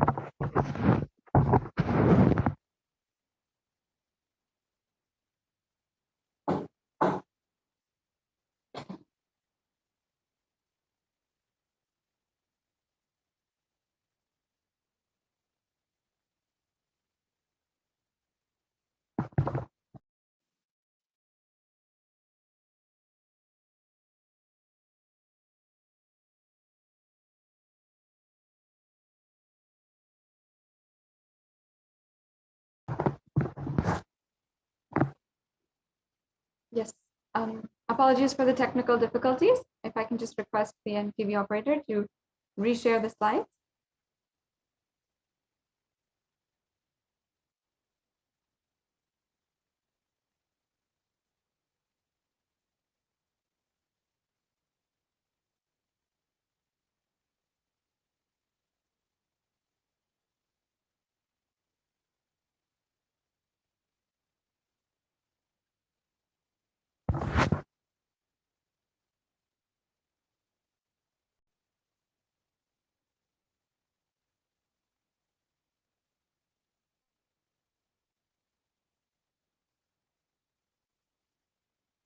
If the slides can be reshared, please.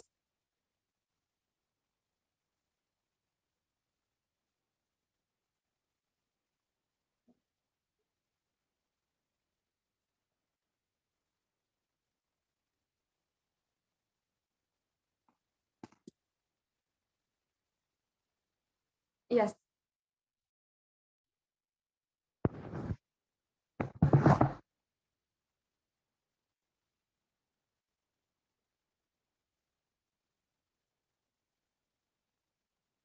Now, while we get that sorted out to all the viewers, I request that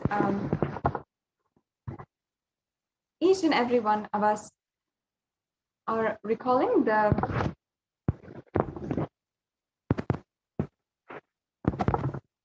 to take a few minutes now and share this satsang. Now, in approximately 1987, at the young age of 10 years, during the Navaratri festival, the Supreme Pontiff of Hinduism actually had the darshan of the Sri Chakra, the sacred cosmic geometry, which was inscribed on this very copper sheet, as you're seeing at the right-hand side, with a compass needle of his three monastic brothers' geometric books. And shocked at his impeccable reproduction of the complex geometry from the darshan alone, his Vedanta guru, Mata Vibhudanandapuri, immediately initiated him into Sri Vidya worship. Mata Vibhudanandapuri was actually his Vedanta Tantra and Sri Vidya guru. And Sri Vidya is the worship of the universal cosmic mother through the Sri Chakra. This is the first personally carved sheet metal work which has grown today multifold. As we can see, some of the sheet works in progress.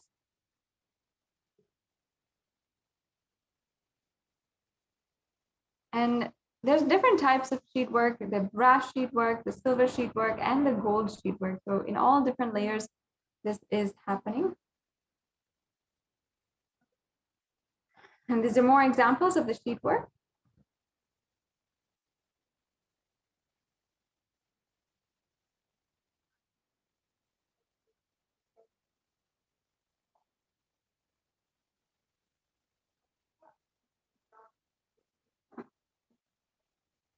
Now here we can see another beautiful example from the divine leelas of the avatar from a very young age.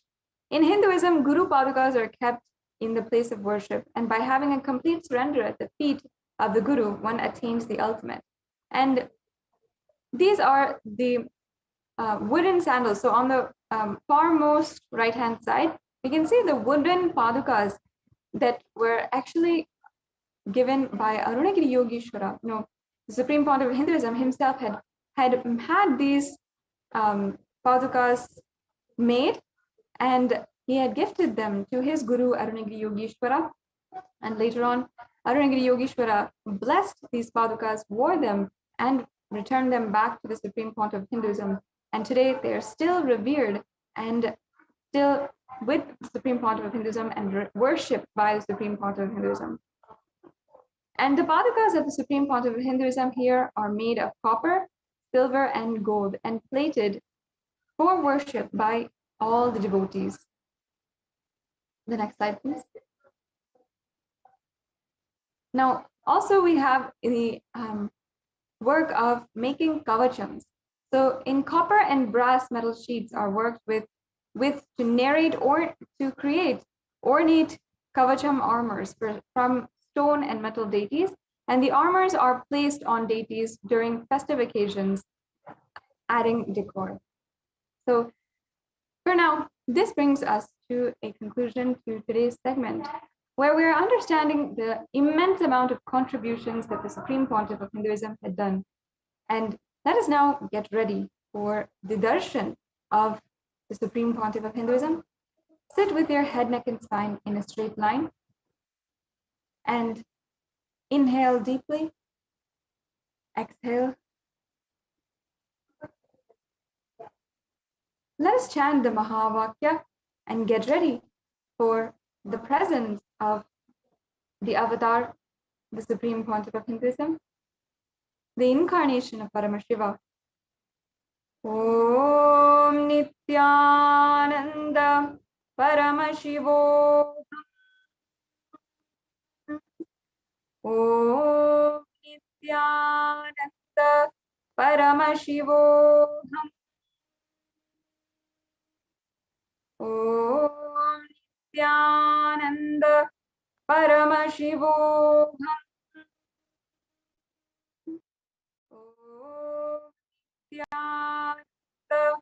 Om Nithyananda Paramashivam.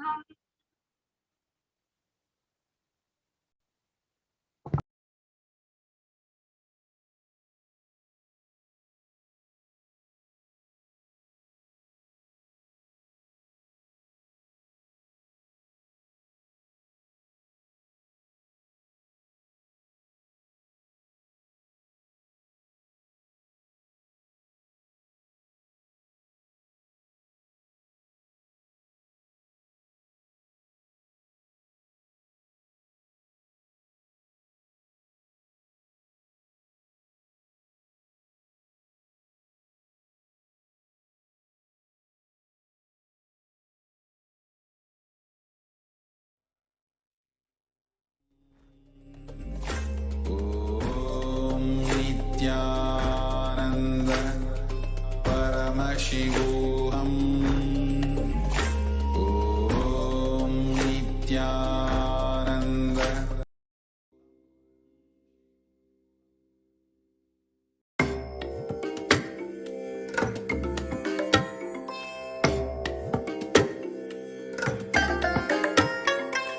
I bless you all. Let you all open all your three eyes and manifest the powers of Mahasadashiva. Om Nithyananda Paramashivam.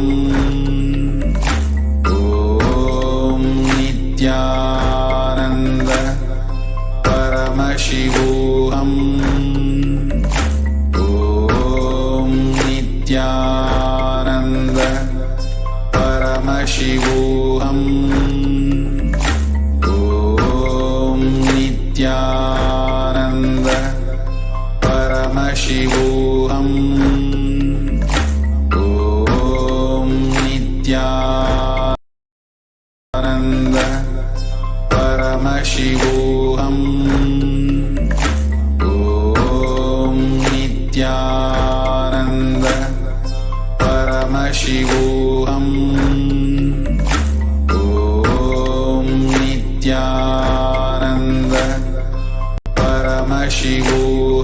Paramashivam. Om Nithyananda Paramashivam. Om Nithyananda Paramashivam. Om Nithyananda Paramashivam. Om Nithyananda Paramashivam. Om Nithyananda Paramashivam. Om Nithyananda Paramashivam. Om Nithyananda Paramashivam. Om Nithyananda Paramashivam. Om Nithyananda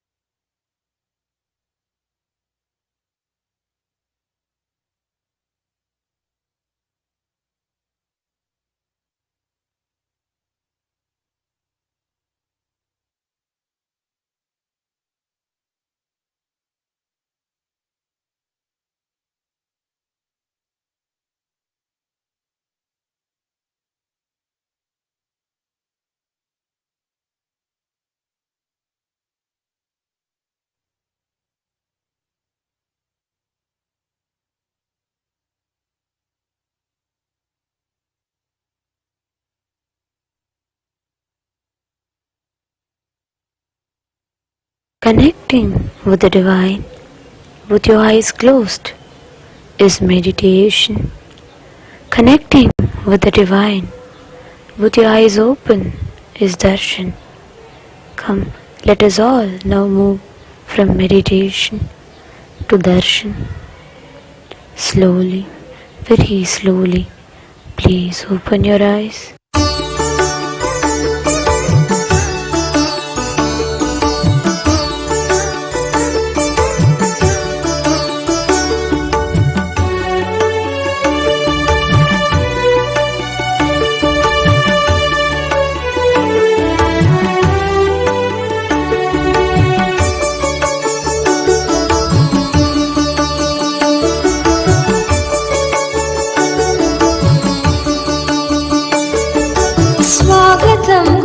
Shri ನಿತ್ಯಾನಂದರಿಗೆ ನಿತ್ಯಾನಂದದ ಸ್ಥಿತಿ ನೀಡುವ ದೇವ ನಿತ್ಯಾನಂದರಿಗೆ ಸ್ವಾಗತಂ ಗುರು ಶ್ರೀ ನಿತ್ಯಾನಂದರಿಗೆ ನಿತ್ಯಾನಂದದ ಸ್ಥಿತಿ ನೀಡುವ ದೇವ ನಿತ್ಯಾನಂದರಿಗೆ ಸ್ವಾಗತಂ ಗುರು ಶ್ರೀ ನಿತ್ಯಾನಂದರಿಗೆ ನಿತ್ಯಾನಂದರಿಗೆ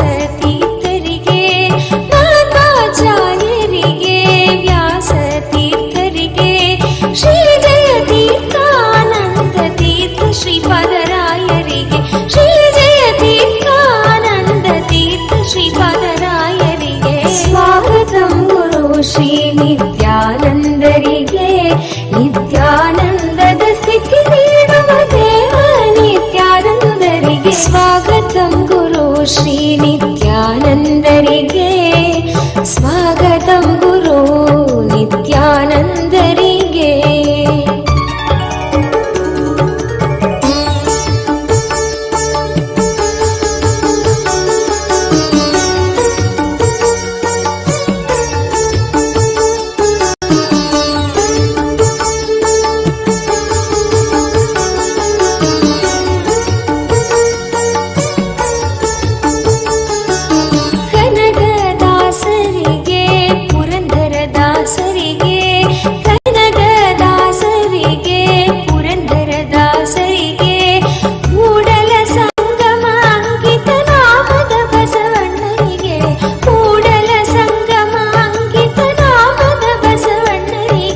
ಸ್ವಾಗತಂ ಗುರು ಶ್ರೀ ನಿತ್ಯಾನಂದರಿಗೆ ನಿತ್ಯಾನಂದದ ಸ್ಥಿತಿ ನೀಡುವ ದೇವ ನಿತ್ಯಾನಂದರಿಗೆ ಸ್ವಾಗತಂ ಗುರು ಶ್ರೀ ನಿತ್ಯಾನಂದರಿಗೆ ನಿತ್ಯಾನಂದರಿಗೆ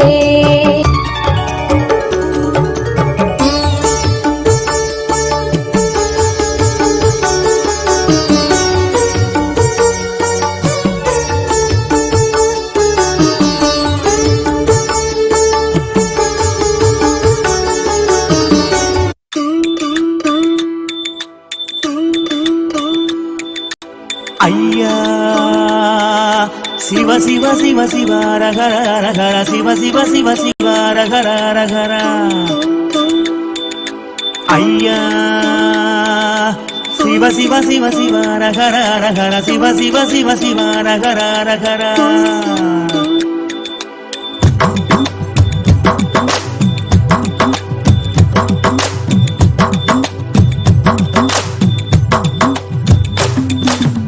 ஊரறியே என் பேரறியே உறவறியே தவத்துறவறியே உள்ளொன்று புறம் ஒன்று பேசறிய உமை சிவன் போலே வேறறிய சிவ சிவ சிவ சிவ ரகர ரகர சிவ சிவ சிவ சிவ ரகர ரகர சிவ சிவ சிவ சிவ ரகர ரகர சிவ சிவ சிவ சிவ ரகர ரகர காலையும் மாலையும் கணக்கறிய நாளும் கோளும் நான் அறிய பாலையும் சோலையும் பிரித்தறிய பரம பரஞ்சோதி அடி சிறிய Shiva Shiva Shiva Shiva ரகர ரகர Shiva Shiva Shiva Shiva ரகர ரகர Shiva Shiva Shiva Shiva ரகர ரகர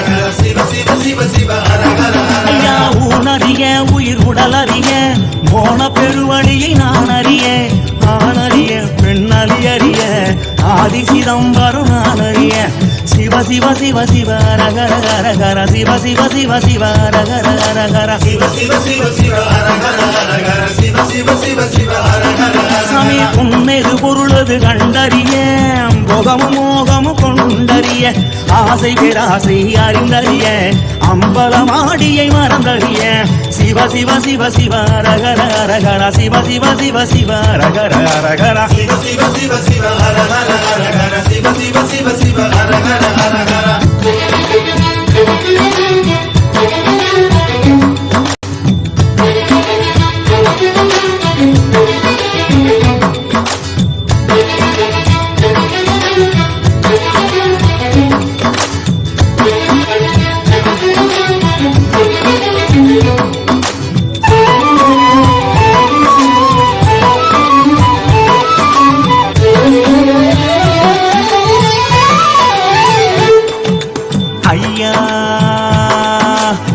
Shiva Shiva Shiva Ragara Ragara Shiva Shiva Shiva Shiva Ragara Ragara Ayya Shiva Shiva Shiva Shiva Ragara Ragara Shiva Shiva Shiva Shiva Ragara Ragara ஆகம வேதங்கள் படித்தறிய ஆறு குளங்களில் குடித்தறிய யாகம் யோகம் செய்தறிய ஓமுகம் பார்த்து பணிந்தறிய சிவ சிவ சிவ சிவ ரகர ரகர சிவ சிவ சிவ சிவ ரகர ரகர சிவ சிவ சிவ சிவ ரகர ரகர சிவ சிவ சிவ சிவ ரகர ரகர சும்மா ஒருபோது இருந்தறிய சுத்த அசுத்தங்கள் பார்த்தறிய ஆத்மனி வேதனை செய்தறிய அர்த்தநாரீசன் அடிசிறிய சிவ சிவ சிவ சிவ ரகர ரகர சிவ சிவ சிவ சிவ ரகர ரகர சிவ சிவ சிவ சிவ ரகர ரகர சிவ சிவ சிவ சிவ ரகர சாமி ஏடறிய சொல் எடுத்தறிய ஏற்றமும் தாழ்வும் நான் அறிய வீடறிய குடும்பாதறிய சோம சுந்தரனம் மறந்தறிய சிவ சிவ சிவ சிவ ரகர ரகர சிவ சிவ சிவ சிவ ரகர ரகர சிவ சிவ சிவ சிவ ரகர ரகர சிவ சிவ சிவ சிவ ரகர உணவறிய ஊரும் உணர்வறிய உள்யது வெளியது நான் அறிய கணவறிய நனவறிய கனக சமாவரி அடிசிறிய சிவ சிவ சிவ சிவ ரகர ரகர சிவ சிவ சிவ சிவ ரகர ரகர சிவ சிவ சிவ சிவ ரகர ரகர சிவ சிவ சிவ சிவ ரகர ரகர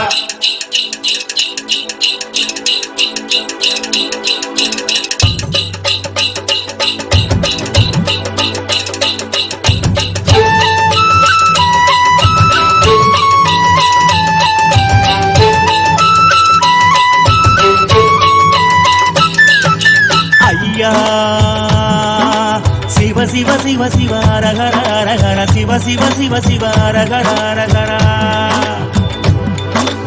ஐயா சிவ சிவ சிவ சிவ ரகர ரகர சிவ அருமருந்த அண்ணாமலையோன ஆனந்த நித்தன கயுருள் மாய்ப்பவனே சிறித சிந்தை இறங்கி கருதும் எக்கணத்திலும் எம் கண் முன்னே நீயாடிவ அழகு திருநடமிடும் எங்கள் அம்மையப்பனே பழகு தமிழில் உன்னை பாடி நின்றோம் தூயவனே ஞானவனே நித்யானந்தனே தெய்வ திருநடமாடிவா தெய்வ திருநடமாடிவா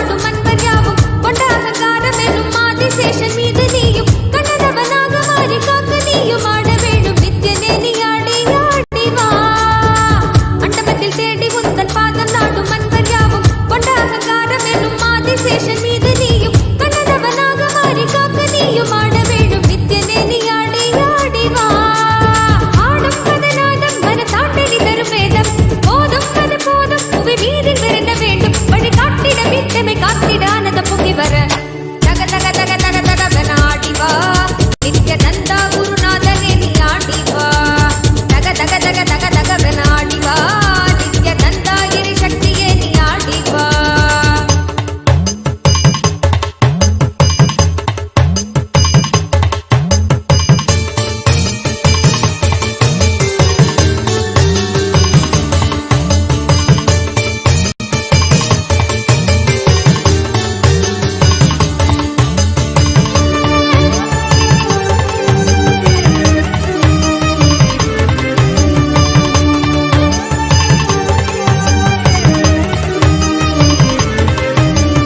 மாமரை போற்றிடும் மாதவன் நித்யனும் ஆனந்தமாய் பூமியை காத்திடும் ஆனந்த தாண்டவம் ஆட அந்த பாவங்கள் ஏழேழு ஜென்மத்து பாவங்கள் போக்கிவிடும் கீதையை தந்தது அல்லவா மாமரை போற்றிடும் மாதவன் நித்யனும் ஆனந்தமாய் பூமியை காத்திடும் ஆனந்த தாண்டவம் ஆட அந்த பாவங்கள் ஏழேழு ஜென்மத்து பாவங்கள் போக்கிவிடும் கீதையை தந்தது அல்லவா கூடும் உயர் வாழ்வும் அது ஆனந்த எல்லை அல்லவா சேரும் அருள் யாவும் நீ ஞானத்தை காட்டும் அல்லவா தக தக தக தக தகவன ஆடி வா நித்யநந்தா குருநாதனே நீ ஆடி வா தக தக தக தக தகவன ஆடி வா நித்யநந்தா கிரி சக்தியே நீ ஆடி வா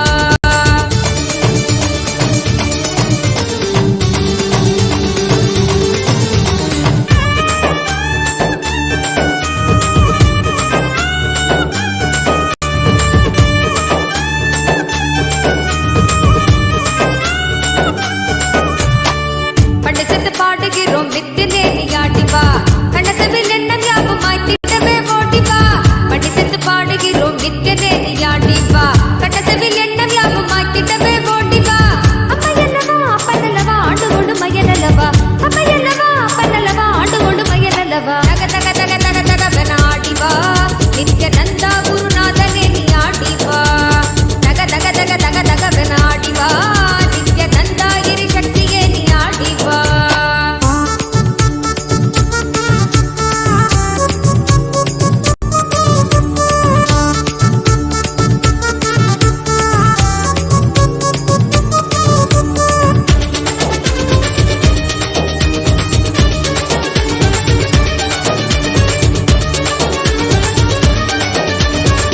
மின்னலென நித்த நீயும் கால்கள் பின்னாடுவதும் இன்னல் உருவான வாழ்வை இன்பமாக மாற்றிவிடும் திசை விதி மாற்றி நித்யானந்தமாக ஏற்றும் நித்யானந்தனே நீ ஆடி ஆடி வா மின்னலென நித்த நீயும் கால்கள் பின்னாடுவதும் இன்னல் உருவான வாழ்வை இன்பமாக மாற்றிவிடும் திசை விதி மாற்றி நித்யானந்தமாக ஏற்றும் நித்யானந்தனே நீ ஆடி ஆடி வா மோதும் வினையாவும் நித்தின் பாதம் கண்டிடும் நேரம் தீதும் தெளிவாகி நன்மையாக மாறக்கூடும் விதி மாற்றிடும் காத்தமை ஏற்றிடும் வித்தைகள் செய்துவிட தக தக தக தக தகவன ஆடி வா நித்யநந்தா குருநாதனே நீ ஆடி வா தக தக தக தக தகவன ஆடி வா நித்யநந்தா கிரி சக்தியே நீ ஆடி வா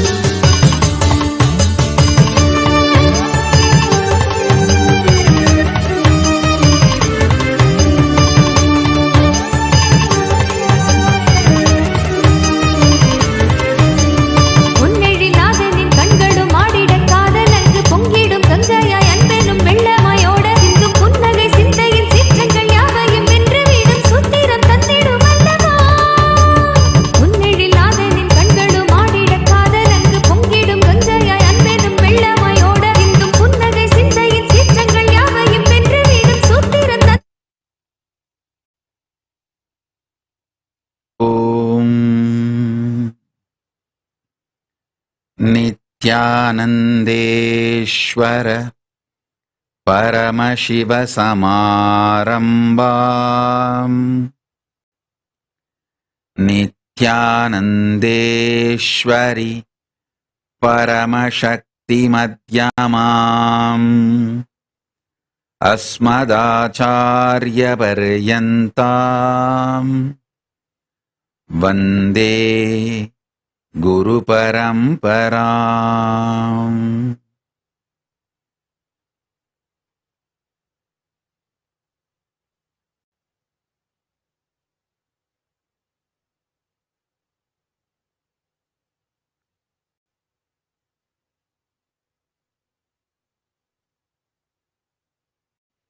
I welcome you all with my love and blessings.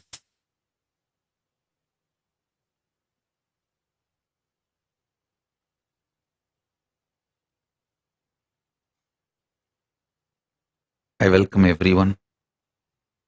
Sarvanya Karta, Yajaman, Manifestors, Sarvavarityagis, Shri Mahans, Mahans, Kotari Tanedar, visitors, viewers, everyone sitting with us all over the world. I welcome all of you with my love and blessings.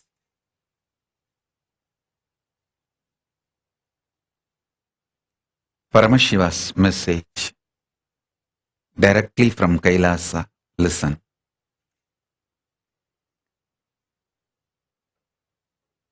Conscious sovereignty is the manifestation of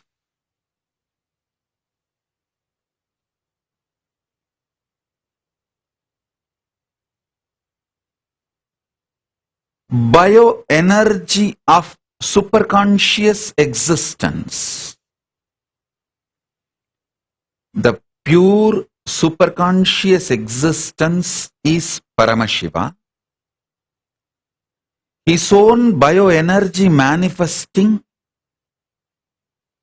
is the initiation given to you, the Shakti Pada and Shaktini Pada given to you. Listen. To receive Shakti Pada and Shaktini Pada, you don't need any pre-qualification. The only thing you just need to trust me as I am introducing me. That's all. Listen. Listen carefully.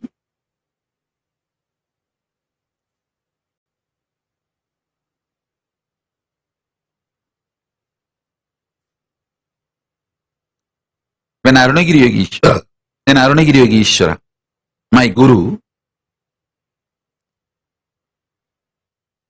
when he was giving me some initiation, it was an initiation related to astrology science. When he gave that initiation so clearly, with such detail, I understood the science of astrology.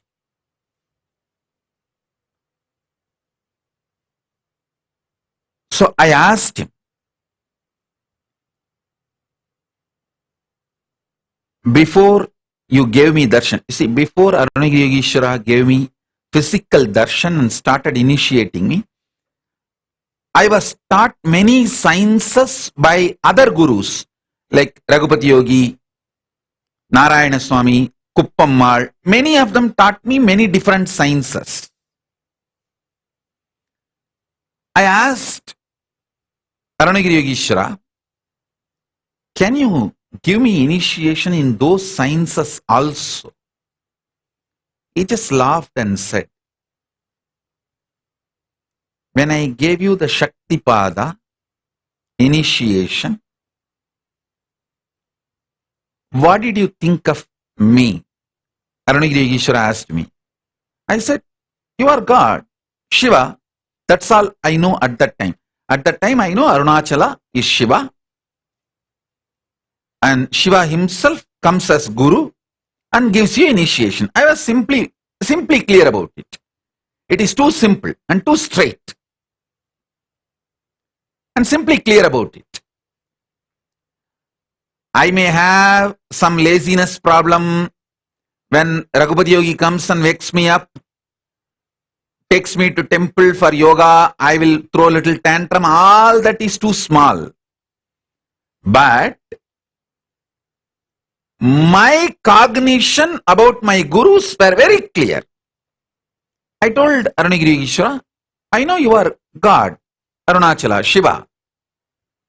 He smiled and said, that's all you need for the Shakti Pada to work. Then he asked me, when Raghupati Yogi initiated you, what did you think of him?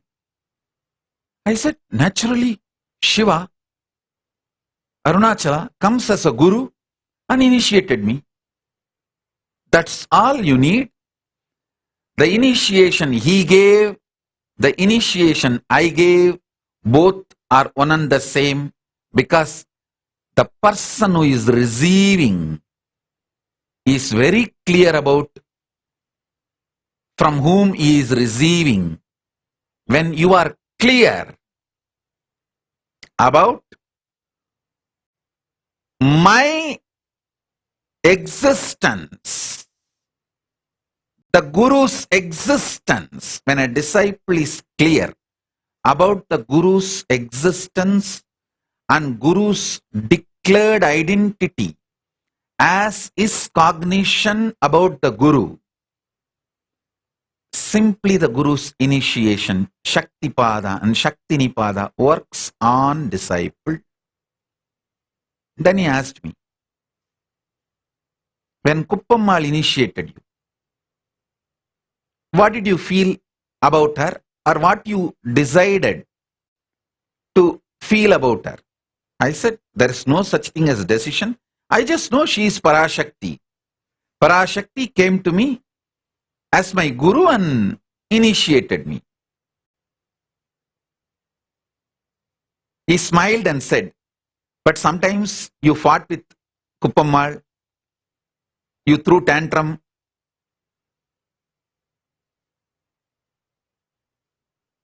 Especially when she makes me drink that bitter aushadas to clean my body, to detox me. I will do all tantrums. He asked me about it. Arunagiri Yogeshwara asked, you fought with her, you threw tantrum. I said, the tantrums are my inability, but I am very clear, she is Parashakti. Came to initiate me and give me all the best things of life. He said, that's all. That's all you need to receive the Shakti Pada and Shakti Nipada. He said, I don't need to reinitiate you because you are very clear. All those gurus who initiated you also are Paramashiva, God, Shiva, Arunachala, ultimate. See, at that time, the word I know for the ultimate is Arunachala Shiva. Shiva, Arunachala, Arunachala Shiva. That is the word I know for the ultimate. Now I am using the word Paramashiva because in Agama, Paramashiva uses that word to describe his ultimate existence. So I am using the word Paramashiva. But at those days, the ultimate, the word for the ultimate, I know, the Paramborul, I know, is Shiva Arunachala. So, he made it very clear. I don't need to reinitiate you because you decided to trust what they declared about them and connect, that is enough. The initiation will simply work. I tell you, please listen. Whoever trusts my declaration about me,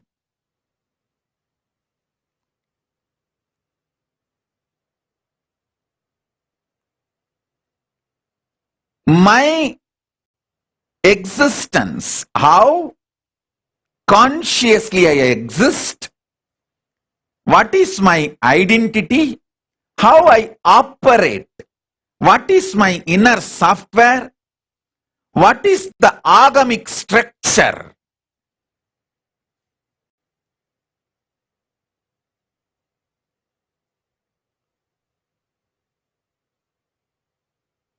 See,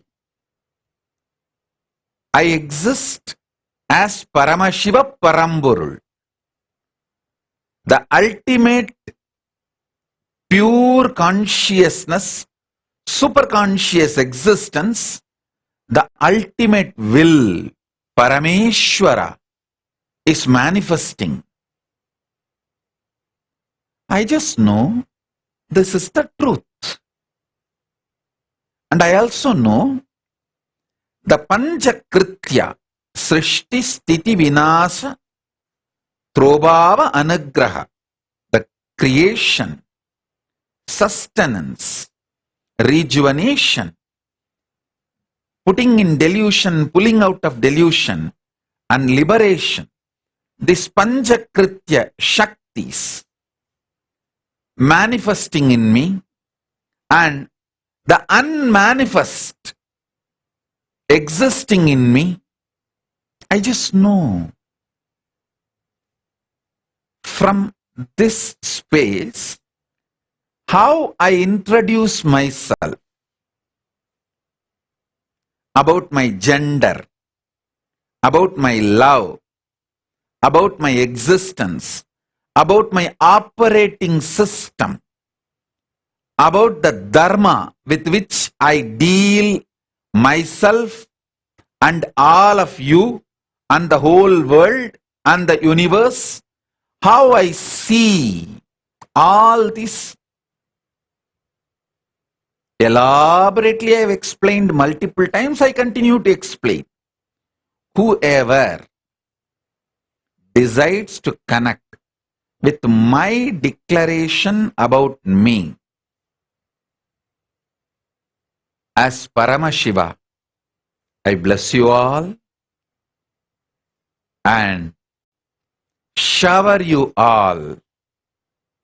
The ultimate Paramashiva will manifest in all your life in every level. It can be as simple as you want high-speed internet connection to watch the satsang, or you want to get rid of your simple headache, or you want enlightenment, or you want third eye power manifestation, any level. You simply receive the bioenergy, Shaktipada, Shaktinipada, biomemory, muscle memory of Paramashiva. Listen.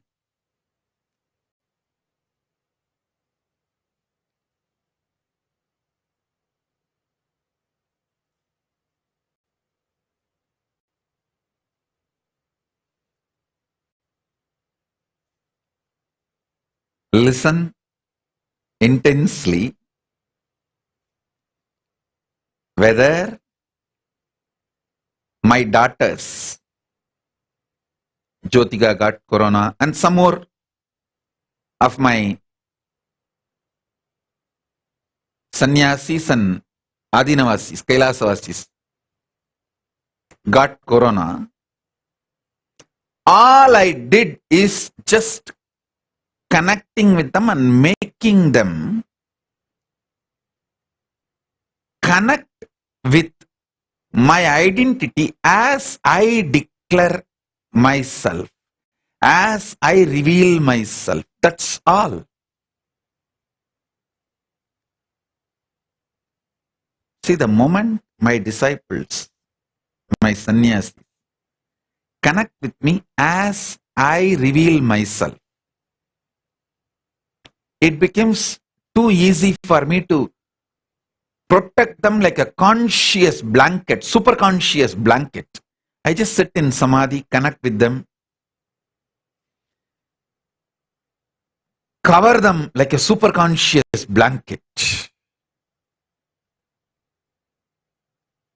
It's not that Jyotika does not throw tantrum, Bhaktika does not throw tantrum, but all of them know I am the ultimate. I just uttered few words, few names, but there are many more names which I don't want to go on be listing it out. See, it's not that they don't throw tantrum. They throw tantrum. They miss many things I say. All that is small. It's all just muscle memory level. But in biomemory level, they are very clear about how I reveal me. When you decide to trust how I reveal me, my identity as Paramashiva, this fire, Tejas, starts manifesting in you. You also start experiencing this same identity in you. Actually, there is one more disciple. She got all the symptoms of corona. But she is very clear, I am Paramashiva. That's all I needed. I just consciously enveloped, put a super conscious blanket around her because she can't afford to have corona. Her body can't afford to get any kind of a impact of corona. And I made sure even the past got deleted and she did not have corona. The test came negative. And she's healed. All I did, just sat in samadhi, and she also has that deep feeling connection. She knows I am Paramashiva. And simply the corona disappeared. Listen, corona can disappear. But corona, any problem can disappear. All you need is that simple decision to connect with me as I introduce myself to you, as I reveal myself to you. Sobi, tell Rahu, he is absolutely connected to me as I introduce me. So he is completely protected. I am there with him, protecting him completely. Nothing to worry. I want all of you to know, it is not just some disease or anything else. In every level, even power manifestation, all you need is just sit with the decision, I trust Swamiji as Swamiji reveals himself to me. As he has revealed himself, I am not going to do any independent investigation. with the druggies, rapists, devil worshippers, culinaries, and wolves, foxes, all those criminals' versions about Swamiji, their introduction, their definition of Swamiji, I am not going to accept.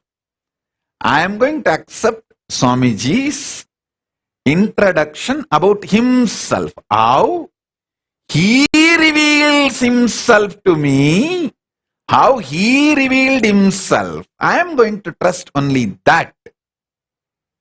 Nothing else. That's all you need. I tell you, listen, I tell you, just now I am fresh from Samadhi. You can see my eyes and face. Just fresh from Samadhi. I'll tell you how in this universe, the billions of stars and mandalas, the stars which gives birth to stars, how billions are there. Same way only in our body, the billions and trillions of cells. Each cell is a mandala which can give birth to another cell. I am telling you, that Brahmanda, being soaked in that Brahmanda, this Pindanda is revealing itself to you, talking to you. All you need is just decide to connect with my revelation about myself and sit. This bioenergy of Paramashiva will simply manifest in you. I tell you, all my kids who manifested powers or who just walked out of Corona,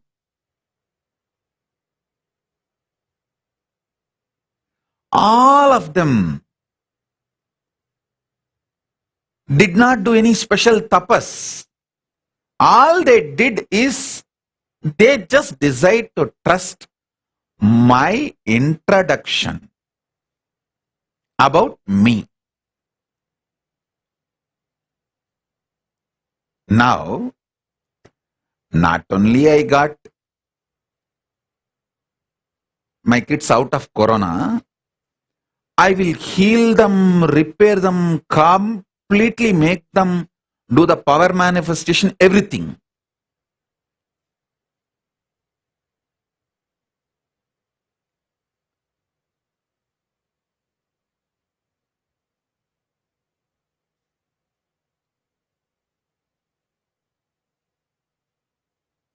Understand?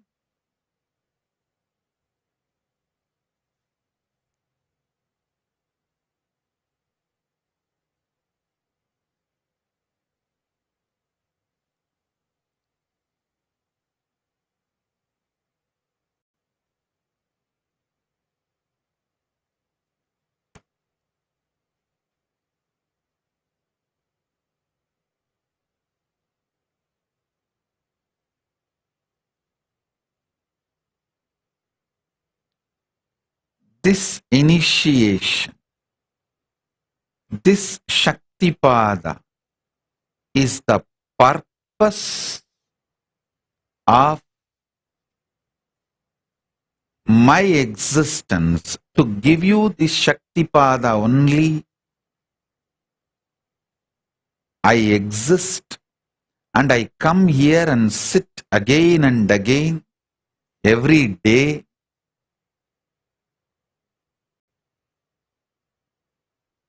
This is the reason I am alive and I reveal myself to all of you.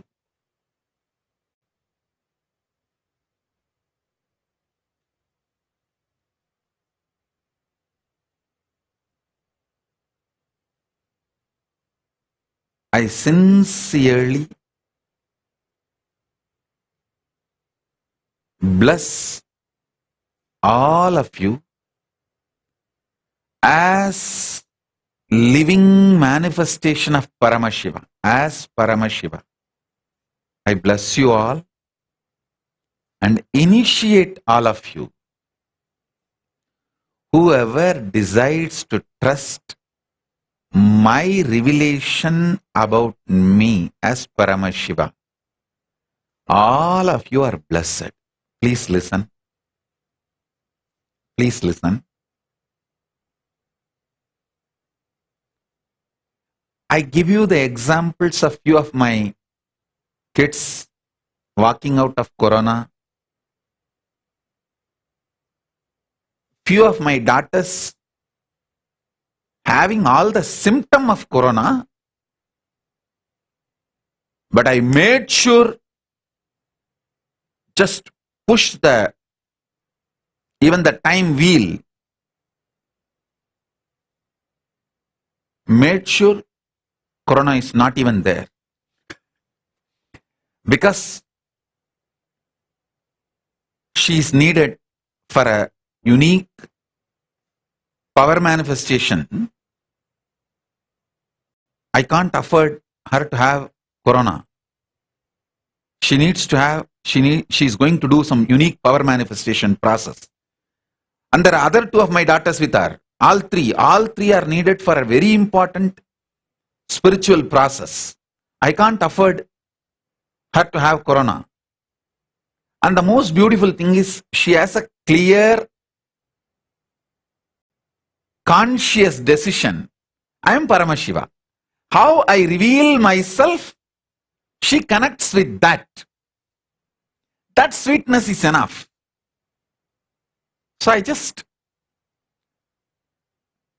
covered them with the super conscious energy.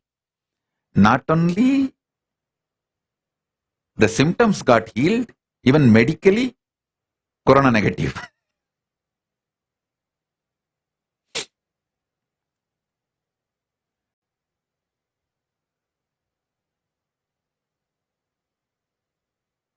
Listen. Life is too simple, too easy. My gurus taught me, gave me all the powers, the most easiest, sweetest way.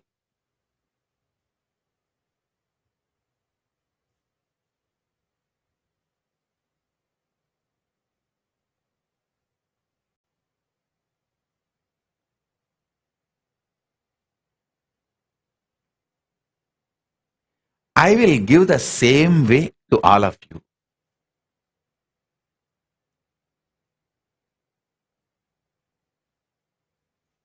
I'll give you the same way to all of you.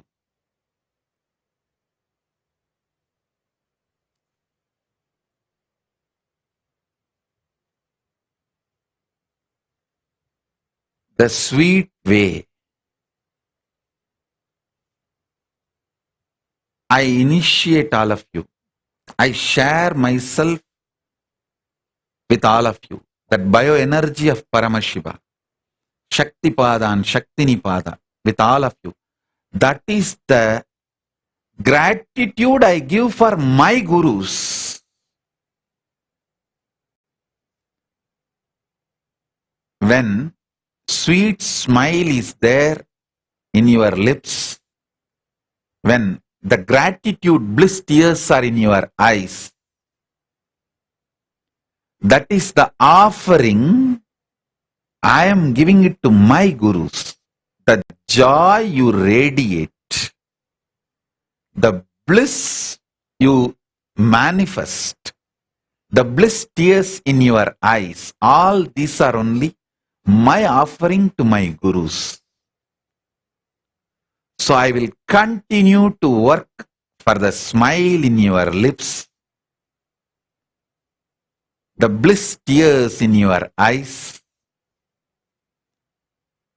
the sweetness you experience in your heart, I will continue to work for that. I am alive, and this is my life, and this is my purpose.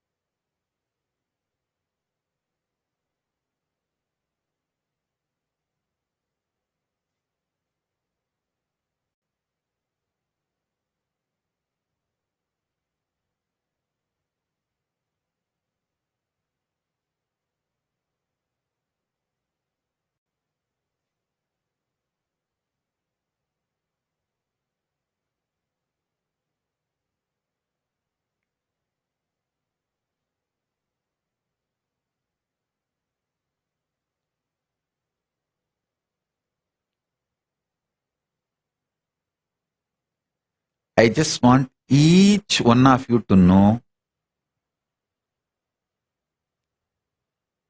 I exist for all of you to have that sweet smile in your lips, bliss tears in your eyes, bliss, powerfulness in your heart, Paramashiva's Shakti Pada and Shaktini Pada in your being, experiencing conscious sovereignty in you all.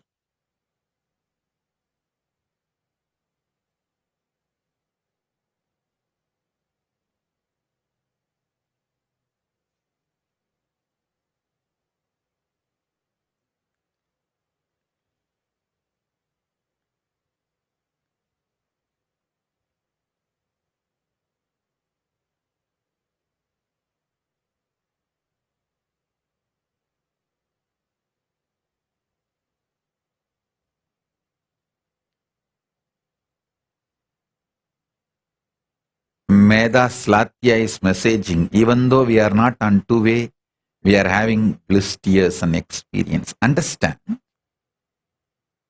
I'll tell you the science of two-way. Why two-way, you know? One Ramana Maharshi's disciple, she's Mudaliyar, her name is Mudaliyar Patti. She gave food for Ramana Maharshi almost 2-3 decades, every day without missing. In old age, she became almost blind that she can't walk. But even then, she will insist that every day she comes in front of Bhagavan. Somebody asked her, you can't even see Bhagavan, then why are you coming here for darshan every day? She said, I may not be able to see him, but he can see me. That is why I am coming. Darshan is two-way. Then Bhagavan said, yes, true. Darshan is always two-way. You seeing me, me seeing you. In these two, even if one happens, darshan happens. So I tell you, whether you are on two-way, where you can see me, I can see you, or you are in one way, only you can see me, be very clear, darshan is happening. Because even in one way, you may not know I can see you, but I know I can see you.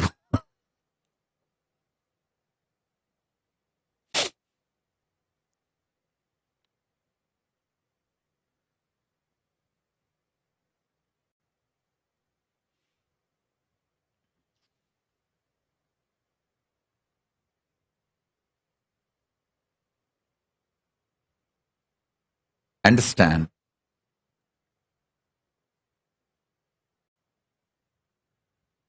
all of you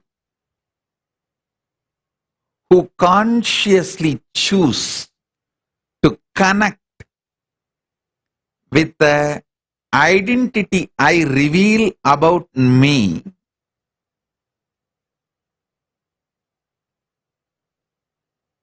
to all of you I give my blessings.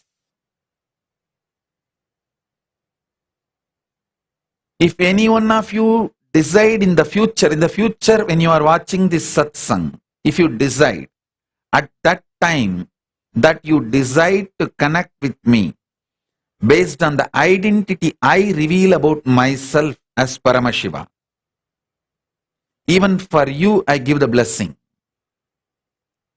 I initiate all of you. I give you all the Shakti Pada and Shaktini Pada.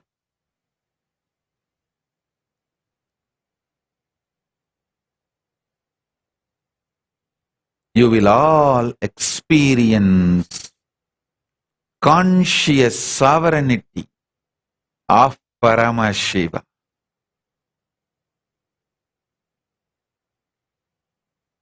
My absolute, pure, super conscious bioenergy, love,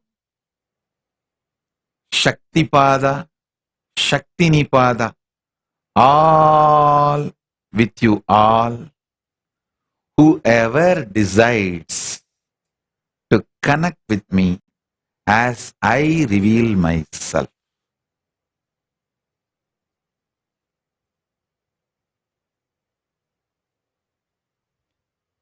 You may not understand the meaning of Paramashiva. Even if you decide, this introduction only I am going to connect. More and more I will realize about who is Swamiji and what identity he is revealing himself. More and more I may realize in course of time. But I decide I am going to trust only Swamiji's own revelation about himself to me. No question of trusting culinary versions about Swamiji.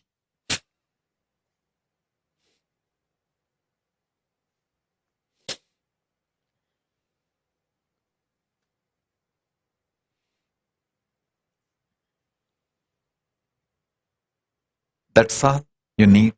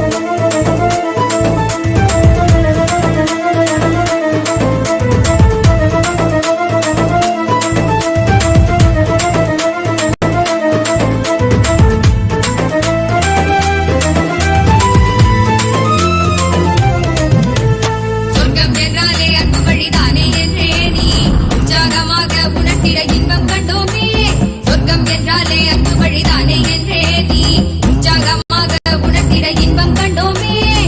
உள்ளமது சொர்க்கம் அதை அண்ட தன்னில் தான் தேடுது. உள்ளுரையும் ஆனந்தத்தின் எல்லை மீற உண்டாகுது. ஆடும் மடியாரை நித்திய தியானம் தன்னை தந்து இங்கு தேடும் சுக வாழ்வை தர நித்யானந்தன் ரூபம் கொண்டு தகமலை வந்தவா தெய்வீகமாய் நின்றவா அண்டத்துக்கு நித்யானந்த தியானம் தந்தவா. தகமலை வந்தவா தெய்வீகமாய் நின்றவா அண்டத்துக்கு நித்யானந்த தியானம் தந்தவா.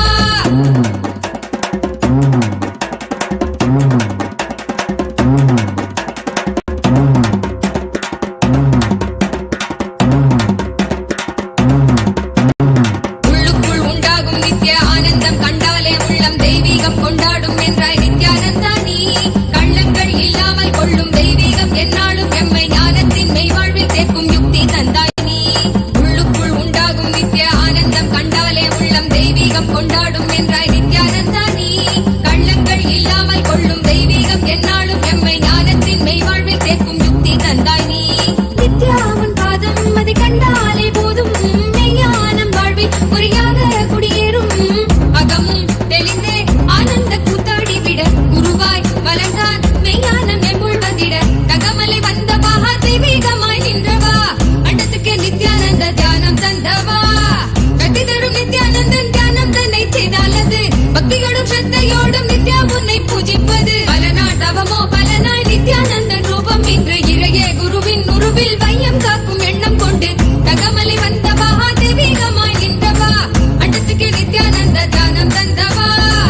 அண்டத்துக்கு நித்யானந்த தியானம் தந்தவா. அண்டத்துக்கு நித்யானந்த தியானம் தந்தவா. அண்டத்துக்கு நித்யானந்த தியானம் தந்தவா. జటాధరావం త్రినేత్ర భీకర విషాన్ని మింగినవు శంకరా. దయాకరావం శివాయ ఈశ్వర సమస్త జాలగ జ్వలించరా. అలంకరావం గంగాధరేశ్వర శశిధర రౌద్ర మహిళేశ్వర. భయంకరావం భవభయానహర మహేశ్వర జయ దిగంబరా. హరామి దేవా హరామి దేవా హరోం హర దేవా. హింసగా నిన్ను భజించగా విలువిప్పగను రావా. హరామి దేవా హరామి దేవా హరోం హర దేవా. భయంకరా శివ శివంకరా హర ఓం హర మహాదేవా. గతివి గతివి నీవే హరోం హరా. హరోం హరా కదిలే కాలం నీవే హరోం హరా. హరోం హరా కలిగే శాంతం నీవే హరోం హరా. హరోం హరా అగిలే కోపం నీవే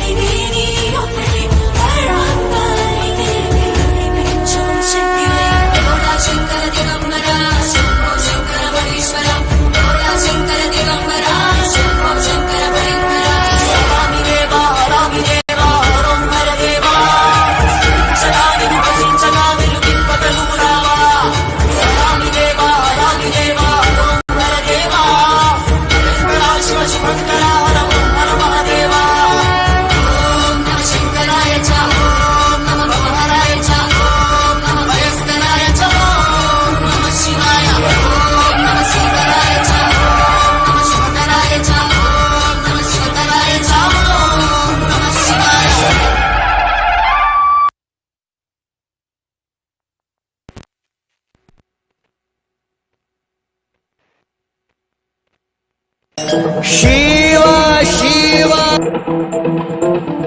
शंभो शंकर हर हर हर महादेव भोले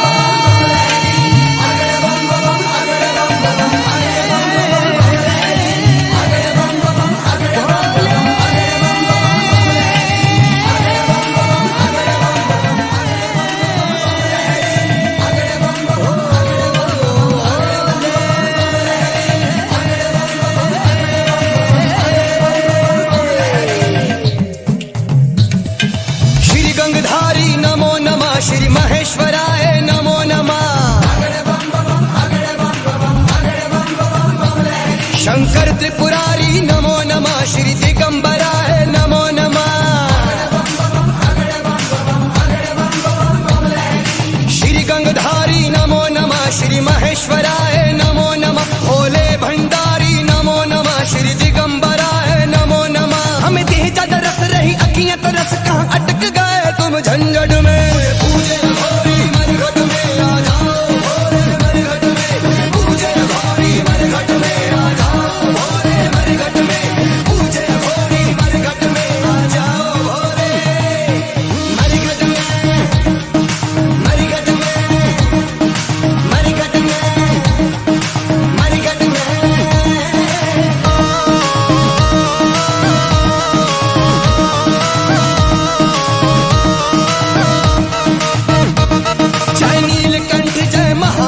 जय ओ घड़दानी शिव भोले तुमने तांडव जब है किया तब धरा गगन दोनों डोले धरा गगन दोनों डोले धरा गगन दोनों डोले जय नीलकंठ जय महाकाल जय ओ घड़दानी शिव भोले तुमने तांडव जब है किया तब धरा गगन दोनों डोले तेरी लीला अपार नहीं पाया कोई बार तेरा नूर बसा है घट घट में तुझे पूजे घोरी मर घट में आ जाओ भोले मर घट में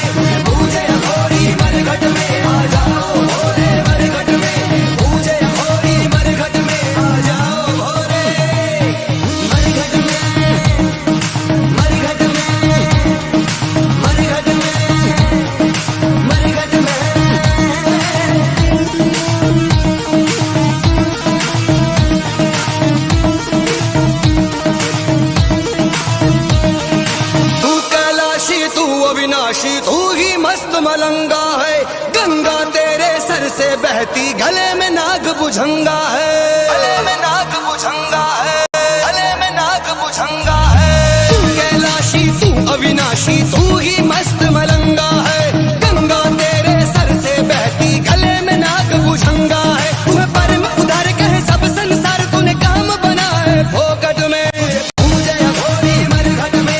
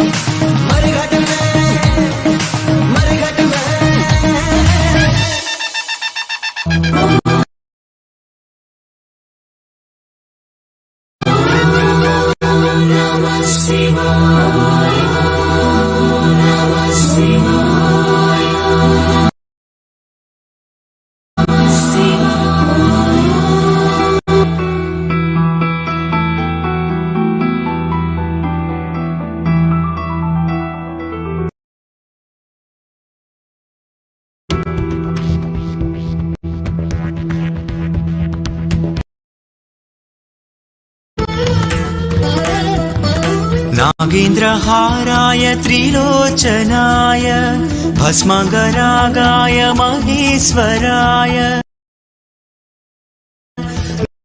नागेन्द्रहाराय त्रिलोचनाय भस्माङ्गरागाय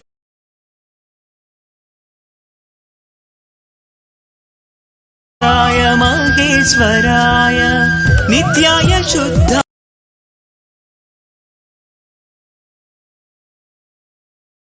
दिगम्बराय तस्मै नकाराय नमः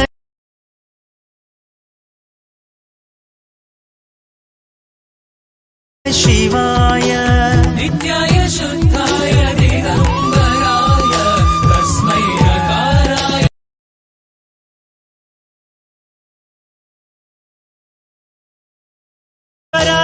मन्दार बहुपुष्प सुपूजिताय तस्मै मकाराय नमः शिवाय मकाराय नमः शिवाय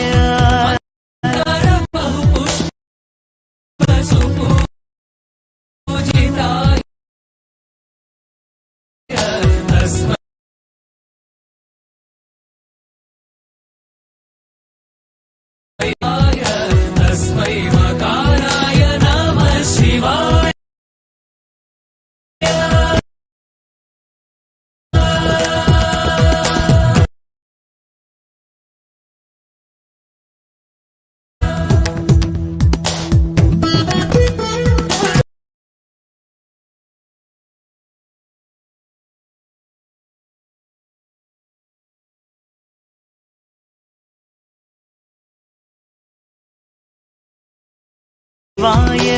श्रीनीलकण्ठाय वृषध्वजाय तस्मै शिकाराय नमः शिवाय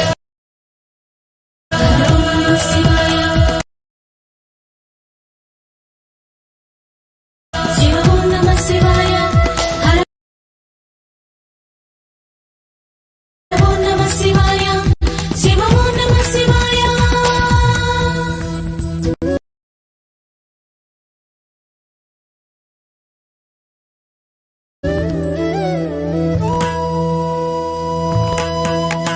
वसिष्ठ कुम्भोद्भव गौतम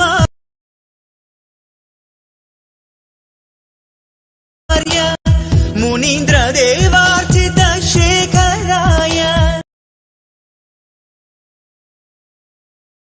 वसिष्ठ कुम्भोद्भव गौतमार्य मुनीन्द्र देवार्चित शेखराय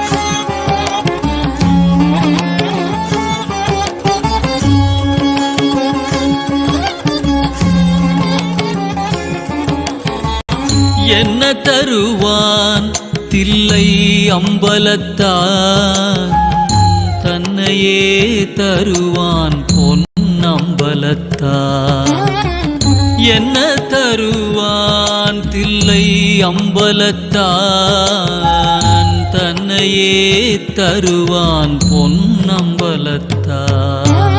என்ன தருவான் தில்லை அம்பலத்தான் தன்னையே தருவான் பொன்னம்பலத்தான் என்ன தருவான் தில்லை அம்பலத்தான் தன்னையே தருவான் பொன்னம்பலத்தான்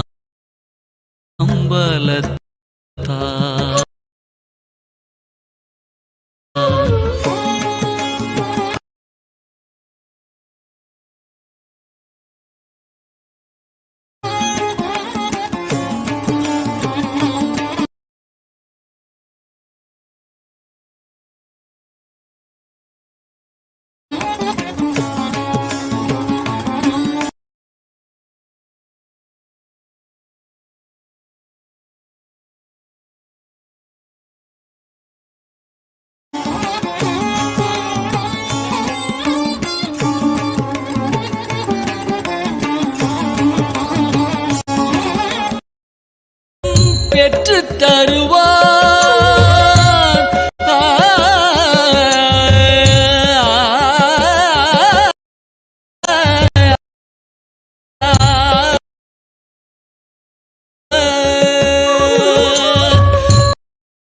பேரும் புகழும் பெற்று தருவான் அதன் பின் போகாமல் வாழ்வதற்கும் கற்று தருவான் அதன் பின் போகாமல் வாழ்வதற்கும் கற்று தருவான் போகாமல் வாழ்வதற்கும்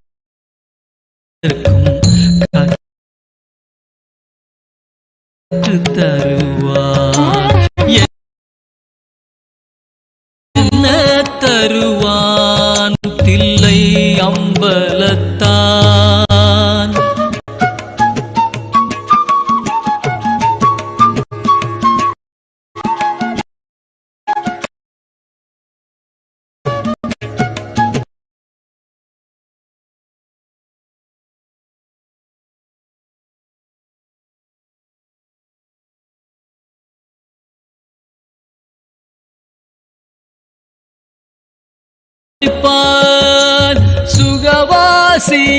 சுகவாசியாயிருப்பான் அம்பலத்து பொதுவினிலே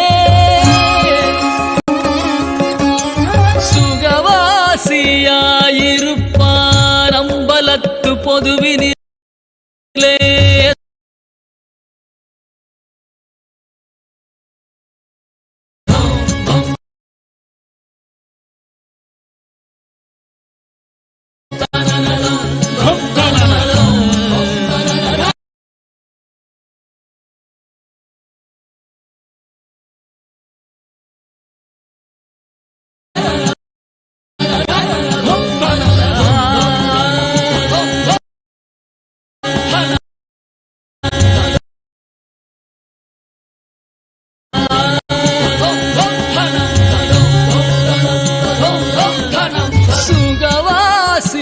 சுகவாசியாயிருப்பான் அம்பலத்து பொதுவினிலே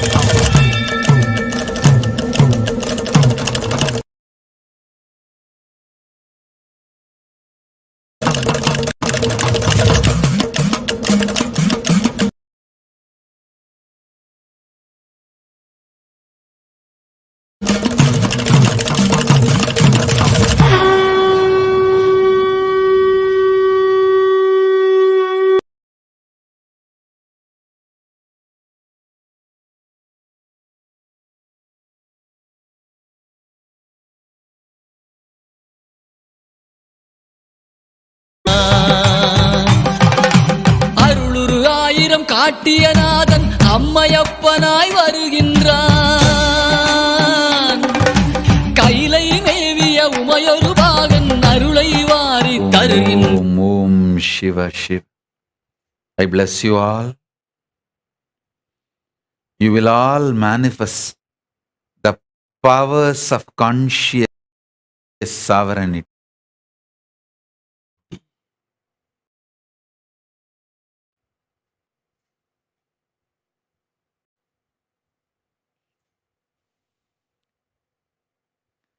Om Om Om Shiva Shiva Shiva. Paramashiva Paramashiva Paramashiva.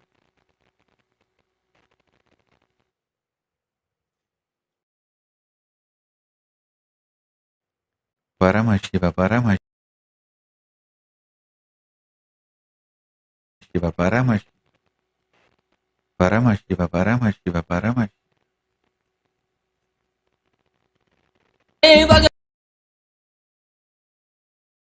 மறுபடி ஒரு முறை வருகின்றான்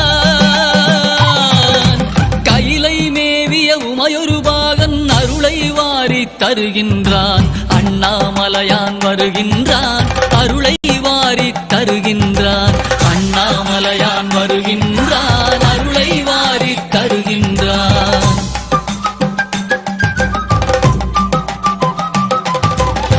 பாட்டுக்காசைப்பட்ட கூலியான் பாதம் பதித்திட வருகின்றான் பாட்டுக்காசைப்பட்ட தம்பிரான் பார்வதியுடனே வருகின்றான் பக்திக்காசைப்பட்ட எம்பிரான் பசுபதீஸ்வரன் வருகின்றான்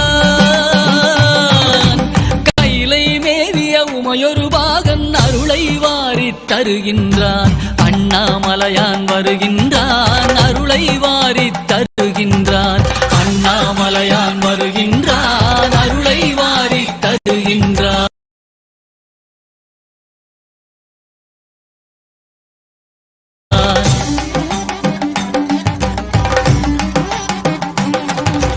பன்றிக்கன்று தாய்முலை தந்த பரமதயாளன் வருகின்றான் பன்றிக்கரியை உண்டு மகிழ்ந்த குடுமித்தேவன் வருகின்றான் பரிந்து வந்து பிரசவம் பார்த்த தாயுமானவன் வருகின்றான்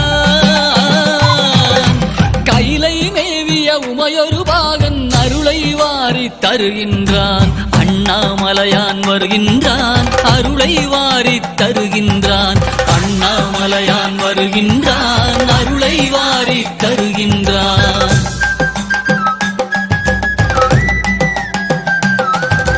நீதிக்காக பலமுறை வந்த வீதி விடங்கன் வருகின்றான் அமர் நீதிக்காக அடியார் கோலம் பூண்டவன் மீண்டும் வருகின்றான் திருவிளையாடல் பல புரிந்தவன் திருவீதி வலம் வருகின்றான் கைலை மேவிய உமையொரு பாகன் அருளை வாரி தருகின்றான் அண்ணாமலையான் வருகின்றான் அருளை வாரி தருகின்றான் அண்ணாமலையான் வருகின்றான் அருளை வாரி தருகின்றான்.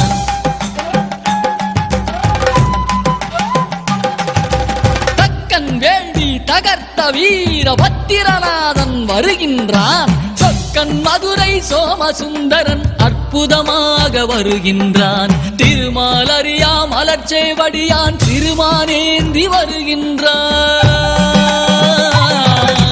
கைலை மேவிய உமையொரு பாகன் அருளை வாரி தருகின்றான் அண்ணாமலையான் வருகின்றான் அருளை வாரி தருகின்றான் அண்ணாமலையான் வருகின்றான் அருளை வாரி தருகின்றான்.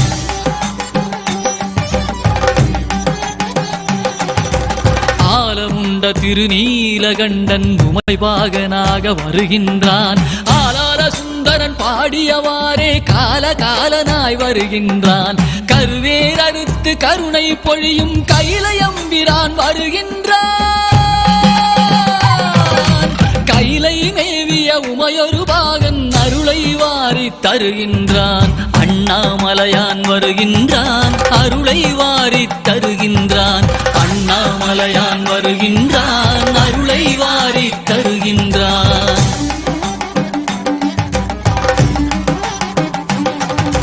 அடியார் உள்ள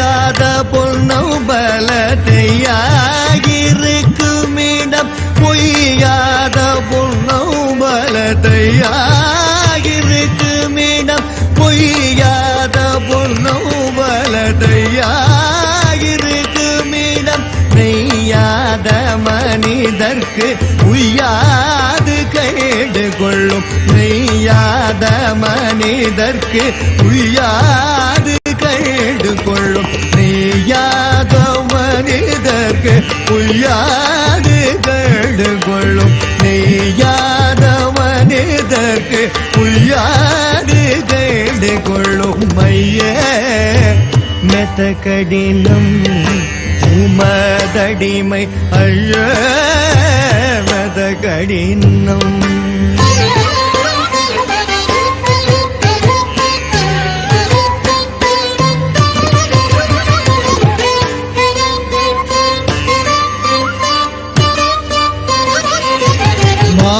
மானாபிமானம் விட்டு தானாகி நின்றவர்க்கு சேனாதிபதி போல ஞானாதிபதி உண்டு மானாபிமானம் விட்டு தானாகி நின்றவர்க்கு சேனாதிபதி போல ஞானாதிபதி உண்டு பாருமே கட்டிக்காருமே பாருமே கட்டிக்காருமே உள்ள சேருமே அது போதுமே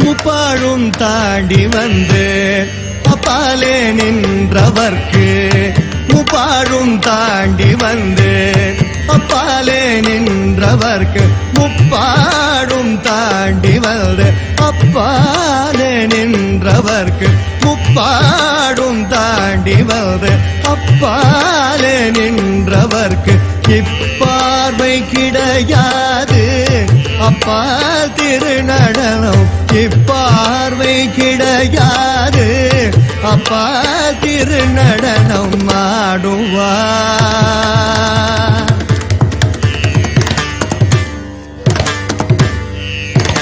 தாளம் போடுவார்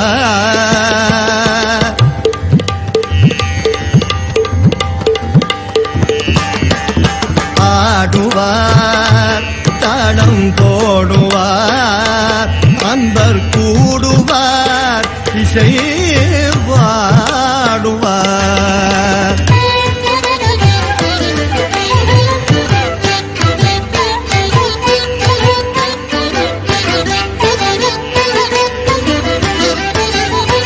கண்டாரும் கிடையாது கேண்டாரும் சொன்னதில்லை கண்டாரும் கிடையாது வேண்டாரும் சொன்னதில்லை கண்டாரும் கிடையாது வேண்டாரும் சொன்னதில்லை கண்டாரும் கிடையாது வேண்டாரும் சொன்னதில்லை அண்டாண்ட கோட்டியெல்லாம் ஒன்றாய் சமைந்திருக்கும் அண்டாண்ட கோட்டியெல்லாம் ஒன்றாய் சமைந்திருக்கும் அல்லவோ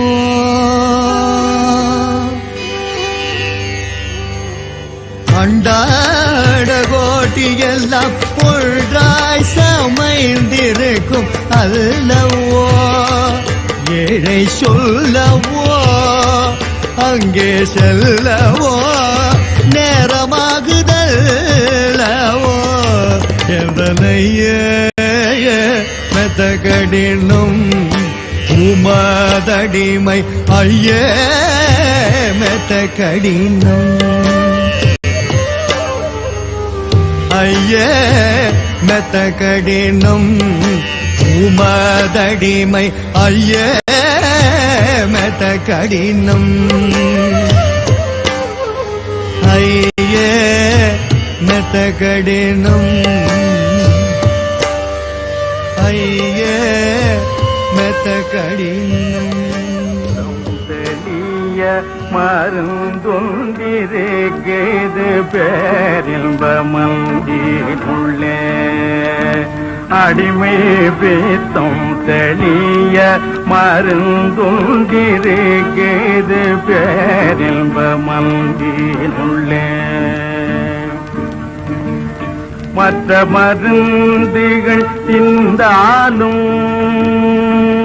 மற்ற மருந்துகள் திந்தாலும் உள்ளுக்கு மற்ற மருந்துகள் திந்தாலும் உள்ளுக்கு செல்லாது அல்லற்படும் மனம் இல்லாது தில்லை தரிசன பித்தம் தெளிய மருந்தொன்றிருக்கிறது பேரின்ப மந்திருள்ளே பாம்பும் புலியும் மெய்ப்பாடுபட்டு தேடி பார்த்து பயிரிட்டது பாம்பும் புலியும் மெய்ப்பாடுபட்டு தேடி பார்த்து பயிரிட்டது அன்று பாரளந்த திரு மாயனும் வேதனும் பார்த்து கழித்ததுண்டு அன்று பாரளந்த திரு மாயனும் வேதனும் பார்த்து கழித்ததுண்டு பார்வதி என்றொரு சிமாட்டி அதில் பாதியை தின்றதுண்டு பார்வதி என்றொரு சிமாட்டி அதில் பாதியை தின்றதுண்டு இன்னும் பாதி இருக்குது இன்னும் பாதி இருக்குது பறையானி போய் பார் என்று தாரும் தாரும் தாரும் இன்னும் பாதி இருக்குது பறையானி போய் பார் என்று தாரும் தாரும் தாரும் எந்தன் பிடித்தம் தெளிய மருந்தொன்றிருக்கிறது பேரின்ப மந்திருள்ளே அடிமை பிடித்தம் தெளிய மருந்தொன்றிருக்கிறது அருமருந்தே ஆனந்தத்தே அருளிருந்தே பொது நடத்தரசே உன்னியனே புலவரெல்லாம் புகழ் கண்ணியனே மலை தருமகளே மடமையிலே மதிமுக அமுதே இளம் குயிலே ஆனந்த கொடியே இளம் கிளியே அற்புதத்தேனே மலைமானே சிவ சிவ சிவ சிவ சின்மய தேஜா சிவ சுந்தர குஞ்சித நடராஜா அம்பரவிம்ப சிதம்பரநாதா அஞ்சித ரஞ்சித குஞ்சித பாதா தந்திர மந்திர சங்கரநாதா சங்கர சங்கர சங்கரநாதா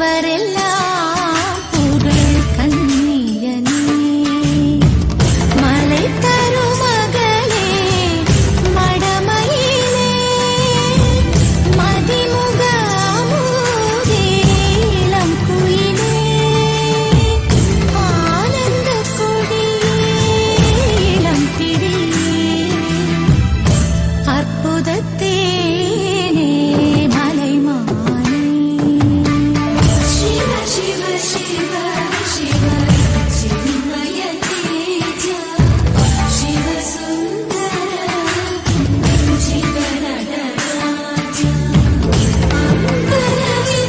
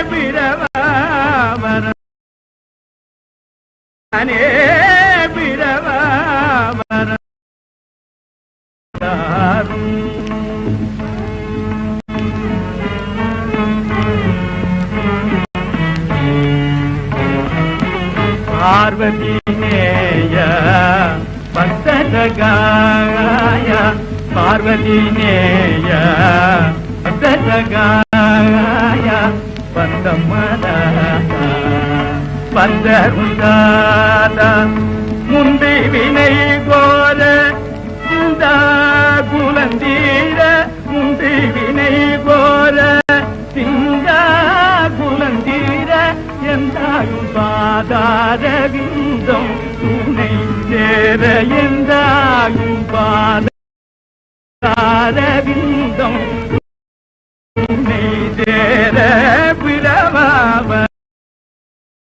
பிரபாவரம் தாரும் பெம்மானே பெம்மானே பிரபாவரம் தாரும் நல்லவா என்றாயும் அல்லவா என்னப்பனல்லவா என்றாயும் அல்லவா பொன்னப்பனல்லவா பொன்னம்பலத்தவா பொன்னப்பனல்லவா பொன்னம்பலத்தவா என்னப்பனல்லவா என்றாயும் அல்லவா நீ என்னப்பனல்லவா என்றாயும் அல்லவா பொன்னப்பனல்லவா பொன்னம்பலத்தவா பொன்னப்பனல்லவா பொன்னம்பலத்தவா சொப்பனமோ என்றம் அப்பன் திருவருள் சொப்பனமோ என்றம் அப்பன் திருவருள் கற்பிதமோ என்ன அற்புதம் இதுவே கற்பிதமோ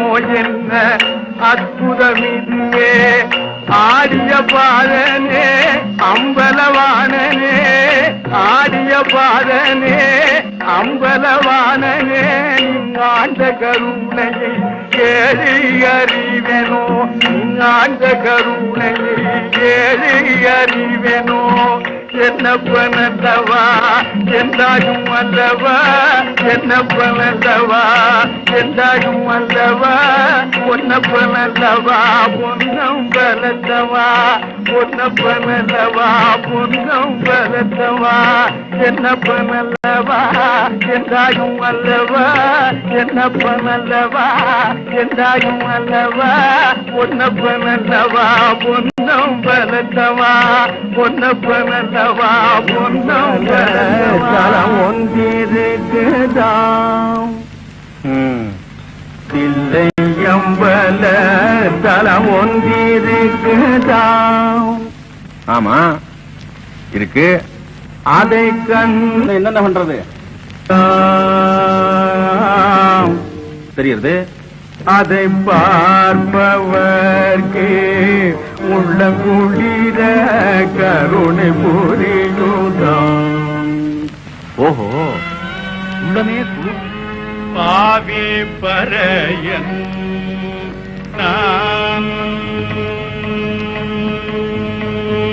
பாவி பரையன் இந்த ஊரில் வந்தும் இந்த பாவி பரையன் இந்த ஊரில் வந்தும் இவன் பாவம் தீரேனோ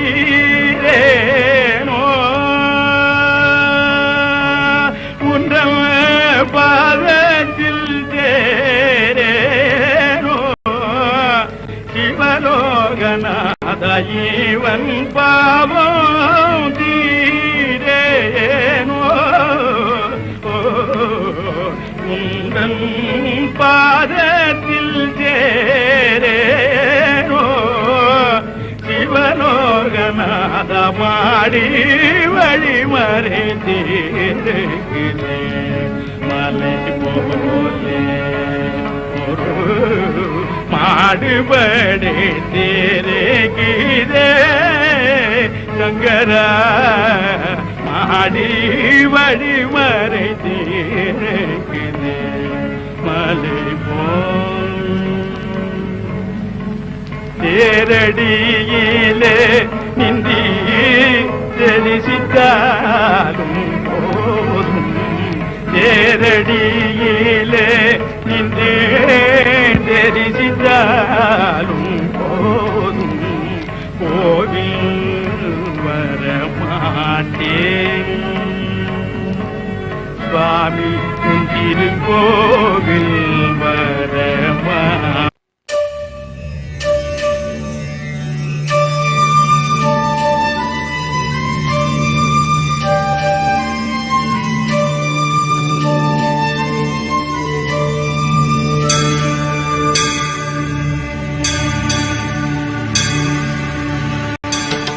உடலோடு உயிர் தந்து உணர்வோடு மொழி தந்து உலகெங்கும் உயிர்ப்பானவன் புவி தந்து மலை தந்து கடல் தந்து நதி தந்து முகிலாகி மழையானவன் Nityananda வயமானவன் Nityananda வயமானவன்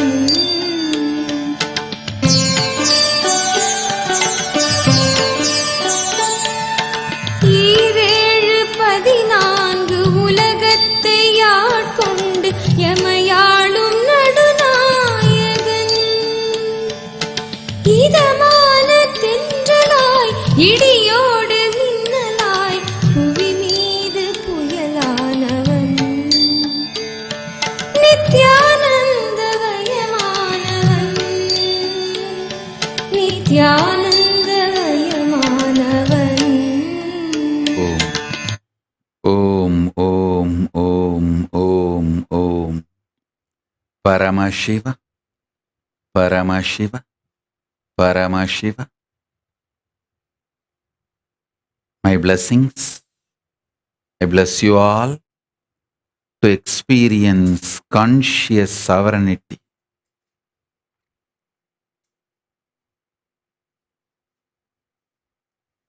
Everyone who asked for boons, blessings, power manifestation, all the auspiciousness.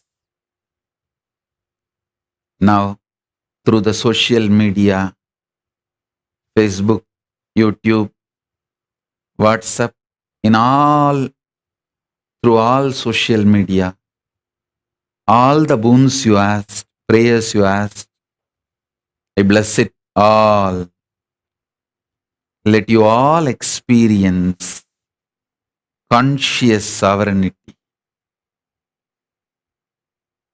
Paramashiva's very own being, super consciousness.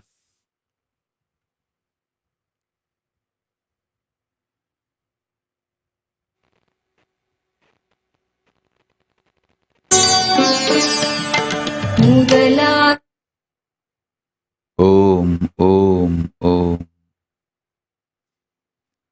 Olivia Sahai's daughter Sandra Sahai has messaged about Gurukul. Please contact Ma Prematma and give all the details. We will coordinate. I'll give you the guidance through Ma Prematma.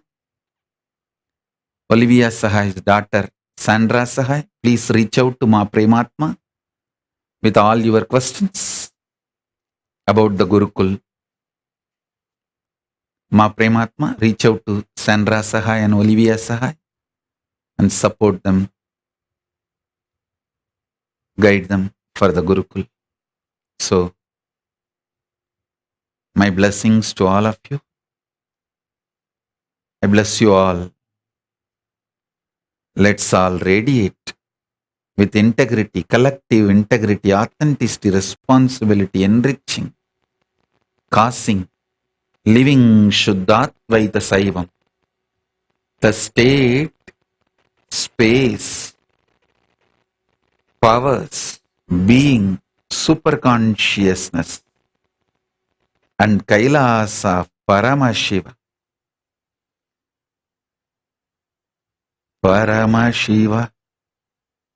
Om, Om, Om. I bless you all.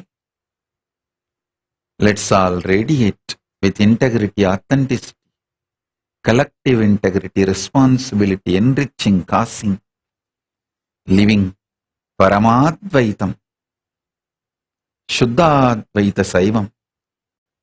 The state, space, powers, being, superconsciousness, and Kailasa of Paramashiva.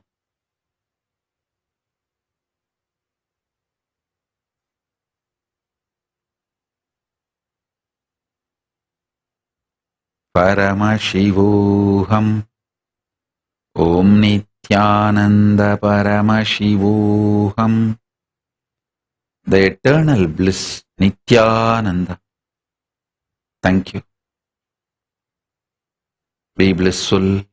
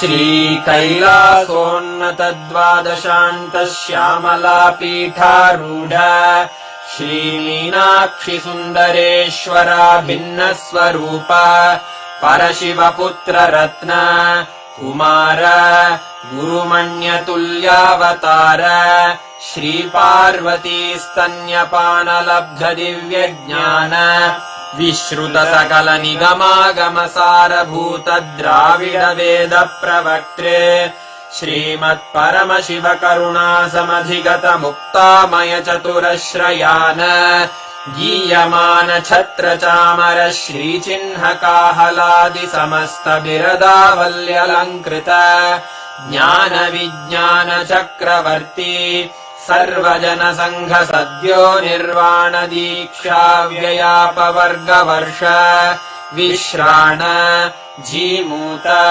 परमत कलभ Kesari शैव सिद्धान्त स्थापनाचार्य श्रीराजाधिराज पाण्ड्य महाराज गुरु क्षपण शाक्यादि महान्धकार निवारण ज्ञान भानु वीक्षणानर्हार्ह ध्वजोच्छेदन पूर्वक श्रीमद्वृषभध्वज स्थापक शैव समय कर्तृ सर्वज्ञ पीठारूढ श्री जगद्गुरु श्री ज्ञान संबंध देशिक स्वामी वागीश सुंदर माणिक्य वाचक स्वामिनाम् अवतार भूत श्री ज्ञान संबंध स्वामी पुनरुद्धृत श्यामला पीठ सर्वज्ञ पीठ 93 गुरु महासन्निधान अरुणगिरि योगीश्वर परम्परागत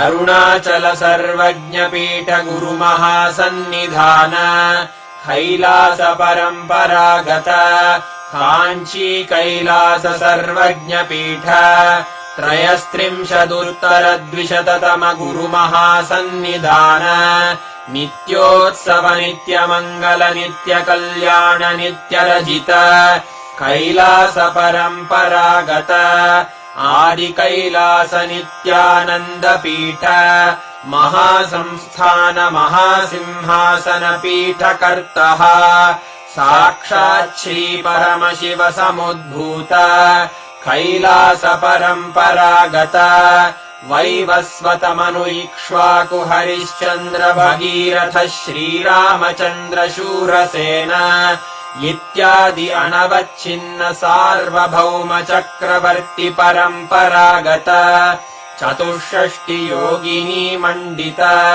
64 संप्रदाय प्रवर्तक मनुधर्म शासन सूर्यवंश प्राप्त सर्वज्ञ पीठ सुरांगी साम्राज्य मूर्धाभिषिक्त चूडामणे साक्षात् श्री परमशिव समुद्भूत कपिल महागुरु पुनरुद्धृत महानिर्वाणि पीठ अष्टोत्तर सहस्र श्री महामण्डलेश्वर साक्षात् श्री परमशिव सिंहासनाभिषिक्त समस्त गणनायक श्री महागणपति समारंभ अनवच्छिन्न पीठाधीश्वर गुरु परंपरा प्राप्त अटल पीठ अष्टोत्तर सहस्र श्री अटल पीठाधीश्वर धर्म मुक्ति स्वर्गपुर स्वर्ण पीठ 23 गुरु महासन्निधान कैलास परम्परागत आदिपीठ सर्वज्ञ पीठ जगद्गुरो श्री कैलास पुनरुद्धारक श्री कैलास परमाचार्य श्रीमत्परमहंस परिव्राजकाचार्य वर्य सच्चिदानंद प्रणव स्वरूप श्रोत्रिय ब्रह्मनिष्ठ श्रीमज्जगद्गुरु श्रीलश्री भगवच्छ्री नित्यानंद परमशिव श्री ज्ञान संबंध देशिक परमाचार्य स्वामिन् अत्रागत्य परिपाल्य च अस्मान् विज्ञान वितरणेन विजयी भव जय जय।